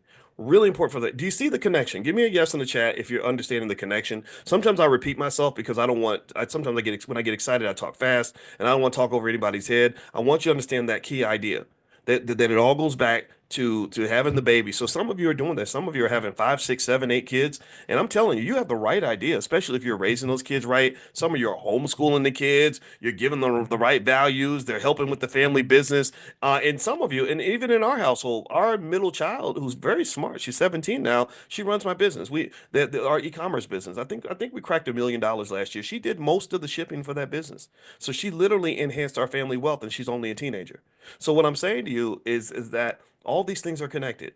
All these things are connected. So don't throw your wealth away. Don't throw your wealth away. All right. So one other thing I want to talk about with kids and before I do that, I want to remind everybody that tomorrow we're doing Stock Market Tuesday. In case you guys don't know, this, we get together at noon and I talk about the stocks that I like the most. I answer your stock market questions. We talk about trends that are happening in the markets. If you want to join us in our Stock Market Investors Club, just go to drboycestockmarket.com. You can do a 30-day free trial, 100% free. See if you like it. drboycestockmarket.com. And also Mental Health Mondays with my wife, Dr. Alicia Watkins, is happening tonight. She's the head of our Black Financial Therapy department in the Black Business School, where we break down the psychological barriers that block us from achieving Black wealth. So she works with the best Black therapists that she can find. So basically, if you want to join her for that, text the word love to the number 87948. So text love to 87948. Since we're talking about kids, let me throw another idea out at you. And I don't know if anybody else is saying this. I've never heard anyone else really break this down and really discuss this in a sort of repetitive way. And I've actually tapped on this idea before, but I really want to refine it today because I actually had another epiphany while I was on the exercise bike. That's what happens when fat people exercise. We start thinking of stuff. And so here's what came to mind. How many of you believe, give me a yes if you agree, that children should have a college fund? Give me a yes if you were to have a child right now, how many of you feel that it would be important to get a college fund for your child? Like put some money to the side so that when it's time to go to college, they got money, right? You got the 529 and not five, are they 529? Yeah. Why am I thinking the 529? Yeah, the 529 savings plans and stuff like that. Yeah, 529, that's what they are. Okay. So I'm gonna give you a little hack. I'm gonna give you a little insights, a little secret. Um, okay, so here is what a 529 savings plan basically does. And let me explain. And I'm not, in case you're wondering, this is not a pro or anti statement. This is just a clarity statement. Okay, so a 529 savings plan, what does that do? It's something where they basically say, um, you don't have to pay taxes on a certain amount of money, and you could use that money and put it toward paying for college for your child. And so in 18 years, they'll say it's projected that it's going to cost X amount of dollars for your child to go to college. If you invest this amount every month, then that money is going to grow into enough money for you to then pay for them to go to school. All right. I think that that's fine. Um, if um, there's nothing wrong with that at all, right? And I think that that's a great way to prepare for college, to prepare for the future, etc. And also, if you if you don't spend the money, you could do a lot of things. You can transfer and change the beneficiary to somebody else who wants to go to college. You can use it for your own education. You can withdraw it for non-educational reasons if you want to, but there's going to be a penalty and you have to pay taxes on that money. You can roll it over to a Roth IRA. You can do a lot of things with that. Okay, so I'm not against those plans at all. I think that they're absolutely excellent in terms of preparing for the massive expense of going to college. College expenses and medical expenses are the two things that Americans can't afford. Two things you can't afford in America are to go to school and get sick. You do those two things that can bankrupt you. So with that said, I want you to think about the 529 plan a little more broadly, though. Basically, it's a stock portfolio. That's what it is. It's similar to the $5 a day plan that we talk about in the Black Business School, where you invest small amounts of money every month, and then over time it grows into this massive amount of money. And we've talked about other little interesting things. When people tell me that Black people don't have any wealth and that we can't ever build wealth, I say, well, if you just bought $1,800 worth of stock in Apple in 1997, you'd be a multimillionaire. It's really simple. It's not hard. It's not calculus. It's not even algebra. But sometimes when you are brainwashed enough through repetition, you can believe something that's simply not true. But as a finance professor, I can tell you that that's just not true. Anyone can build wealth. The hard part is just simply having the discipline to do something that's different from what other people are doing. Now, with that said, back to 529 plans. A 529 plan, for the most part, is basically a stock portfolio. The reason your money grows is because that money's being invested somewhere, typically in S&P 500 companies and things like that. And the thing about a stock portfolio is that I don't want you to just see the 529 plan or any other plan as just a bunch of money that you're supposed to spend on a university. Why is that? Well, because universities are not as effective as some of us expect them to be, right? How many of you know a lot of people who have college degrees that they would love to just throw in the trash and get a refund on? How many of you, if you could get a refund right now on your college degree, like literally, like give them the degree and they say, here's all your tuition money back, your student loans are canceled. Yeah, go have a nice life. How many of you would give that degree right back? Even if it meant you couldn't even work in the field that you got the degree in. A lot of people don't work in the field they got but yeah, I see a lot of the yeses coming through, right? So colleges are not as effective as they should be and they used to be. Also, they're much more expensive than they used to be. And this was driven actually by the student loans. When they started giving all the student loans, what that does is that creates inflation, similar to how the pandemic caused inflation because they increased the money supply. Well, when they started giving all the student loans, they actually increased the money supply within the educational space. That's why suddenly education became super expensive because money was easy to get. So we feel like they're doing us a favor, but really, not quite, not quite. Okay. So long story short, here's what I want you to consider. This is an idea. I don't think anybody else is ever going to say this to you, and if they do ever say it to you, just know they probably got it here because I haven't heard anyone else really talk about this on an extensive level. I would argue that even though 529 savings plans are fine, I think that the bigger win isn't just to save up money so your child can go to college. I think the bigger win is to build them a portfolio that they can use for whatever they want. Um, and why would I say that? Well, because money that's specifically designated just for college, what does that mean? That means that when your child is 18 years old, all that money you've been accumulating is going to be given away to the university. And you're not really getting dollar for dollar value on that. You're getting like probably 20 cents on the dollar because they'll charge you, 80,000 a year for an education that really should only cost you 10 or $20,000. Do you understand? Right? And so basically, it's almost like if you come to me and you say, "Hey, Boyce, can you give me a $50,000?" and I say, and let's say I work at Wendy's, and I say, well, I can't give you $50,000, but I can get you $50,000 in Wendy's coupons. That's the same as $50,000, isn't it? What do y'all think? Do you think that $50,000 in Wendy's coupons is really worth $50,000? No, it's not. It's not. It's not as valuable as $50,000 cash because when I give you that $50,000 in Wendy's coupons, there's a constraint on what you can do with that money. It's a currency that only has value if you like Wendy's hamburgers. If you don't like Wendy's cheeseburgers or hamburgers, you're not going to see the value there. And then if you do try to sell those coupons, $50,000 worth of coupons, you might get 10 grand, maybe 15,000 for it on the open market. You follow me? So my point is to say that a 529 savings plan where you're specifically saving money, specifically so you can hand that money over to an overpriced university is just like somebody giving you $500,000 in Wendy's coupons or $250,000 or whatever the amount is. And it doesn't mean that Wendy's coupons don't have value. It doesn't mean college has no value. I've never been a person to say don't go to college. I have to repeat myself because sometimes in a world of simplicity, people like to take the nuance out of the argument, and they love to say three things people say about me that are not true that just drive me crazy. That I have to repeat myself for is one, they say Dr. Boyce is telling everybody not to go to college. That has never been true. I've never said don't go to college. I've said think carefully about your next move. Number two, they say Dr. Boyce tells black people not to vote.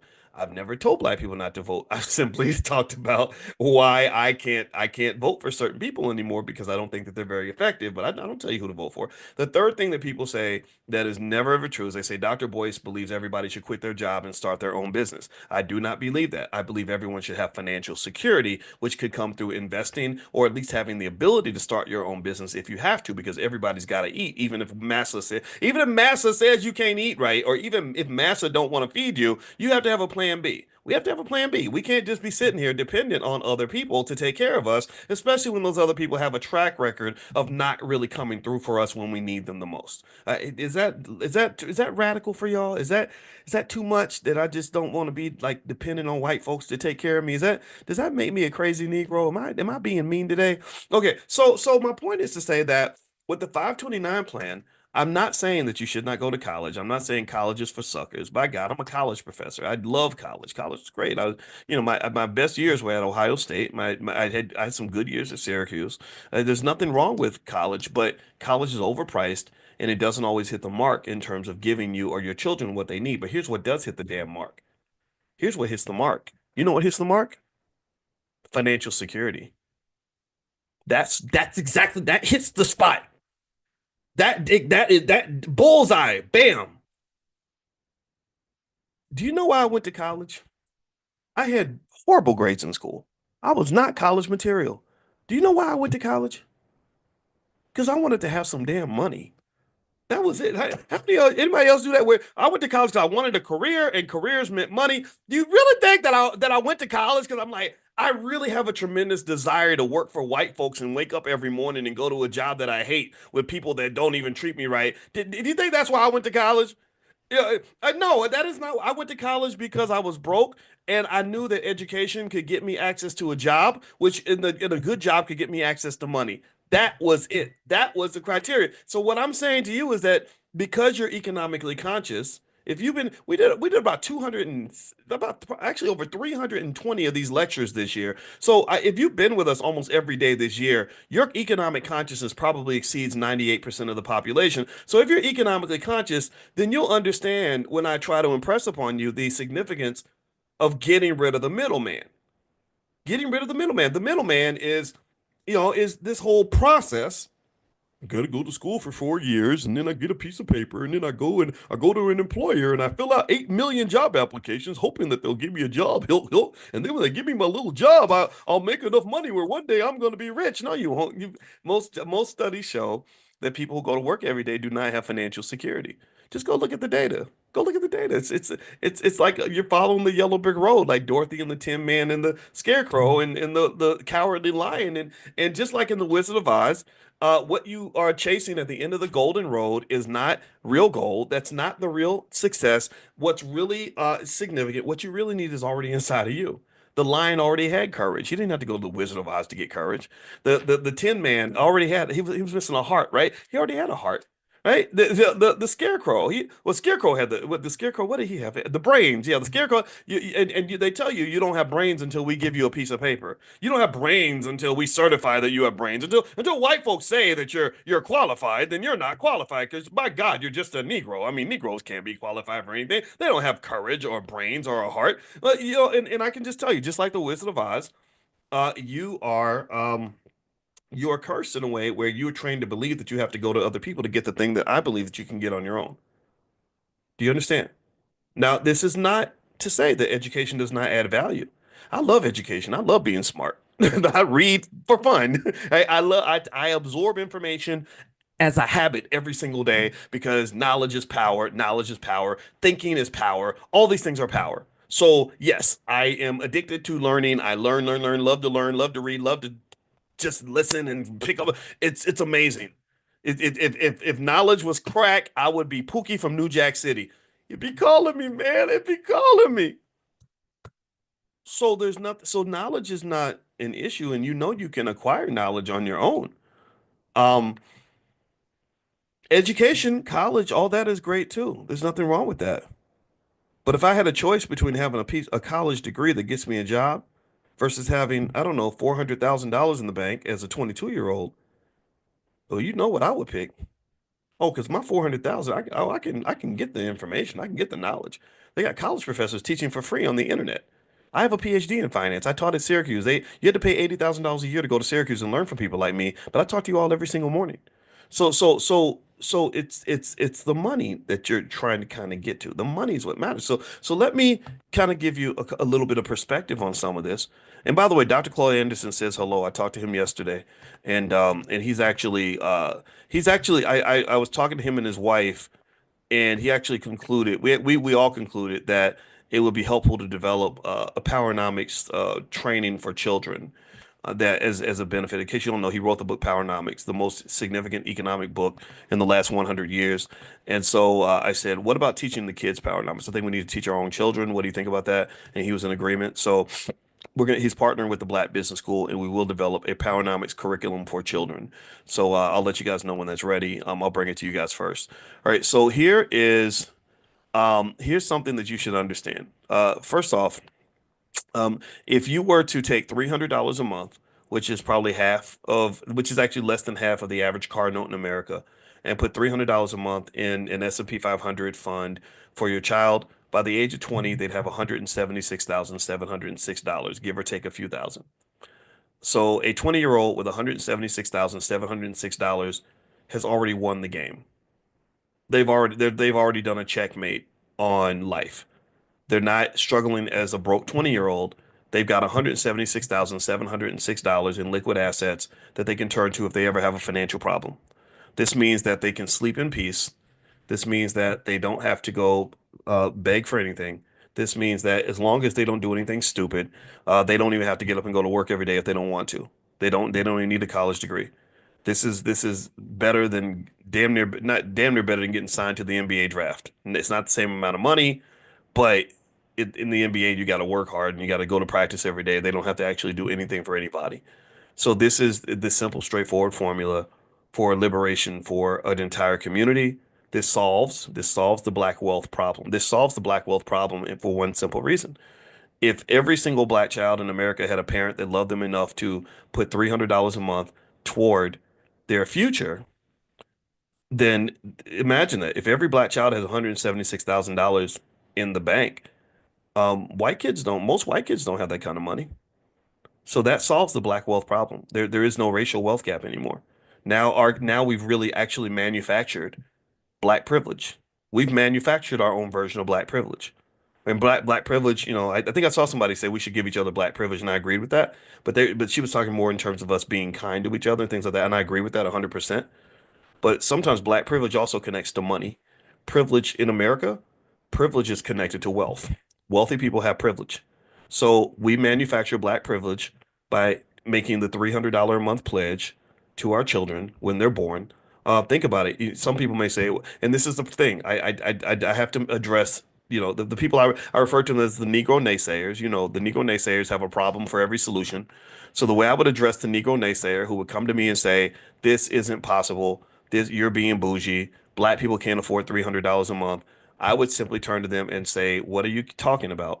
We will spend $600 a month paying for a car that will depreciate to zero in the next 3 to 4 years, right? We will pay two, $300 a month for our cell phone. We will pay the landlord $2,000 a month. We will spend, if you add up the amount of money we might spend going out to dinner, going to the club, doing whatever else we're doing with our free time, going shopping, we're spending hundreds, if not thousands of dollars a month. So what do you mean we don't have $300 a month to invest in our kids? So $300 a month. Your child is 20. They've got a hundred. You give them a gift like a bar mitzvah, the black bar mitzvah. You give them $176,706 in their stock portfolio, or you at least let them know that the money's there. I told you we've talked about this. I don't believe in giving all the money away to the kid when they're young because their brains are not yet fully developed. But now they're good. Now they're safe. Now your daughter doesn't have to go and, turn tricks to go make money, or these poor girls that are in Magic City stripping to get through school. Why the hell are you stripping? Whenever I would hear stories like that, I'd say, "Well, where's your daddy at? Did your daddy is why? What kind of man is he that he's got his daughter out here doing only God knows what to get through school?" I'm tired of seeing our people broke. This is a simple, straightforward method. The cool part about it is you don't even have to understand stock markets to even do this. You really don't. All you got to do is randomly pick S&P 500 stocks. I showed you all that. I've showed you that. When in this class, we've talked about Burton Malkiel's experiment in 1971 in his book, A Random Walk Down Wall Street, where he talks about how he taught monkeys to invest. And all the monkeys did was pick S&P 500 stocks randomly, and they still made money. So if you want to know what that money grows into at the age of 30, it grows into about $447,108. That's $300 a month. Now, if you did $600 a month, if you have that kind of money, then you're doubling that. Now your 20-year-old has $370,000. And then if you add that with some financial knowledge and things like that, they're going to be fine. And I would almost dare to say that if I had a choice between giving my child a free college at the age of 20 versus $176,706, I'd rather give them the money. And then I'd say, well, if you want to go to school, you can. If you don't want to, I mean, people go to school so they can get a job. You've got money. So if you take care of your money and you invest it properly, then you're going to never really actually have to work for anybody ever. And that what that does is that enhances their well-being in a lot of different ways that have nothing to do with money. They end up being able to sleep better. All the financial stress goes away. I mean, I want you to think about how different your life would have been if you'd had, let's say I was your dad and you were raised with a father or a mother that thought that they took this class and they executed on this for you. And so when you were 20, you had over, almost $200,000 in the bank. Think about how much differently your life would have been. Think about how many hard choices you had to make. I don't know, maybe everybody in here wasn't broke in their 20s. How many of you were broke in your 20s? How many of you struggled? Give me a yes if you struggled. Give me a yes if you had to make hard decisions. Give me a yes if you were just in stressful, tough situations because of money in your 20s. Like it was really hard. And a lot of your energy that could have been spent being creative and being and traveling and learning about yourself and live really truly living a fulfilled life, all that was drained.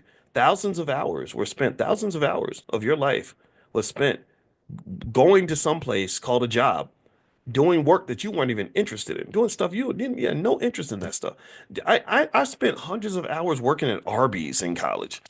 You think I had better things to do as a young man with potential than to be at freaking Arby's making, beef and cheddar sandwiches? I mean, so there's nothing wrong with hard work. I'm not saying hard work is bad, but who said hard work has to be meaningless? See, one of the types of black privilege that you can give your child by helping them to escape the rat race early is they get the privilege of having a fulfilled and purpose-driven life. And I get it. Some of y'all love your jobs, and there's nothing wrong with that. I'm not saying there's anything wrong with loving your job. I think the biggest question to ask yourself is this. If you had all the money that you needed to do whatever you wanted to do, would you go to work every day? If the answer is no, then that means that there's a higher level to the video game that maybe you haven't reached yet. If the answer is yes, like I would do this work even if they weren't giving me a paycheck, then I say congratulations. Good for you. You climbed the next ladder of self-actualization. You're rising up the ladder of fulfillment. because most people are not in that category. Most people have jobs where if they had enough money, if they won the lottery tomorrow, they quit immediately. I'm one of those people that actually I love what I do. I did what I do even when I wasn't making any money. So yeah, so this is what I believe. This is something that I think is a simple, straightforward process. Any family could do this. That if you have any bill that's over $300 a month, then you can afford this because there's no bill more important than your own damn family. And also remember this: when you're building wealth for your children, you're not just building it for them; you're building it for yourself. Capital is powerful. Capital is the reason Elon Musk is one of the most powerful men on earth. If he had no access to capital, he would not be powerful like that. So when you give your child capital, you are giving them black power. You are giving them black power. Black power must come with black money. Black power must come with black wealth. Black power must come with black economics. If you do not give them the economics or support them in their quest to obtain that, they will not have power in this society because the language that America speaks is money. There we go. All right. So that's it for today. I'm going to let you guys have a get on with the rest of your day. We do have a training in the Black Business School called How to Turn Your Child into a Millionaire. If you want to go take a look at that, you can go to kittyboss.com, KIDDIEBOSS.com, kittyboss.com. It's a template on how to structure your child's future, and it only takes about 2 hours to go through. And I think you guys would like it. Kittyboss.com. You can also, if you're interested in some of our children's programs, we do have a Black Business School for children. It's called Black Millionaires of Tomorrow. And if you're interested in receiving information about that, just pull out your phone, text the word youth to 87948. Text youth to 87948, and we'll send you some information. So anyway, guys, have a great day. God bless you, and I'll check with you guys tomorrow morning for class. If you're not on the text list for this class yet, you can also again pull out your phone, text the word morning, MORNING, to the phone number 87948, and I'll send you out a link to join us. So have a good day, everybody, and I'll see you soon. Take care. Bye bye. Good morning, everybody. Good morning. I'm so sorry that I was a couple minutes late. I had had some difficulties. I was all locked and loaded and ready to go and on time and everything. And then sometimes those computers don't be computing the way they supposed to. They don't be computing. Anyway, how's everybody doing today? I hope you're feeling good. I feel almost like I have a little bit of a hangover, and I don't even drink. That financial slumber party, I had a blast last night, and I want to say thank you to everybody who joined us. It was it was so much fun, and I don't know, I felt like we partied all night, and it was a financial party, so it's the kind of party that makes money for you. Also, so I hope that you all gained as much value as I did and had as much fun. My wife joined us last night, which was pretty amazing, and it was just a lot of fun. It was just a lot of fun. So anyway, all right, so let's see here. So one thing that I wanted to talk about today, to kind of really just kind of finish up some stuff that we kind of tapped on yesterday when my wife came through. My wife is a relationship therapist, and she looks a lot like my mother, who just my mother just graduated to heaven. You guys know that, and but as you know, I'm sad about it. Like I miss her. I'm somber about it, but I'm not. I don't just my mama wouldn't want me just walking around here all broken down and stuff, because I just don't do that. But at the same time, I love my mama. And one of the funny things was we were talking about this last night in the financial slumber party that that my mother and my wife are just almost like identical twins. So when I showed you all that picture of my mother and my wife together, it was kind of crazy. And I didn't even realize how much my mother and my wife looked alike. And another interesting thing too, just a little side note, before we jump into like the more financial stuff, is that when I heard my father share my mother's story, one thing my brother did for the family that I encourage you to consider is when my mother got diagnosed with her terminal cancer. He made a point to document as much family history as possible. So what he did was he interviewed my mother and my father together, and my father and my mother each told their story of how they met. They had just finished 50 years of marriage. They stuck it out for 50 years, and it really did a lot for us in terms of creating a type of stability that a lot of our kids don't get. It allowed us to build family wealth in a certain way without all the assets sort of being splattered everywhere. And so so one of the things that happened sort of during this conversation was my father and mother were talking about how they first interacted with each other, how they first met. And it was really interesting because It was kind of a magical sort of thing. It really was magical in the sense that my father, um, my father looked over at his friend when he saw my mother. He said she smiled, and then he saw her body. You know how we men are. You know how we are.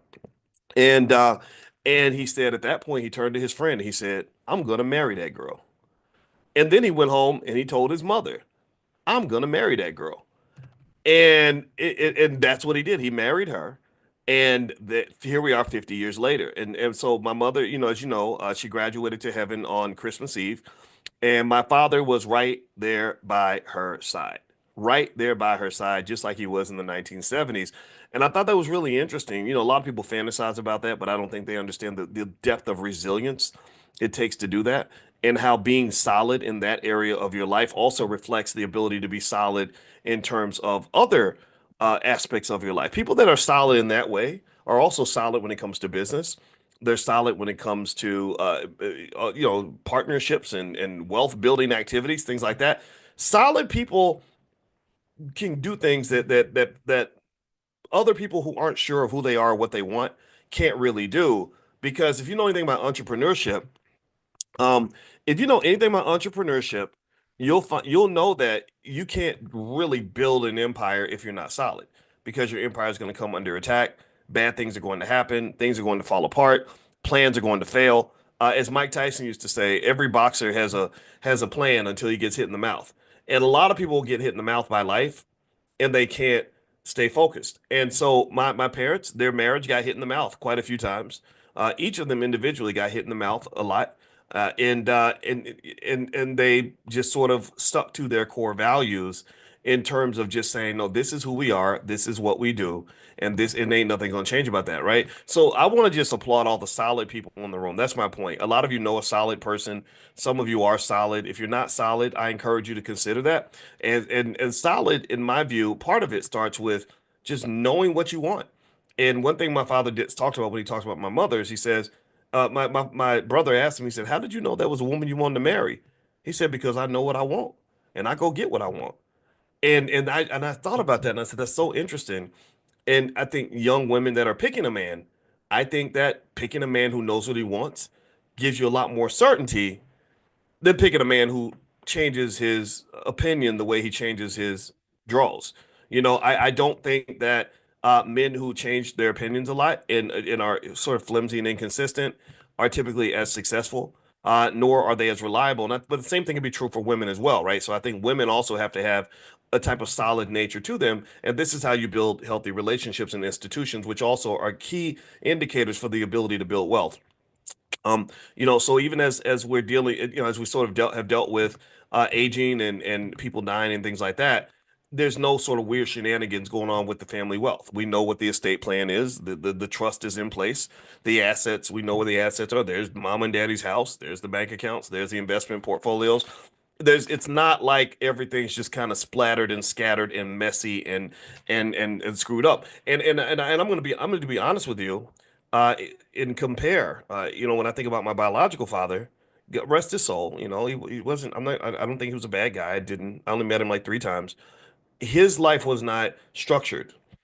He had kids kind of splattered everywhere. Me and my two siblings. It seemed like my two siblings had some trauma from growing up in the house with him.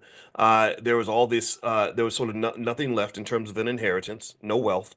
There was very little given in terms of the non-financial inheritance, like wisdom and guidance and support. And I'm not going to go too deep into that because I don't want to talk. This it's personal, it's family, and I'm hesitant to talk about my family in that way publicly because I don't want it to be seen as an insult to anybody. But it was a very different sort of reality to observe. And it is a funny little side note when my father told me the story about how he met my mother, saw her smile, then saw her body and fell in love and said, there's something magical here about this lady. And he was a handsome kind of guy. He had those green eyes. You know how the girls really like those guys with the green, like those Michael Ealy eyes. You know what I'm talking about. So he had a lot of, options out there. But for whatever reason, he saw my mother and he said, that's the one. And my mother's beautiful, of course, so she looks just like my wife. If you go to my Instagram, you see the picture of my mother and my wife together. And I didn't even realize till I was 50 how much they looked alike. And I listened to his story and I said, wow, that sounds a lot like when I met Alicia. When I met my wife, I saw her across a crowded room and I walked up to her and she greeted me with the kind of smile that would make the sun come out on a rainy day. It was like, whoa. And really happy, like, hey, like she was happy to see me, and she says the same thing. She says, she says, I just met you and I talked to you and I just felt like, oh, that's the person I'm supposed to know. So I think there's got to be something going on with this multiverse, multiple lives or something, because we both had that feeling like, okay, we're supposed to know each other. I don't know how, but this was supposed to happen. And then, of course, I'm a man, so you see the rest of the package, and you're like, okay, I'm gonna follow you around for a few days because you just too much right now. But anyway, long story short, I think that intentionality does make a difference, and that's just kind of a side note. And also, I never want you to forget the significant connection between wealth and family. If you want to understand why black wealth is disappearing, then basically all you got to do is look at what's happened to the black family. The disappearance of black wealth corresponds directly with the disappearance of the black family. Every single study, every single research study we did, when I was back at Syracuse about wealth and family pretty much showed that when your family breaks up and falls apart, it costs you lots of money. You're paying attorneys, you're fighting each other instead of building together, and it just becomes a big mess. And then on top of that, after that's done, you're supporting two households. You got to pay two sets of rent or whatever. You both have to get up and go to work and abandon the kids in order to pay the bills. So this is the mess that we're kind of in. And unfortunately, the majority of our people are never going to hear this message. The majority of our people are never, in my opinion, in our lifetimes, in my opinion, they're not going to respond to this message because there's so many other messages out there. There's so many other messages that are cooler to listen to than mine. I'm not cool. I'm just a 53-year-old college professor. Why listen to me when you can go listen to Megan the Stallion, who's being sued right now? Megan's being sued for something involving having sex in a car in front of her employees, and he sued her and said she made me watch her do this stuff with this person in the back seat. And it's just kind of like, well, and it makes sense to me. It's like, yeah, well, nobody ever trained you to understand that some of the shenanigans that they promote in hip hop, some of the goofball stuff that they get you doing in this in the corrupt part of hip hop. I'm not talking about the good rap. I'm talking about the crap rap, whatever that is.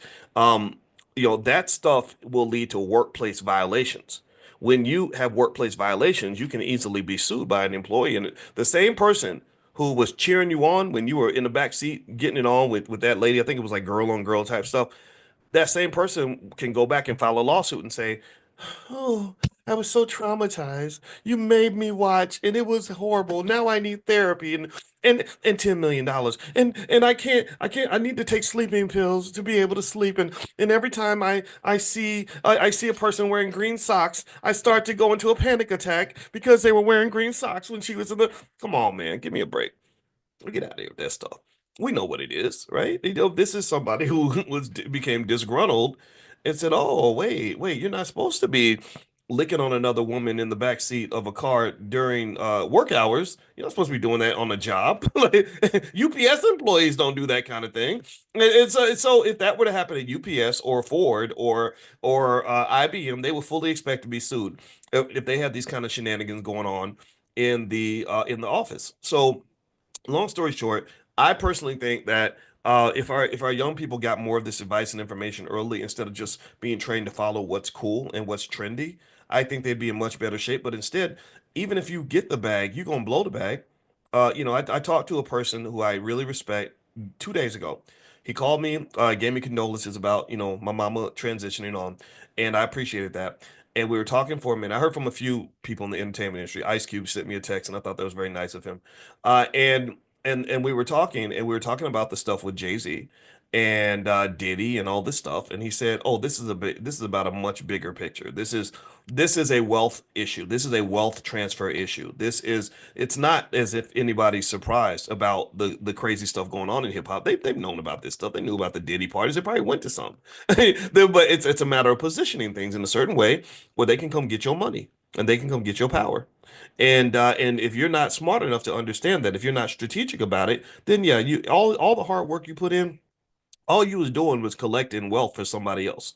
That's it. You're collecting wealth for somebody else. So anyway, let me move on. I'm going to move into another topic I kind of wanted to hit on today.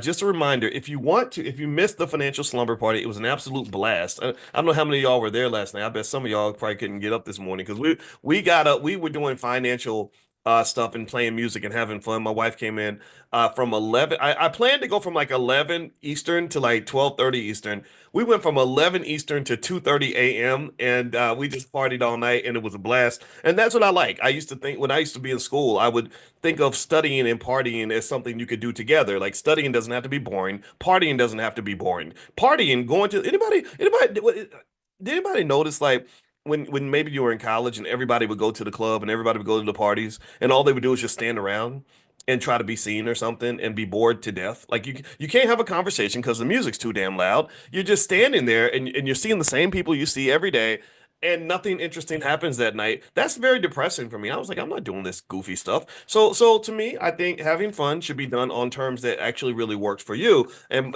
part of being I think a leader in life means do the stuff that works for you. Don't do stuff because everybody else is doing it. Do it because that's what you want. All right.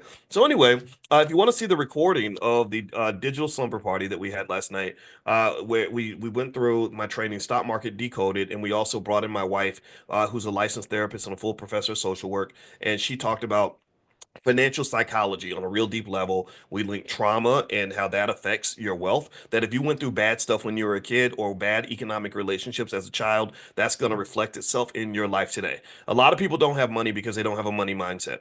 And they don't have a money mindset because that curse was given to them when they were a child and they never ever grew out of that. And if you want to grow out of that, she's a therapist. She helps people grow out of things all the time. So anyway, if you want to get a recording, you can go to financialslumberparty.com. That's financialslumberparty.com. Also, if you want to hear more from Dr. Alicia, pull out your phone and text the word love to the number 87948. So text love to 87948. Now, let me talk about something really quickly in terms of relationships. I saw something the other day where people were having a conversation about older men dating younger women. Now, I want to ask y'all a question really quick. Give me a yes or no. Do you think that it's okay when older men date younger women? Like, and then when I say that, let's say you're talking about say a 45-year-old and a 25-year-old, 20 years apart. Do you all think that that's okay if both people can consent to it, or do you think it's just like, oh hell no, that's just bad? It's pretty much unconditionally bad. Okay, I see some yeses and nos. Okay, Cornita and Elizabeth. All right, and all right, so yeah, so this is interesting, right? This is something that I was interested in terms of the conversation. I was also interested in it in terms of just sort of what might draw a younger person to an older man in the first place, right? So let me ask you all this. If I was to ask you, what what reasons do you think that younger women might have for preferring an older man? Right? We can't always write these situations off as just sort of manipulation of some dumb little girl who doesn't know what's going on. Sometimes women specifically will target and want to be with that older man instead of the younger man. So what do you think are the driving causes? And I'm gonna give you the answer based on the research in a second. But I want to ask you all, what do you all think are some driving factors? Okay, I see stability. Okay, the word stability and security pops up a lot. Mentorship, maturity. Okay, security and stability, financial security, money. Yeah. Okay. Somebody said daddy issues. Let's talk about the healthy reasons, right? And then we'll get to the unhealthy reasons, right? Because we know that there's a little bit of both. Right. Okay. I see fertility. Old men don't have as much fertility as young men, though. I don't know if I mean, for the women, the fertility would matter, but for the, okay. All right. Control. Okay. Somebody say control. Ooh, uh-oh. Sound like you've been through some things. All right. So here are five healthy reasons younger women might be attracted to older men. One, according to the research, is emotional maturity. Older men often bring stability and emotional intelligence to relationships, which can be appealing compared to the drama or immaturity sometimes found in younger counterparts. That's true. I think I saw a study that said that men fully mature emotionally at 43. For women, it's about 32. And so ultimately, I will say this too. even as myself, I was single for a while. I didn't really decide to truly commit to something that was going to lead to marriage until I was in my 40s. I'd actually tried to, I thought about, I got close to getting married in my 30s. I did propose to a girl. I actually proposed to her on the Whitney Williams show. And she was a wonderful lady. It just didn't work out. So I was supposed to get married in my mid 30s. But then the funny thing about life is that sometimes you have a plan and your plan doesn't match God's plan. And so you make a plan and then the plan doesn't work out. Then you're like, okay, now what? And I remember feeling like that with my life. I said, whoa, I thought that by my late 30s, I'd be bogged down with like a spouse and kids. But I've got all this freedom and I had a lot of freedom and a lot of money, which is a very dangerous thing. I had plenty of money to travel around the world and do whatever I wanted, and I had plenty of free time. I didn't have anybody calling to say like, "Where were you last night?" None of that stuff.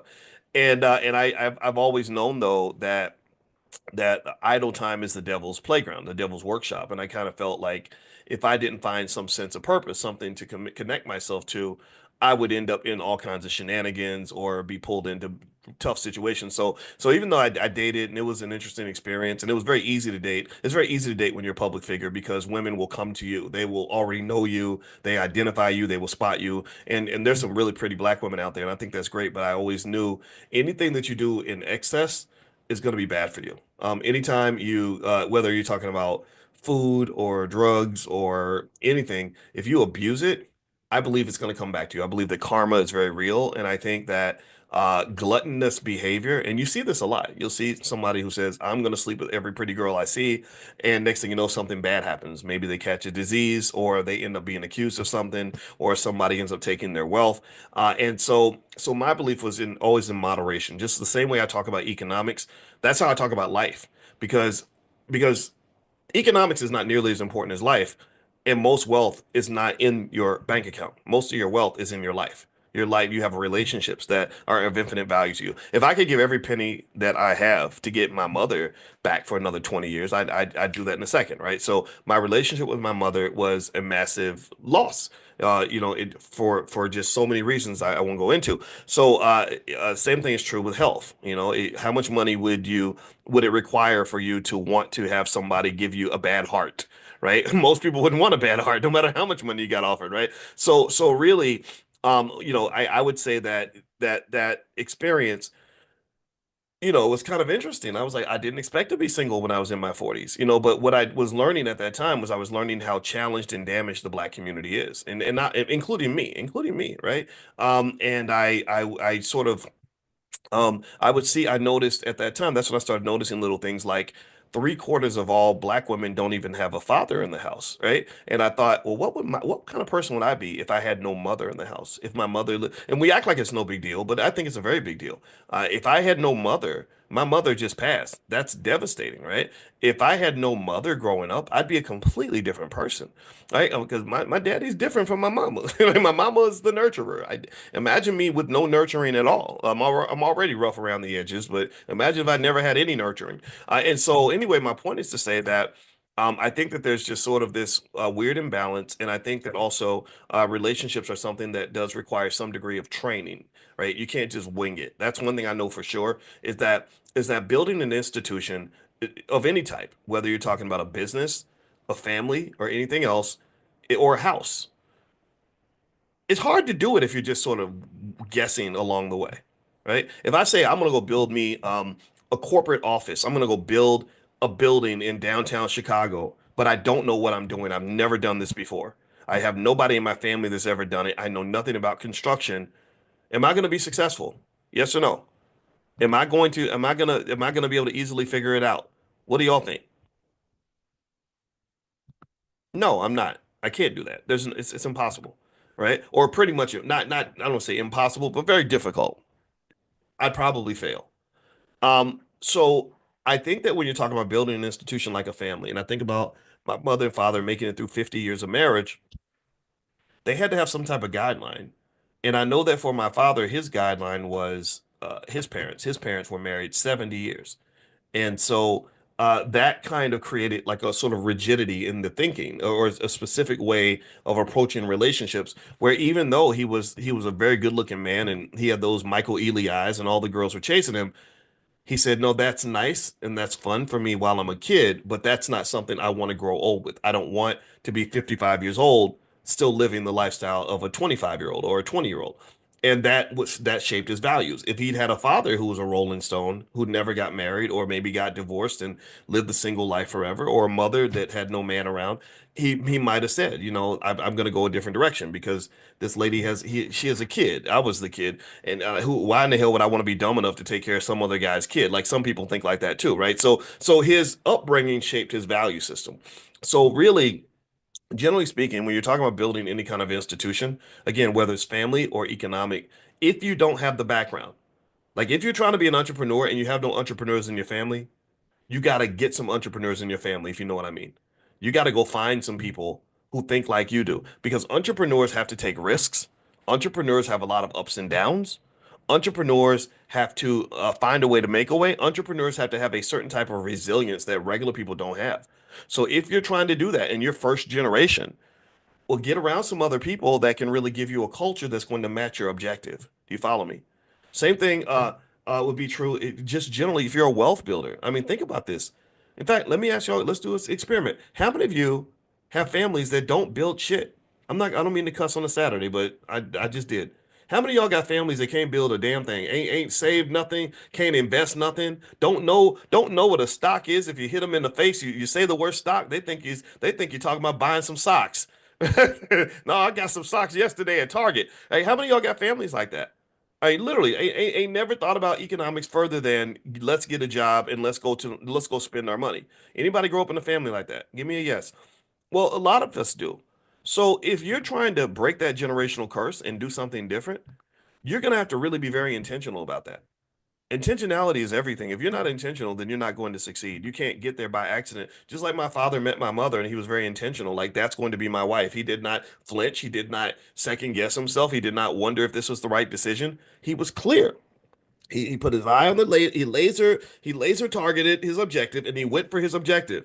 And that's again, that's when I talk to young ladies, whenever they want to ask me about guys and whatever, I'm like, find a man who knows who he is and knows what he wants. If you don't know what he wants, that's very risky for you. That in literally in mathematical terms, from an investing standpoint, you're investing in a volatile, risky asset when you invest in someone who ain't clear about who they are or what they're going to do. Same thing is true on the other side, though. When you're picking a partner for anything important for you, you need to pick people that are solid.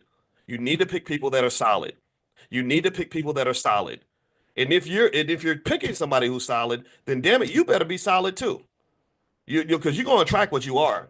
Right. So if you flimsy, like, oh, you ever see that? Like where people be like, oh yeah, we're gonna do it, man. We're gonna do it. Yeah, let's call. Okay, I'm gonna call you tomorrow. Okay, we're gonna get on the phone tomorrow, talk about okay, all right, sounds good. Okay. And then nothing happens. How many times have you seen that? How many times have you seen that? Happens all the freaking time. All the freaking time. You can't build nothing like that. You can't. You need people that are solid as a rock. Ashford and Simpson. I saw that in the chat. You need if you are gonna be solid, you need to get solid people around you. If you get solid people around you, you must be solid for them. Because there are some people who will just match your energy. I'm one of those people. If I can smell flimsy people in a second. I can tell. I can smell a flimsy Negro. One young lady that I used to mentor, she wanted me to meet her boyfriend, and I met this guy, and I'm like, "Hey, how you doing?" He's looking at the ground. He gives me this little whimsy little girl, like gave me a handshake like a 9-year-old girl, and looking away. And she asked me, she said, "So what do you think? What's your honest opinion?" I said, "Do not ever have a baby with this man. This man will never take care of his kids. He probably does not have a father because everything that I saw reeked of the exact opposite of determined and intentional masculinity. I did not pick up any of that." And then she started telling me more of the story. She said, "Yeah, well, he's got two babies mamas and blah blah blah blah." And I'm like, "Yeah, of course he does." Because he doesn't commit to shit. Right? He's not because commitment is hard. Commitment is very, very hard. Most people, I believe, again, I'm old school. I'm kind of extreme about this. I believe most people don't know a damn thing about commitment. They don't because we base everything on feelings. Well, I was gonna do it, but then I started to feel bad, and then it started to get hard, and then I started to feel like it wasn't. And then they're just like, so then I did something else, and I get it because life provides lots of excuses for you to fail, for you to give up, which in my view means that if you're one of those people that can get past that. They can say, no, I'm going to finish because that's what I started. I'm going to do it because that's what I said is going to happen. Like my father, I'm going to marry that lady because that's what I just said is going to happen. And ain't nothing going to get in the way of that. Oh, and I didn't tell y'all this. This is funny. This is how gangster my daddy is. He said there was another guy sitting next to my mother, and he had just come back from Vietnam, and he said, if you talk to her again, I'm going to kick your ass. He literally said, now that's toxic as hell. Don't get me wrong. Very toxic.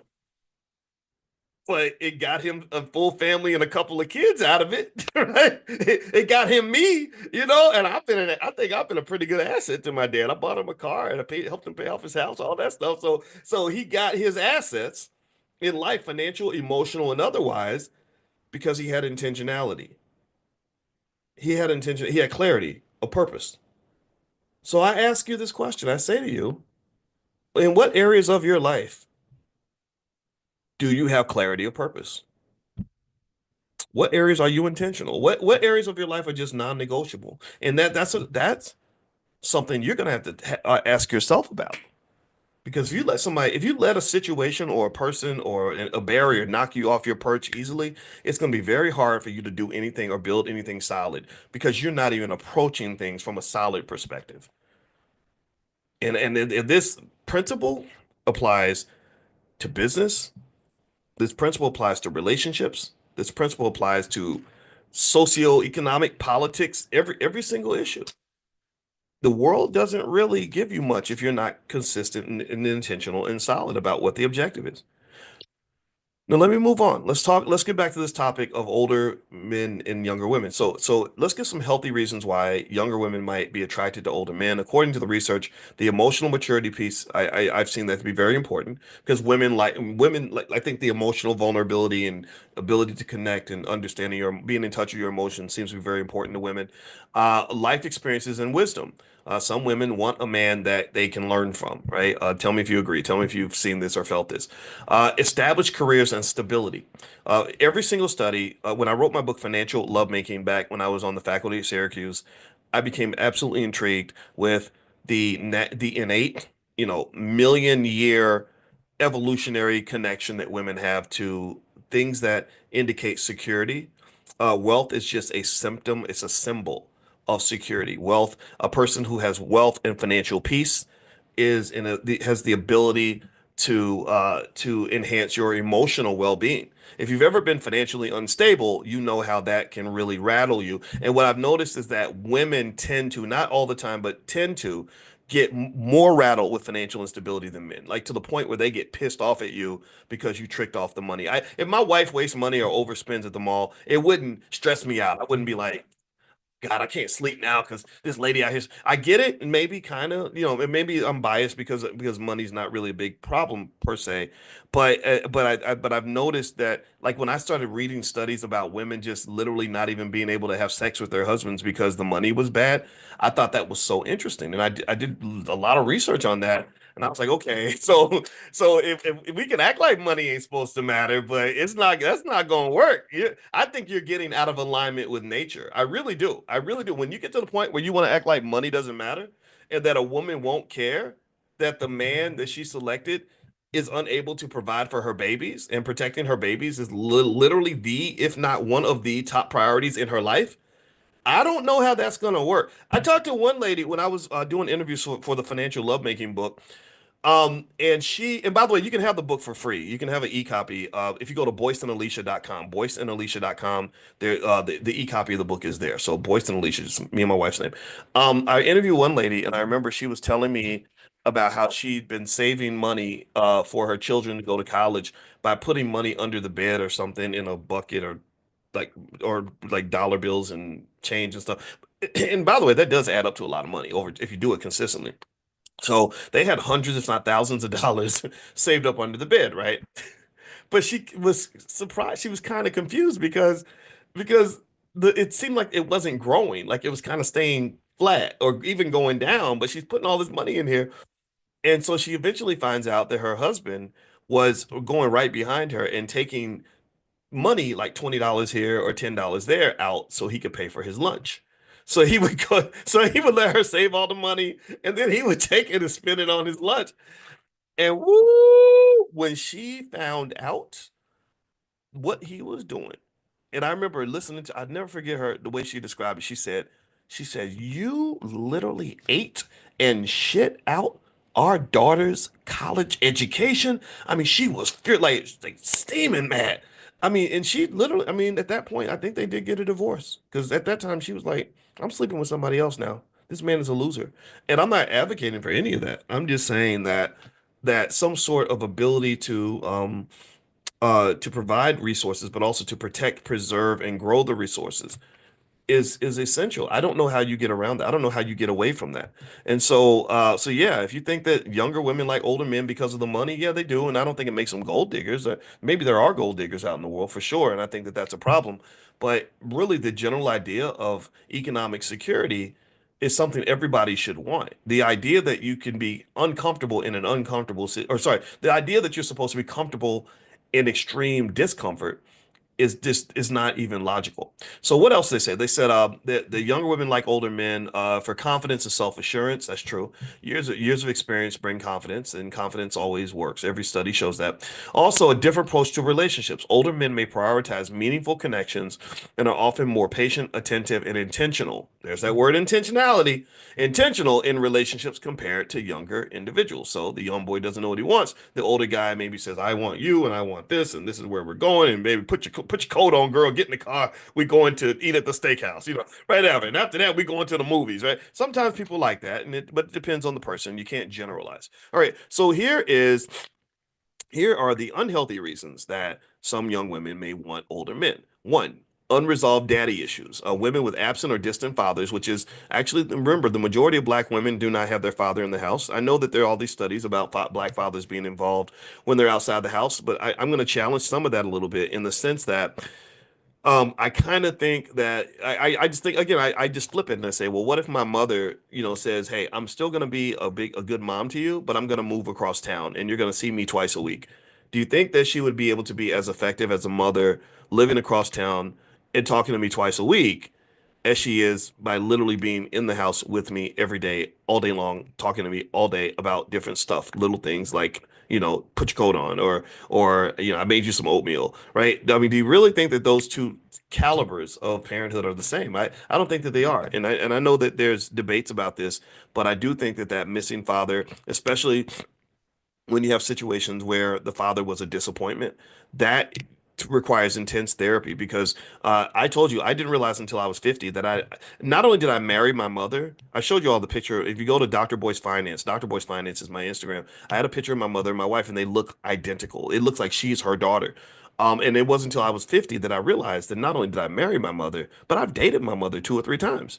I really have. I did. I had a girlfriend named Robin, which is my mother's name, in college, and I didn't even like the girl that much, but something just had me there, and I was like, why am I even here? I was looking like Travis Hunter for a little while because this girl was tough. She was not fun to date. But anyway, with that being said, a lot. I argue that maybe sometimes when you see women that choose the wrong men, and they, next thing you know, you're pregnant by a guy who looks like your favorite rapper.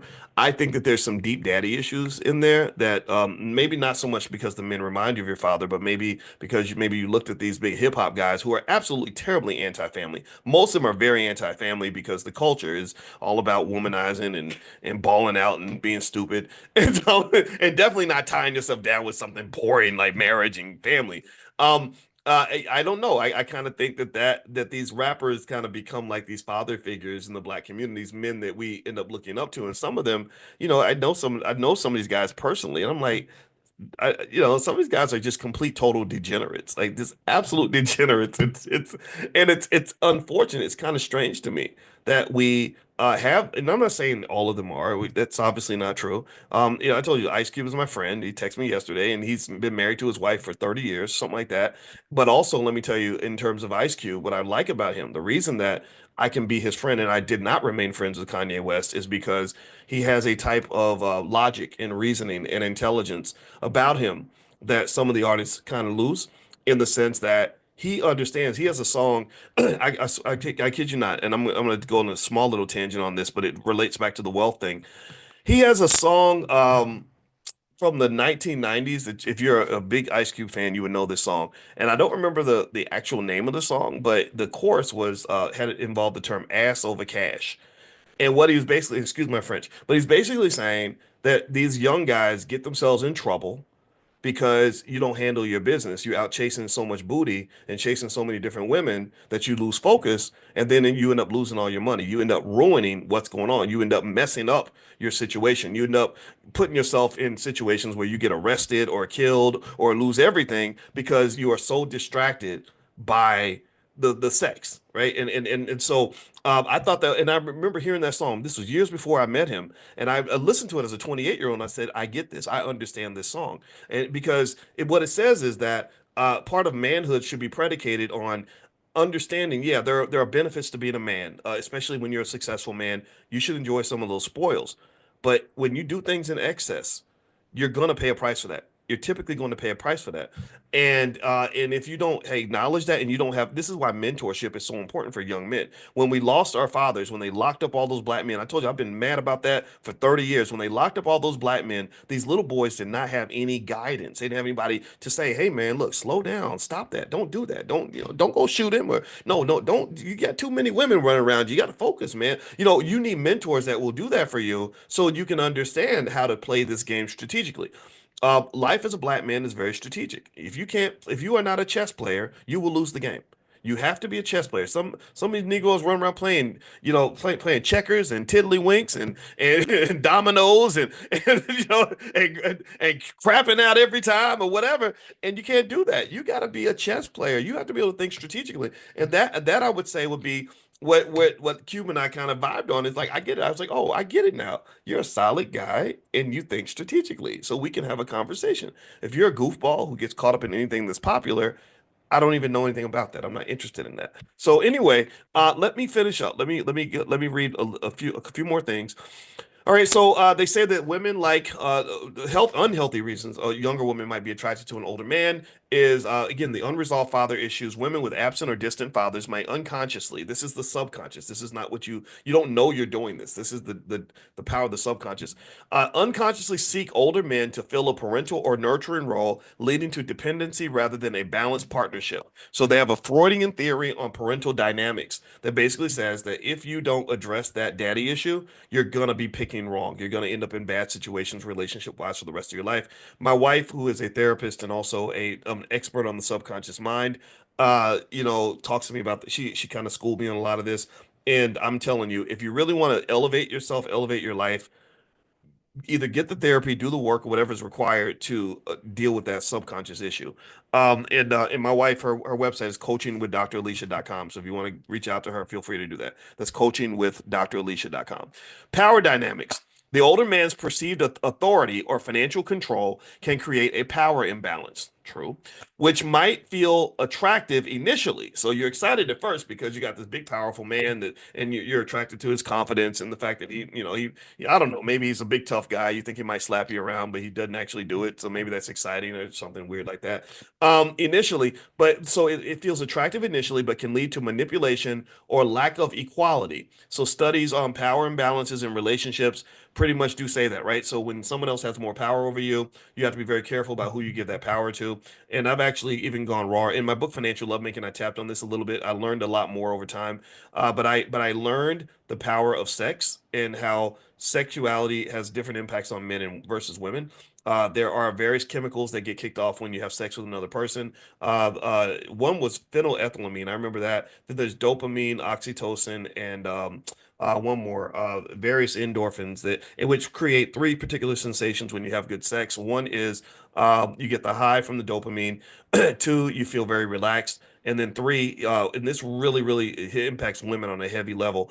Your oxytocin receptors are really opened up, especially when you have orgasms with a man. So when they talk about the spiritual connection that you have with that person, where suddenly this creepy, horrible person, you suddenly want to wash his dirty drawers and let him drive your car. That's what the oxytocin does. The oxytocin receptors are wide open, and you have this magical experience, and suddenly you're in love.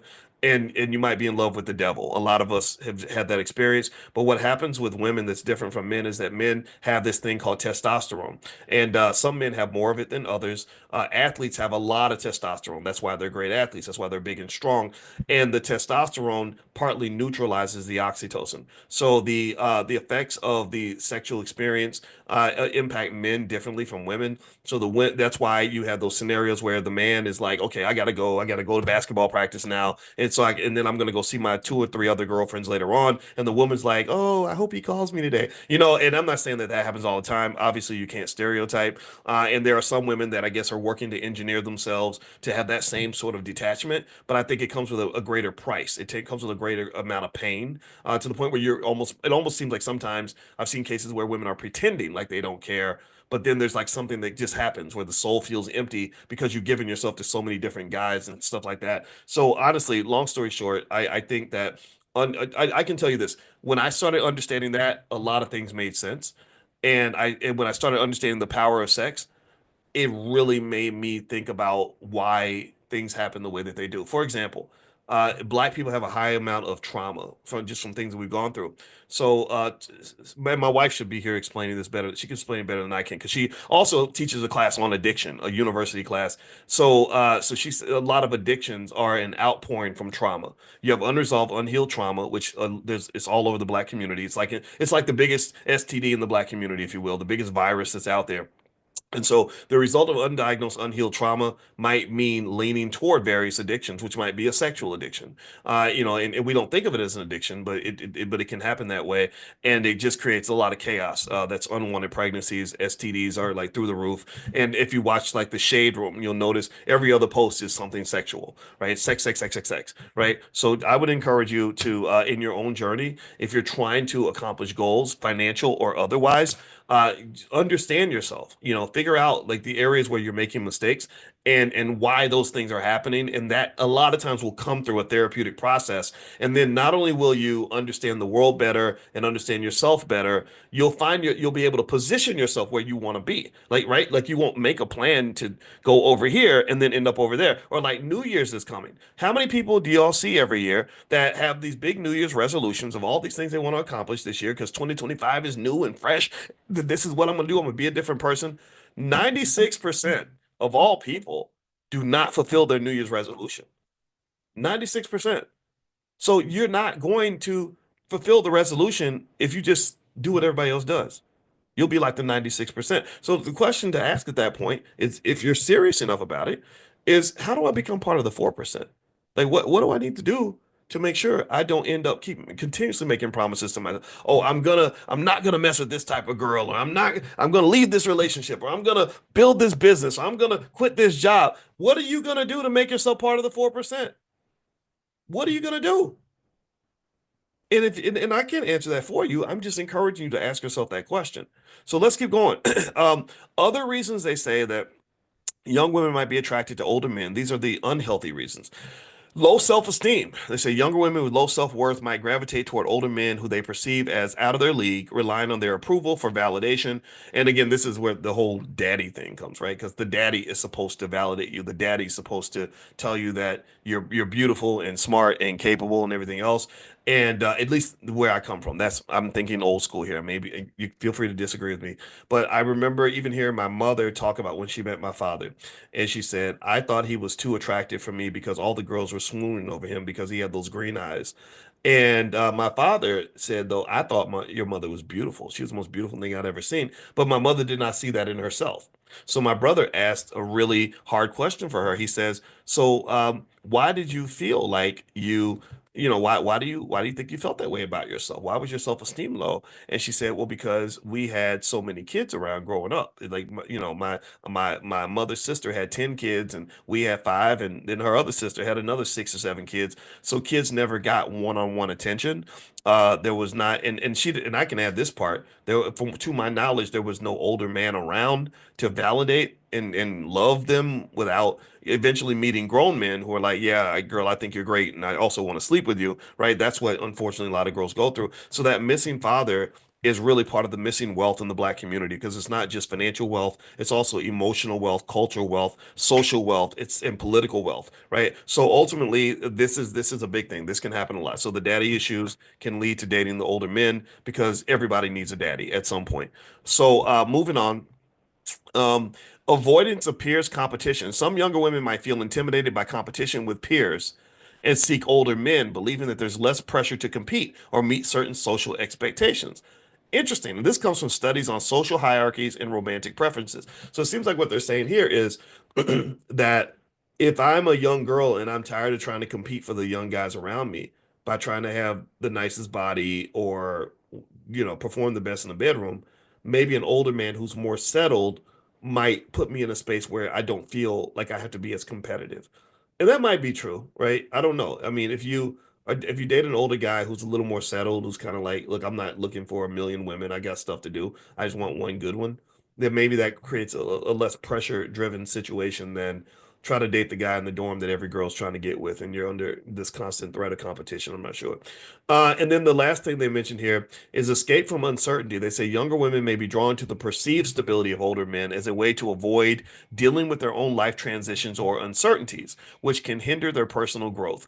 This is connected to attachment theory and fear of independence. Interesting. So you have, so maybe you're uncertain because you moved out of the house and you're afraid, or maybe you have these other areas where there's uncertainty, and you have this other older figure that's kind of like this pillar in your life that can provide the certainty that you're seeking. But unfortunately, I guess they're saying that in a toxic case, you're never going to develop independence because you are depending on someone else. So maybe it becomes a codependent situation. I'm not sure.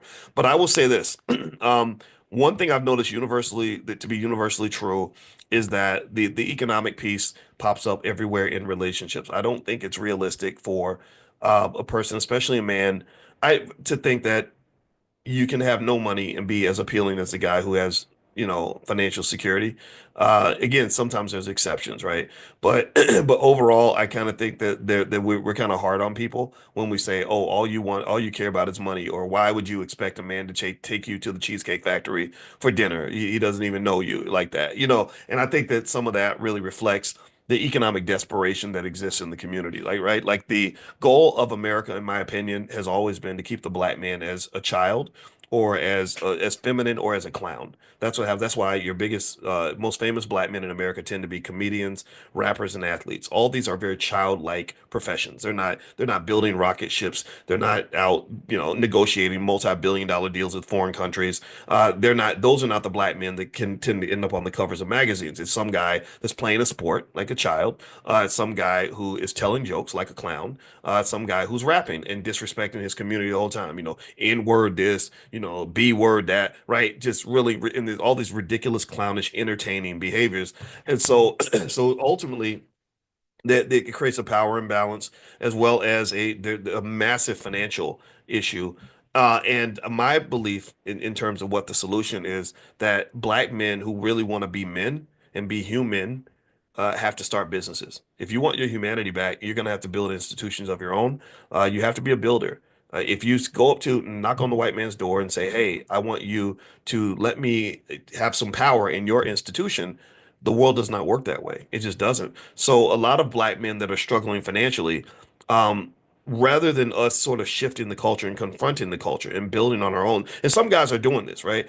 There are a lot of men who just say, well, let's just complain about the women. Let's just get mad because the women get better jobs, or mad because the women have more financial stability, or mad because the little girl, instead of spending her life dreaming about growing up and becoming an NBA player, she spent her time in the library, right? She wasn't thinking about trying to bust a rap and put out an album. She was thinking like, how do I become a medical doctor? How do I become an attorney? And what this has kind of done, and this is where racism does exist, on a major level, is it's created this weird imbalance in the community where we're trying to figure out like, how do you build healthy relationships when the male is in many cases incapable of providing the financial security that I innately need to have as a woman, right? And there's all kinds of solutions. Some women say, I'm gonna go date the white boy, right? Because he's got money. Or and then some women, say I'm gonna stay single or whatever, or I'm gonna date around. And it creates these weird ecosystems that are hard to kind of understand and explain. And I think one way to adjust that is I think we got to be really intentional about how we train our little boys. The big shiny crap, the big shiny shit, that's what it is. The big shiny shit is a distraction. When I go to a classroom full of black boys, where they're all being educated by white people, by the way, and half of those damn boys tell me they want to be a basketball player or a rapper when they grow up, do you understand what that does to the structure of your families 20, 30 years down the line? I mean, can you imagine the frustration of trying to build a solid, mature family situation with a guy who's a broke ass 35-year-old rapper? I'm not making fun of you if you're a rapper. I know 35-year-old rappers. It's cool. But the recording industry doesn't have room for all of y'all. All of y'all can't get into the Diddy party. And even if you do, what kind of man are you going to become at that point anyway? Like I just really think that um I would love it if black boys were trained to at least know about not just the plan B, but what should really be the plan A. The plan A should be build something of your own, build some wealth, get some stability, get some security, and then your plan B could be like, okay, I'm gonna try to put out an album in the meantime or whatever. I don't even think that the entertainment stuff should be the plan A anymore at all. Sports should not be the plan A anymore at all, unless you are identified as the next LeBron James at the age of 14 or something. In that case, I can understand why you're focusing on your basketball. But Lord Jesus, we got little 5'8" Negroes out here thinking they're gonna be in the NBA. You can't go to the NBA. You're 5'8". Sit your short ass down and go do something else. It's crazy to me, right? Like, did anybody watch Hoop Dreams? Remember Hoop Dreams where they had the poor kids that were, thinking I'm going to go to the NBA, and the whole family buys into it. Like, we're all going to get to the NBA. You're going to be, and anybody who knows basketball could have watched 10 minutes of that movie and said, neither one of y'all going to the NBA. You're too damn short. You're not tall. NBA players are big and strong and like they're literally like abnormally large. I got a guy in the house upstairs. I'm his bonus dad. I got a guy upstairs right now who's 6'9". He could have had a hoop dream, and I would have been like, you know what? Let's go work. Let's go to the court right now. Let's work on the jump shot a little bit because he could have had a chance. And he is so abnormally tall that literally everybody looks up when he walks into the room. When he walks in the room, everyone's like, "Oh!" And he's good looking and smart. And I'm giving him. I want him to have that confidence. I'm like, dude, you own the room until you give it away. So carry that, right? Because I'm like, man, do you know what I would have given to be 6'9"? I wish I was a little bit taller. I wish I was a baller. I wish I had a girl who looked good. Well, I got that. But anyway, yeah. But the thing is that that's really rare. That's very, very rare. So really, the thing that drives me crazy about the stupid hoop dream that they sell us when we're kids is that number one, that's not even the best way really to make money in general, in my opinion. But then number two, even to have a chance to win the basketball lottery, you got to win the genetic lottery. The genetic lottery means you got to be part of the point one. I think that the 6'9", I think that less than 0.1% of the population is as tall as our son upstairs. Like literally one in every 1,000 people or something ridiculous like that is that tall. So it makes no sense um to to even talk about that. I would encourage you to make sure that your son understands these things. And I don't care if he feels like you are a dream killer. Travis, please stop putting your phone number in the chat, man. That's something we don't like for we unless we specifically ask for that. Let's try not to do that for security reasons. I don't want people, we don't want that kind of stuff. Just sort of like so. If you want to do some marketing or something, you could talk to our team. But I see you putting the phone number in there repeatedly. So please, I'm just asking you politely to not do that. All right. So the long story short here is to say that when we have these dreams that that our children bring to us, I think we got to give them the right dreams. One of the reasons why I kind of liked what the Earn Your Leisure guys were doing, which I love those guys. I went to the Invest Fest. I had a lot of fun. There's a lot of great people there. Um, I like what they're doing because I like the fact that they're helping young guys really understand that there are so many different ways for you to be rich and successful. You don't have to be on stage. You don't have to be a basketball player. And the one thing that the next step in that evolution though is that we have to get to the point where that doesn't even become like the dominant part of our culture. Even then, it's like when I was on the platform, I was there. I went there because my buddy D1 was performing there, and I was really happy about that because D is such a great guy. He has the right ideas. He's one of the good ones as far as rappers go. But I'm there and I'm seeing all these entertainers on the stage, performing. And it's unfortunate that you need rappers to even get the attention of young black people. I think that you should be able to get their attention with things that are a little more beneficial to the community. Like, how about healthy families? How about that get the attention of our community? How about just generational legacy? That should get our attention. Financial security should get our attention. Intel education should get our attention. I don't know if I don't know how I feel about the fact that we're only looking when a rapper is talking or when an entertainer is speaking. Because right now, with what you're seeing with Diddy and all these people, all these Negroes about to go to jail, all these people losing all their money, and all these they're raping people. They think that we're getting all kinds of crazy shenanigans, drugs, and everything that you want to do to ruin your life was apparently happening at those Diddy parties. These people are becoming drug addicts and so and again, I don't want to sound overly preachy about it, but I can tell you in terms of wealth, all those things will destroy your wealth. But they won't just destroy your money. After they take your money, they're going to take your soul. Like you'll experience a pain that like the pain of being completely flat broke.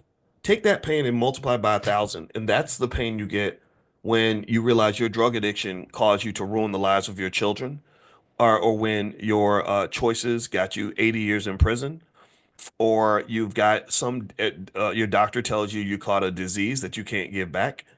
That's the other part in terms of the underbelly, in terms of what's lost. It's not just the money. The money is yeah, the money's a side note at that point. Yeah, they're gonna lose all their money. A Diddy won't be no billionaire by the time he gets done. And everything is alleged, right? We have to use the word allegedly. But come on now, you know what I'm talking about. You there's smoke and there's fire, right? And I can tell you that none of this is a surprise because for a very long time they went out of their way and spent billions of dollars promoting the most toxic, unhealthy behavior imaginable toward young black people. And it's not just causing them to be broke, it's causing them to be broken. And what this does to the community from a wealth generational trauma standpoint is that you have families that are headed and created by broken people, which means you're creating millions and millions of broken children. And it only gets worse one generation after another. So there has to be an intentional effort to go in and kind of address that. And if you're not intentional about it and draw clear lines in the sand, then nothing is going to happen. Nothing's going to be effective. So I honestly think that about 70% of that whole damn culture can be thrown in the garbage. That's loser culture. It's loser culture to talk about financial irresponsibility where you give all your money right back to your oppressor. It's loser culture when you don't respect the power of sex as a vehicle for reproduction and building families, and you start to see it as an addiction, like a drug that you use to get pleasure with anybody who will open their legs for you. It is destructive and harmful when you are talking about your women, the people who gave life to you, who gave birth to you. My mother, there's nobody more important than my mother because my mother's why I exist. And you talk about your women like they're garbage, and then you train them to act like garbage. You train them to get on stage and leading booty first, and 12-year-olds wanting to twerk instead of actually growing their minds and their spirits. And then you're talking about, and then you're celebrating the murders of black people. You got songs where they're talking about killing black people, like the Klan. And we think it's okay. Why? Well, because they have lots of money. It's all about the money. All we talk about every day is money. Money, money, money. Why? Well, one of the reasons that you want to learn about money is so you can understand that you can make money and not make yourself look like a damn buffoon in the process. You can make money without embarrassing and jigabooing yourself into oblivion. You can make money without making your whole family and your community look like a bunch of idiots. There's plenty of ways to make money. So I believe that as a state of emergency, our community must prioritize economic intelligence among our children so that they will not do ridiculous, harmful, self-destructive things that destroy entire generations out of economic desperation. When they have an economic need, they will have multiple ways to fulfill that need without going out here and doing stuff that is gonna ruin their lives. So that's all. I'm done talking about this. I know people, some people get mad. They think oh, you're preaching and all this. Man, shut up. I'm serious. Like when people talk, I'm like, just shut up. You don't know nothing. You're full of crap right now. Uh, because you can't look at what's been going on in this culture and say, well, this is who we want to be. This is not who we want to be. This is not the outcome that we want. And also, you must connect the culture to what's been going on. Black wealth is disappearing. Black families are disappearing. Black people are struggling. And the conversations are just infinitely juvenile and immature and ignorant and ridiculous and backward. You're not having the right conversations. You have to have conversations about how our kids are being raised, and we must give them the opportunity to be able to live healthy, productive, and prosperous lifestyles without following down the yellow brick road to nothingness. In fact, I went now up to the point where when I hear about somebody becoming a successful rapper, I feel sorry for them. I really do. I say, wow, not only are you going to probably have some sort of miserable failure at the end of the day, but it's going to be even worse because you think you're successful. Like you're 22 years old, telling everybody, that they can be like you and how great that is, but you're rapping about murdering black people and putting yourself in all these dangerous situations where at some point somebody ends up dead or in prison, and then you lose all your wealth, and they move on to the next Negro in line. That's how this stuff works. So anyway, I'm done talking. Let me stop before I just keep on preaching too much. And I apologize if I sounded preachy, but I really, really feel this way, and I cannot hold that back because I worry too much about our people. And for those of you that are trying to shift that, I encourage you to go back to the three key areas of success in life: health, wealth, and relationships. Health, mental and physical health. Are you working on your mental health? Are you getting the therapy? Are you healing the trauma? Or are you just swimming in the ignorance and the trauma and the self-destruction that's being so heavily marketed to you? When it comes to physical health, are you looking at the food that we're eating? You know that they're poisoning us. The FDA has been asleep on the job for a very long time, and corporations are putting dyes and chemicals and all kinds of crap in your food. Everybody's getting cancer. My mother just died from cancer. My father has cancer. A lot of you have relatives who've had cancer. That's because about half of all Americans at some point are going to get cancer because they are poisoning you, they're killing you, right? So are you going to address that, or are you going to just ignore it? Going to the gym, eating better makes a big difference because health is wealth. If you lose your health trying to go get wealth, then guess what? They're going to take all your wealth to give you a little bit of your health back. That's what they do. They hold your health for ransom by poisoning you and then charging you money to help deal and manage the effects of the poison.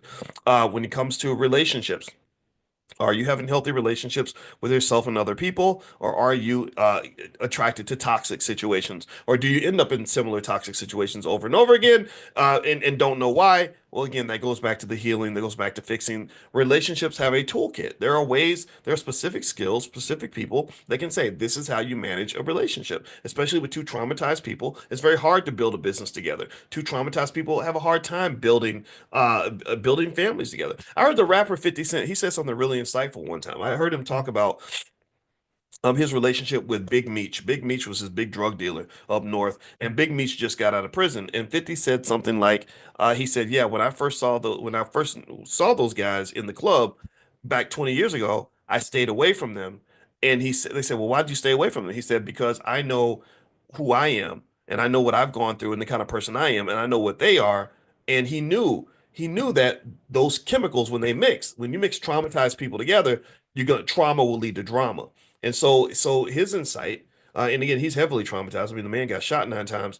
I was impressed with the fact that he understood that how traumatized people don't tend to do things very well because they're not built for cooperative behavior, right? So fix that, get that out of your system so you can really be the kind of person that you want in your life. And then the last part is the wealth. I mean, we know all about wealth. We've talked about it a lot. And wealth comes down to a couple of things. Do you have income and financial security? That's it.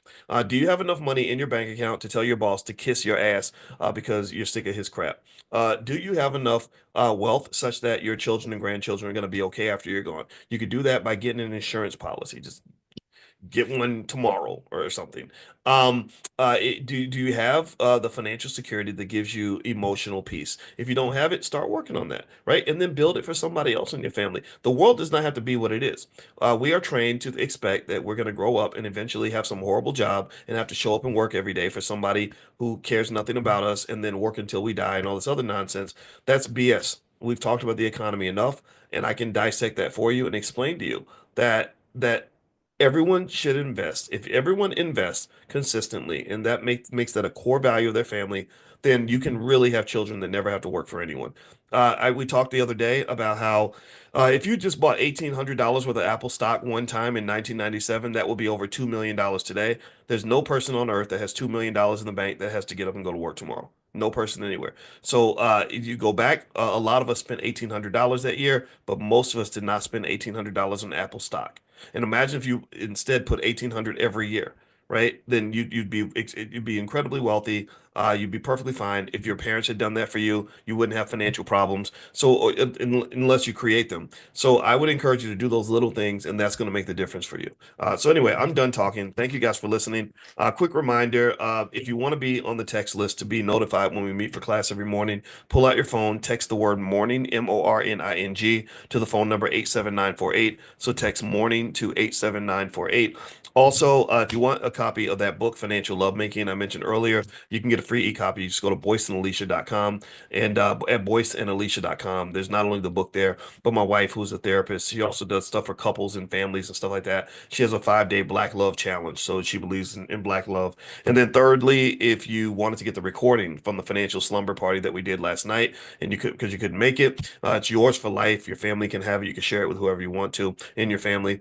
And you can go to financialslumberparty.com, financialslumberparty.com, and you can get a copy of the recording. And if you guys like it, I'm gonna send you all a survey via text. And so if you all liked it enough and you thought that it was worthwhile and fun, which it seemed like you did, then we can do another one. And so I'm just gonna ask you guys like how you felt, what we can do more of, less of, and then also ideas on other financial slumber parties we can do. Because I had a blast. We were there from 11 p.m. until 2:30 a.m. and I went to sleep. And I told my wife, I woke up this morning to go to the gym. I said, "Oh my gosh, I feel like I was drinking all night." But I had a lot of fun, and thank you guys for hanging out with us. All right, so have a good night, everybody, or good day, and I hope you have a great weekend. And I'll talk to you soon. Take care. Bye bye.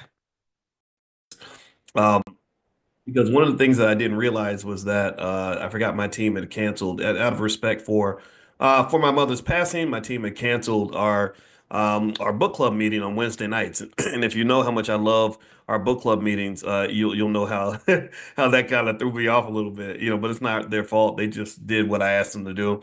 And also this morning in Money in the Morning in our financial consciousness training, our millionaire training camp.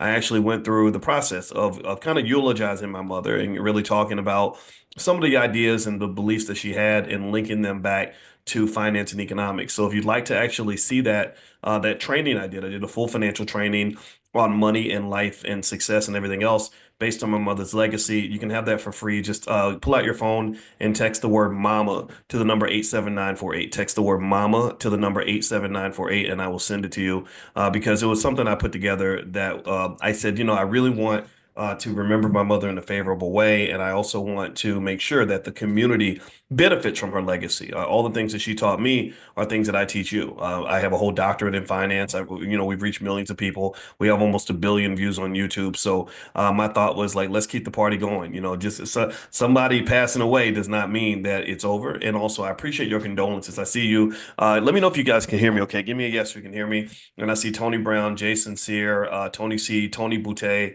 Maxine Guy. I appreciate your condolences. Thank you so much. I appreciate the condolences 100%. I want to make sure I'm clear about that. But also, as I mentioned earlier, I was saying to you guys that I really don't. After you give me the first condolence, I don't want any more condolences.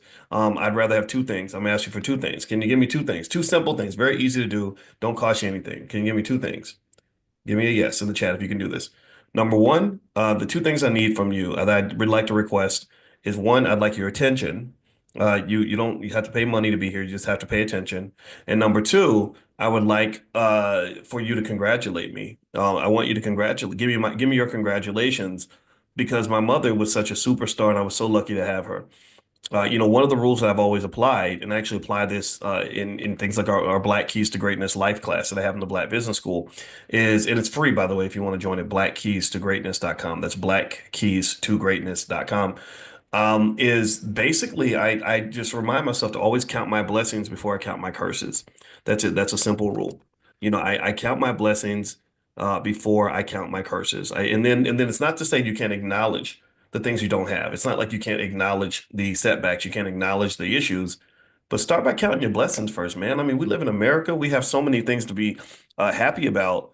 Why start the day off being sad? I don't want you sad. I want you happy, and I want you to also look at your opportunities instead of looking at your limitations. Do we agree? Does that make sense? Give me a quick yes. All right. So what I want to talk about really quickly tonight, since we didn't get to do the book club, but I do want to do this, I'm going to discuss the hidden history of Christmas.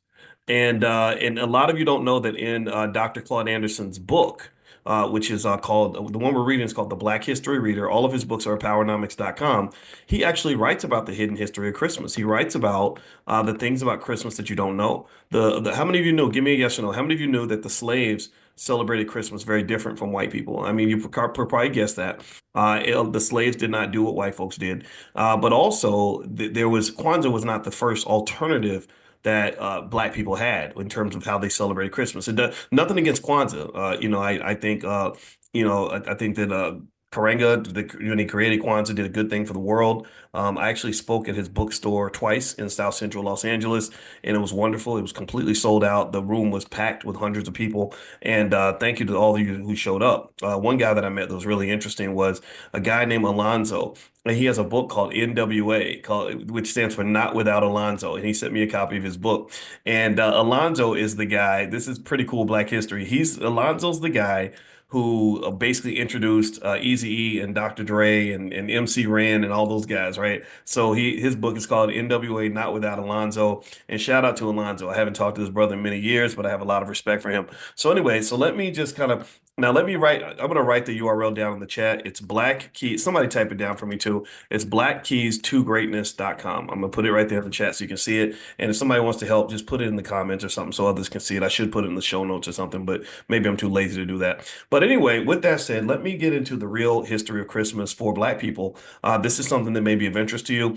One thing I want to mention before I even dig into that too is, I'm really begging you. I'm absolutely begging you to do actually one more thing I'm going to ask you. This is my Christmas gift. Can you give me a yes in the chat if you're going to buy some stock for your kids? Can you give me a yes in the chat if you're going to buy at least one or two or three or whatever number of shares you can afford, buy stock for your kids. I've mentioned to you all before, I'm a finance researcher, I'm a finance professor. As a finance professor, I can confirm to you in the research that it is determined that the number one wealth builder in America is the stock market. The stock market is the place that rich people put their money. And so I want your kids to be rich. I want your kids to be safe. And the reason this is very important is because if you go on TikTok or any other app, you'll see lots of 20 somethings who hate their lives. You'll see 25-year-olds who are stressed out, overworked, underpaid, mistreated, exploited, driven to depression because their economics are not right. If your money ain't right, it's hard for your life to be right sometimes. Give me a yes if you understand what I'm saying there. Money right, like my buddy Ash Cash says, money right, mind right. Well, if your mind ain't right, then your money won't be right. But if your money ain't right, then your mind can't be right sometimes. You understand what I'm saying? They connect, they're interactive.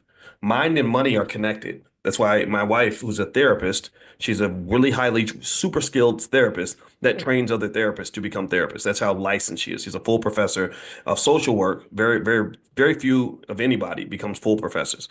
And one of the things that we talk about extensively is that there's sort of an interactive, recursive back and forth between mindset and money situation. If your money situation is bad, it's very, very hard to focus and to be productive in other areas. And so, what I really want you to do for your kids, and this ain't for me, this is for your children, is I want you to just get in the habit of buying them a few shares of stock. Do you know that if you simply spent $1,000, if y'all, some of y'all got broke 24-year-olds that used to live with you. Some of y'all got these 20 somethings that are struggling right now, and I'm not making fun of it, but it's true. Do you know that if you simply took $1,000 and bought them some Apple stock one time in 2000, that $1,000 would have turned into $365,000? Did y'all know that? You might have heard me say this before. I've said it in class, but I really need you to understand this. So imagine if you bought them $1,000 worth of stock every year, right? $1,000 a year is about $83 a month. $83 a month. So a lot of you have cell phone bills that are bigger than that. A lot of you have car notes that are $500 to $1,000. So what I ask parents, and I don't know if it pisses people off or not, but it's true. I say, well, do you love your damn child as much as you love your car? And I'm not saying actually everybody loves their child, but my deeper question is, do you care about them? Because loving somebody and caring about them are two different things. Loving them means, oh, I love you, I need you. If you go away, I'm going to be sad. I love my mother. My mother died, and I was sad that she was gone. But caring about somebody means that I need you to be okay. I need you to be good. Your well-being matters to me. I need you to be safe. I need you to be happy. I need you to be fulfilled. I need you to live your dream. So, do you care about your kids? Because every parent most parents love their kids.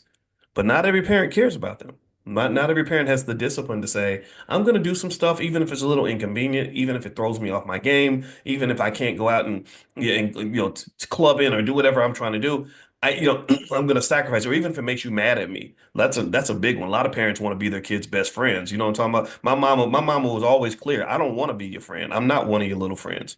She would say that I don't care if you hate me. I need you to be ready in case something happens to me. And she used to prepare us for her passing when I was a little kid, and it scared the hell out of me. But believe me, I was ready for the world, and I was lucky enough to have my mother for 71 years. So that was a blessing. So my point is to say, do you care about your kids? If you care about them, buy them some shares of stock. If you don't know how to get started, there is a free training that we have in the Black Business School that everybody can access at blackkeystogreatness.com. That's blackkeystogreatness.com. Damn it, I did the wrong URL. I'm sorry, that's the wrong one. Scratch that. Forget I said that. Forget I said that. The one for the stock market for the $5 a day plan is blackwealthmasterplan.com. That's what it is. Blackwealthmasterplan.com. That's 100% free. Blackwealthmasterplan.com. And also, one thing we're doing on Friday night, if you want to join us, is we're doing a financial slumber party at 11 p.m. I'm going to do a training I have called Stock Market Decoded. And we're going to get together at 11 p.m. on Friday night and on a Zoom in our pajamas with some popcorn, play some music, have some fun. My wife is going to be there, and we're literally going to talk about the stock market. I'm going to take you step by step through how the stock market works. We're going to make sure you know how to buy your first share if you don't know how to do that yet. But on top of that, if you've already bought your first share, I'll talk about stocks that I like and ways we can move forward as investors and all these other things. So remember, I wrote my whole dissertation on the stock market. It takes a lot of expertise to get to that level. You can't just take a class or two. I took classes for 10 straight years, studied 8 hours a day, 7 days a week, including Christmas. And that's the level of depth that my training was. And that's what I did 20 years ago. That doesn't include everything I've learned since then, which is 5 times more than what I learned up to get my doctorate. So that's what we're going to do. We're going to do Stock Market Decoded in our financial slumber party. If you want to join us, you can go to financialslumberparty.com. And also make sure you're on the text list to join our morning class, which is free. Just make sure you text the word morning, MORNING, to the phone number 87948. So text morning to 87948. So let's go back into Christmas really quickly. Hit the thumbs up button if you haven't done it yet. So with Christmas, Dr. Claude Anderson in his book, The Black History Reader, talks about Christmas. And he says that he asked a basic question. He says, was Kwanzaa the first alternative to Christmas for Black Americans? So what Dr. Anderson says is this. He says Kwanzaa, what many people call the black version of Christmas, has Swahili and Arabic links and is celebrated by many blacks in America. It was not, however, the first alternative Christian-like celebration that blacks devised. The Christmas season brought a suspension of field work and a period for slaves to make merry and enjoy themselves. Slaves observed that Christmas season was a joyous occasion for most Americans, but enslavement laws of 1665 imposed Christian humbug on black people in the American colonies. Christmas, largely a white Victorian invention of European society, excluded slaves, but they still had an emotional need to participate in the festivities, so they created their own Christmas traditions and Santa Claus. Pulling from their African heritage, they organized, this is what the slaves did. They organized a version of Christmas that was called Johnkannas, Johnkannanaus. Has anybody ever heard of Johnkannas? Anybody? Give me a yes. If you want to impress me, put a yes in the chat if you've heard of Johnkannas. I admit I've never heard of it. Dr. Claude Anderson is writing about it in his book, which, by the way, you can get copies of his books at powernomics.com. I've been telling everybody who supports Dr. Anderson, buy a bunch of his books if you have extra money and just give them away to people in the community. But Johnkannas, has anybody ever heard of Johnkannas? I've not heard of it. Give me a yes if you have, a no if you have not. So he says here, the celebration around a trope of gaily costumed slaves who on Christmas Day would get slave owners permission to travel to several different plantations, singing and playing on homemade musical instruments. The second tradition they created was Christmas GIF, GIF, like the GIFs that they have for memes and stuff. Christmas GIF. Slaves carried around small pieces of fruit or candy in their pockets like Halloween treats. Whoever said Christmas gift first received a present. That's pretty cool. In 1966, Malena Karenga, PhD and author and professor of Africana Studies, created Kwanzaa, which injected African traditions into the Christmas season. Since Kwanzaa has become popular among blacks, mainstream businesses and advertising agencies have followed the money and begun to recognize Kwanzaa as the Black Christmas. So this is so what Dr. Anderson seems to be arguing. Nothing against Kwanzaa, of course. Love Malena Karenga. Nothing against him at all. He's amazing. But he's saying that the commercialization of Kwanzaa is what pushed Kwanzaa to the front of the line. And truth be told, that's kind of a driver of a lot of what you value most as Black people. But when they advertise something on television, it does affect your mind and your perspective. Television is a brainwashing tool. It's a brainwashing mechanism. In fact, it makes me think about the rapper Sexy Red. She actually made a post that was interesting where she said, I feel like some regular girl in the hood that they grabbed and just put on TV. And everyone was like, yes, that's what exactly what you are. You are a plant. They just grabbed you, put you on TV, and suddenly you become famous because of that. So to some extent, the same thing happens when we have selectivity in terms of who was picked as our civil rights leaders. There's selectivity in terms of who gets to be the chosen Negro. So effectively, those in control of media, those in control of capitalism, didn't put their money behind certain people, certain horses, certain ideas, and then those ideas become readily adopted. That's why it's extremely important for you not to get caught up in just following what you see on TV. I think you have to be very conscious about the ideas that you accept and the ideas that you reject. And so, to some extent, he's arguing that Kwanzaa was something that was sort of selected as something that fit nicely with corporations. I mean, think about it. You got all these different days that you can sell things, and you know, and it works. It really works. Billions of dollars are generated in sales due to Christmas, Kwanzaa, things like that. Nothing against Kwanzaa, nothing against Christmas, but I really also encourage you to consider ways that maybe you can keep some money in your pocket instead of allowing people to create artificial holidays in order to get sales from you. They do this all the time. Amazon's notorious for this. They got Prime Day and then they got pre-Prime Day and all these other days that where they say, let's make this a holiday so that people will feel like I have to go spend money. So in 1966, Malena Karenga, okay, let's see, I already mentioned that. Um, Even though there are still different philosophies among blacks about how best to celebrate the holiday season, Kwanzaa is an opportunity for spiritual upliftment, a chance to assemble in a celebratory gathering, and an opportunity to consciously direct commercial dollars into black hands and business coffers. I agree. I think again, like I was saying, I think Kwanzaa is great. I'm not just so just because I'm pointing out the economic issue, that does not mean I'm anti-Kwanzaa. I am not anti-Kwanzaa. Okay, so I'm curious, give me a yes or no in the chat. How many of you celebrate Kwanzaa?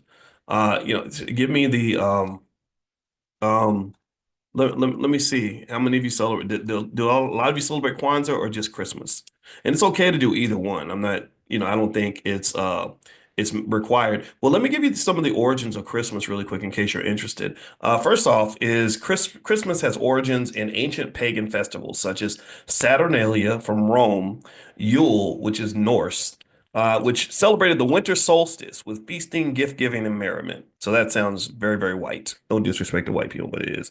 Early Christians adopted December 25th to celebrate the birth of Jesus Christ, aligning with the existing solstice traditions to ease the spread of Christianity. Now, what's interesting is, is that you all know my mother died on Christmas Eve. She graduated. She went to heaven, and me and my sister were just talking about that, and we said, isn't that interesting that as much as she loved her Jesus, my mama loved her some Jesus. That was it. I don't go to church, but mama was definitely all about her Jesus. And she didn't go to church actually because she felt like churches were problematic, corrupt, that they're not truly connected to God in the way that they claim to be. So anyway, I said, my sister said, isn't it interesting that she died on Jesus, or that she went to heaven on Jesus's birthday? Technically, it was Christmas Eve, but we were like, oh, okay, well, that's kind of poetic, right? So anyway, also, there was Roman influence on Christmas. The Emperor Constantine, the first Roman emperor to convert to Christianity, declared December 25th to be an official holiday in 336 CE. So a couple thousand years ago, somebody decided December 25th was the day to do it. People have been doing it that way ever since. By the Middle Ages, Christmas had become a mix of religious observations as well during, say, the Middle Ages and the Black Plague in Europe, things like that. They had a lot of rowdy celebrations with traditions like wassailing and feasts becoming widespread. Now, in the 19th century, figures like Charles Dickens and other cultural icons like Santa Claus helped to transform Christmas into a family-centered gift-giving holiday focused on goodwill and cheer. Now, let's talk about Kwanzaa. What's the origin of Kwanzaa? Well, we know Milena Karenga created Kwanzaa about 1966 during the Black Freedom Movement to celebrate African heritage and culture. Good for him. That's an amazing thing. It has a huge Swahili influence. The name Kwanzaa comes from the Swahili phrase Matunda ya Kwanzaa, meaning first fruits, inspired by African harvest festivals. Okay, I like that harvest festival. Abundance, fruits, food is good. Right? There are seven principles. The holiday is built around Nguzo Saba. Just don't get mad at me for mispronouncing it. I'm sorry. I know y'all gonna correct me. With seven principles: Umoja, unity, uh, Kuchichalan. See, I don't even want to say it because if I say it, I know y'all gonna clown me because I'm saying it wrong. But let me just say self-determination, and the word is spelled Kujichagulia. I'm not gonna say coochie because Kuji Chaguila. Kuji Chaguila. If somebody who knows how to say the word, tell me if I say it right. Kuji Chaguila. See, I'm embarrassing myself, but I'm gonna keep going because I ain't gonna quit. Ujima, collective work and responsibility. Another great concept. I mean, unity, self-determination. Man, I mean, can you imagine how great our people would be if we had unity? Can you imagine how amazing we'd be if we had self-determination? Just said, we gonna do it. We ain't waiting for white folks. We ain't waiting for nobody. Massa ain't got nothing to do with what we about to do. We about to do this. We about to do it right. Ujima, collective work and responsibility. Responsibility, collective work. That's what made China great. That's how China established so much economic power. They work together and they also are responsible for the fate of their nation. Ujama, cooperative economics. Well, I mean, we talk about that every week. Y'all know that's what we about. That's the Black Business School right there. That's Powernomics right there. That's all of that, right? Collective economics. I've explained to you all that economics is a matter of gang affiliation. Economics is very gang affiliated. Most of the wealthiest people in the world tend to be affiliated with some economic gang. These gangs, you might refer to them as corporations. Apple Computer is a big $3 trillion economic gang. They all have the same code of conduct. They all wear the same little uniform. They got little logos, stuff like that. If you violate, then you get removed from the gang. The Black Business School is an economic gang. Y'all see my Panther right here, and I'm ride or die with the B1 community. We got our gang affiliation, and we're making it happen. We're getting things done. We pump millions of dollars into the Black community. We have pumped at least hundreds of thousands of dollars into Dr. Claude Anderson and the Harvest Institute and the Powernomics Corporation to support him because he's a person that every Black person needs to know about, right? We've been able to get 1 billion views on YouTube. We've been able to really help millions of people may buy their first share of stock. So we've actually helped to instigate what I know for a fact will be a multi-trillion-dollar wealth transfer over the next generation and beyond. There is no other finance PhD kind of doing this kind of thing. I hope that there's more eventually. Maybe I can talk them into it, but there's nobody out there that can say, I got a doctorate in this stuff from a legitimate institution, the Ohio State University, and I'm putting Black first, and I'm every single day for thousands of days in a row talking to Black people about how to build wealth. I don't know anyone else. You tell me if you see that guy because I'm looking for him. I want some friends to do this too. But with that being said, at the end of the day, my point is to say, when we talk about that cooperative economics piece, one of the biggest things to understand is that you don't really need anybody to give you anything else. You have everything that you need in order to do what you want to do. Like there's nobody that is going to come save you. We know this. There's nobody that really needs to come save you. What you have to do is save yourself. Because what happens, unfortunately, is that we are mind screwed. We're kind of cheated into destroying each other and harming ourselves, and then therefore we can't build on that. So we need a community of builders. Building does require skills in areas that go outside of finance, and where people miss it, and where people miss the bigger picture, is they think that it's all about the money. They think that it's all about the economics. It's all about getting a high paying job. It's all about affirmative action or having opportunities or having more NFL and NBA players. We got hundreds, if not thousands, of millionaires that are professional athletes.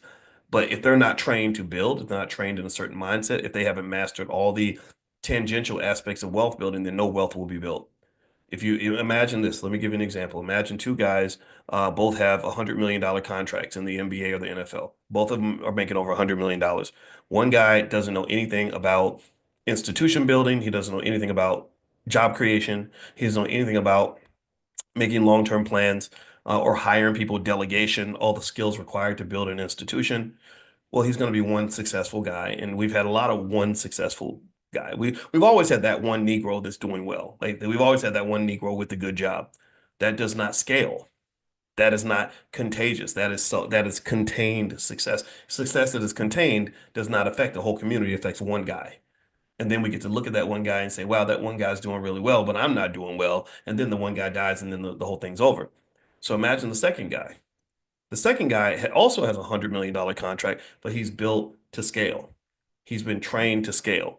From the time he was a kid, his parents, maybe they put him through the Black Millionaires of Tomorrow curriculum, and he learned things like the STURDY model, which stands for systems technology, systems technology, entrepreneurship, relationships, and delegation. Right? He knows these things. He understands what it means to keep your poise, which we talk to our kids about in the school, which is producer, owner, investor, saver, entrepreneur. He knows these things. So he understands how wealth connects to relationships. He understands how wealth connects to mental health. He understands how wealth connects to physical health. He understands how relationships lead to delegation, which allows you to build teams instead of doing it all by yourself, working like a super slave where you're doing 100 hours a week. He says, no, I don't have to do 100 hours a week. I'm going to do 40 hours a week, spending my time delegating to 20 other people so that instead of working 100 hours a week, I'm now working 20,000 hours a week. Do you understand? Right? He has a certain mind space that's allowing him to take his money and make it contagious, creating a concept that we've talked about exclusively in the Black Business School, which is something called financial fertility. If you read my book, The 10 Commandments of Black Economic Power, I talk extensively about financial fertility. Your money must give birth to other money. Your money cannot be sterile. Sterile money is dead money. Dead money does not grow. It does not scale. It does not create opportunities. It does not elevate communities. So a lot of these Negroes that got all these $1 million contracts are sitting on a bunch of dead money. A dead money is a financial carcass. A carcass is not going to give birth to a child. So your money has to be alive, and that requires the person who controls the money to have a certain understanding of how money works so you can maximize the value of the asset in front of you. Give me a yes if you follow what I'm saying. I know that I'm saying a lot. Give me a quick yes. Let's take a quick breather. I want to make sure you're getting you're digesting this. Because I know when I get excited, I start to go, go, go. And I just want to, I want to try to make sure we all kind of understand this on some level. And if you want tools that can help you with this, we do have a training I did called How to Turn Your Child into a Millionaire. It's very easy for me to turn your kids into millionaires if you do what I say and you start early. And the URL for that is kiddyboss.com, KIDDIE, kiddyboss.com. So you can go to kiddyboss.com if you like, or you can also text the word youth on your phone to 87948. So if you text youth to 87948, I'll send you some information on children's programs we have in the Black Business School, because one of our core values is that we believe Black people should educate our own children. Also, we believe we should create our own jobs. Also, we believe we should support Black-owned businesses. That's what we believe. That's who we are. I'm not apologizing for any of that. So, so anyway, last point. Let's finish up with Kwanzaa here. So Kwanzaa has what are the other principles? We talked about cooperative economics, NIA, which is purpose. Man, I love this. Purpose-driven life. Purpose-driven life, having purpose and like, sort of having intentionality. See, if you've got purpose and passion and intentionality, then basically you've aimed, you've got energy, and you picked your target. Right? You're aiming at the target, so you got your purpose. Then you're giving energy to the target. You're going at it hard. That's intentionality, right? And then at that point, you've got your purpose as well, which comes from just saying, this is what I'm trying to do. Because I've got this purpose, I've got a goal. Now, because I have a goal, I know where to aim my rifle, and I got I'm putting power in it. I'm putting gunpowder in the weapon.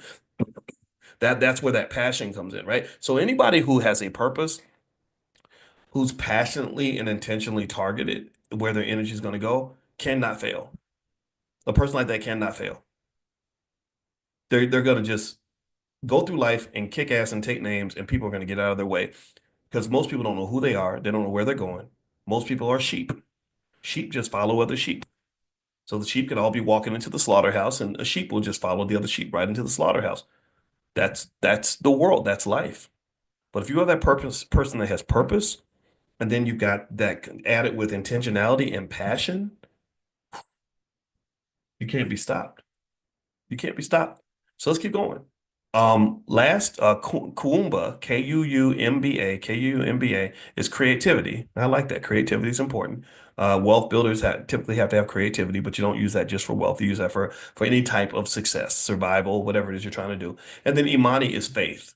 Oh, buddy, faith. Lord. Faith is big for me because this morning, when I was talking about my mother, who just passed away on Christmas Eve this year, I literally took the word fear and I talked about how my mother grew up living in fear and then she got out of that and it made her a much stronger human being.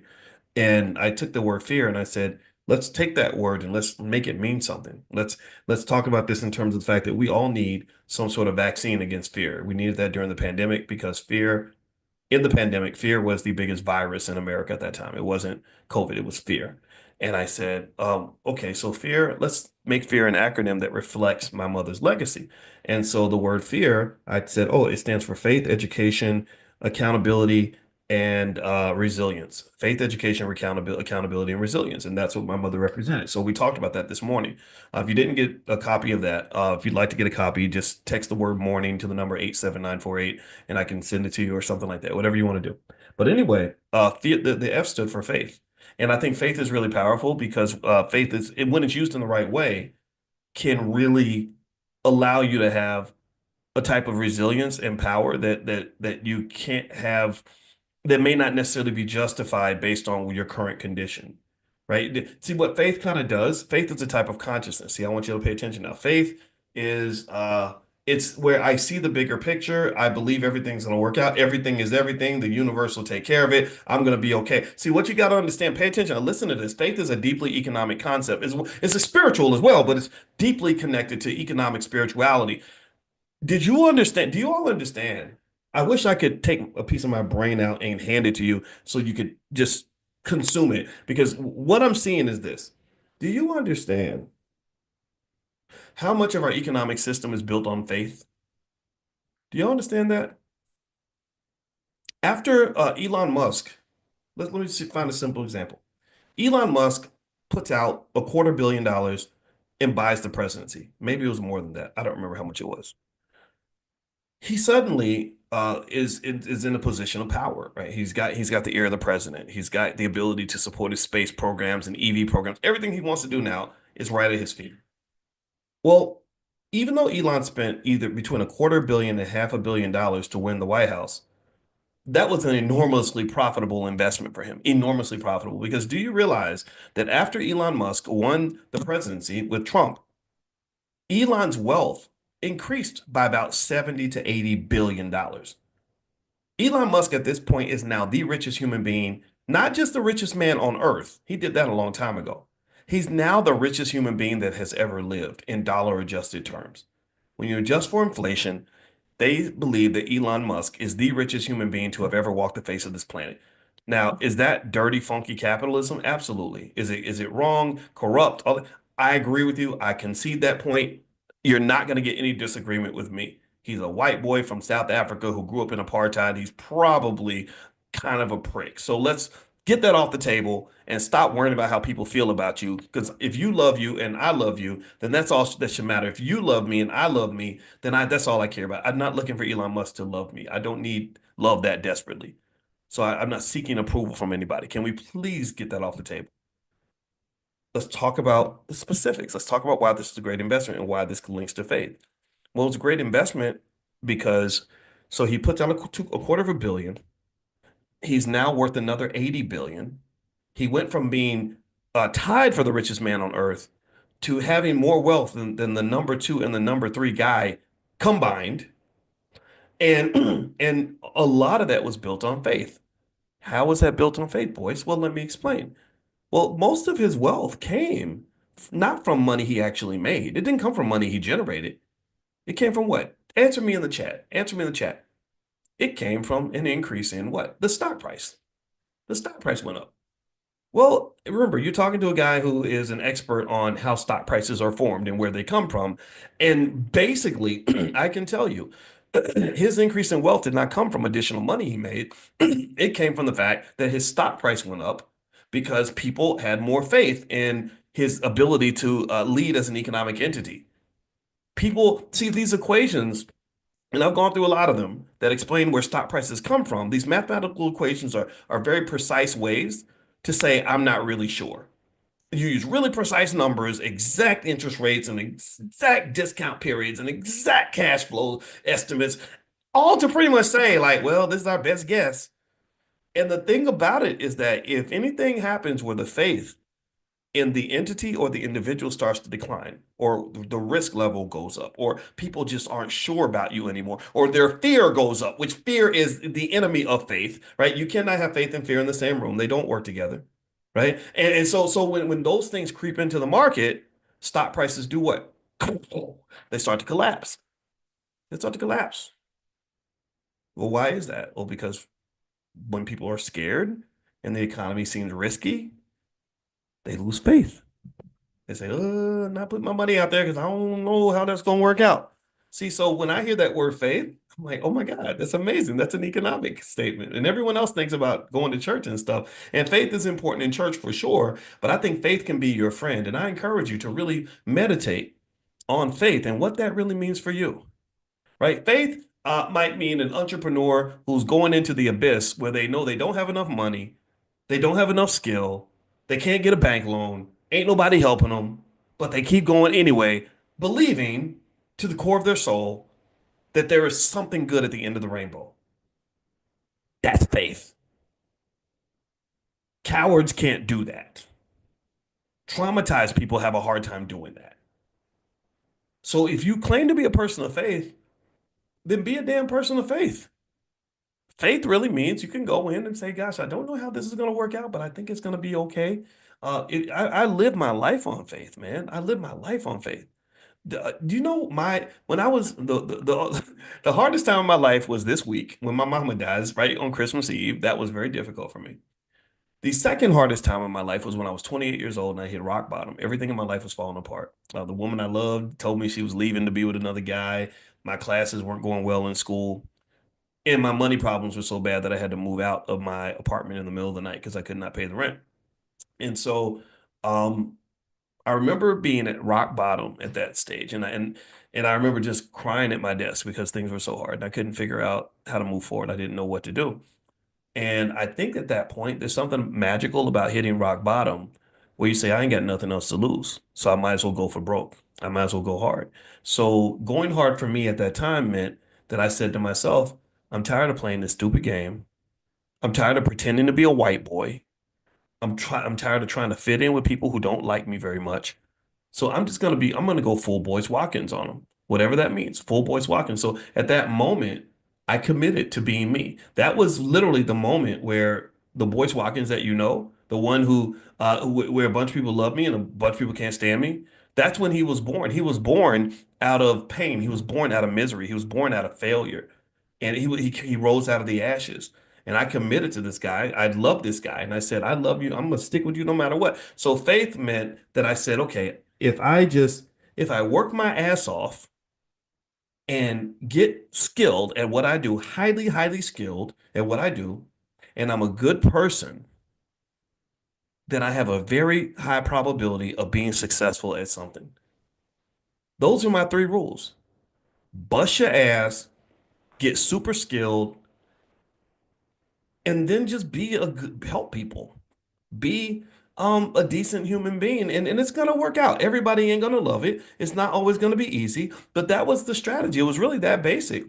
And that's what got me through everything. And that was me operating on faith. It's like, well, I know I'm damn good at what I do. I know I bust my ass and I know I'm a good person. So it'll be all right.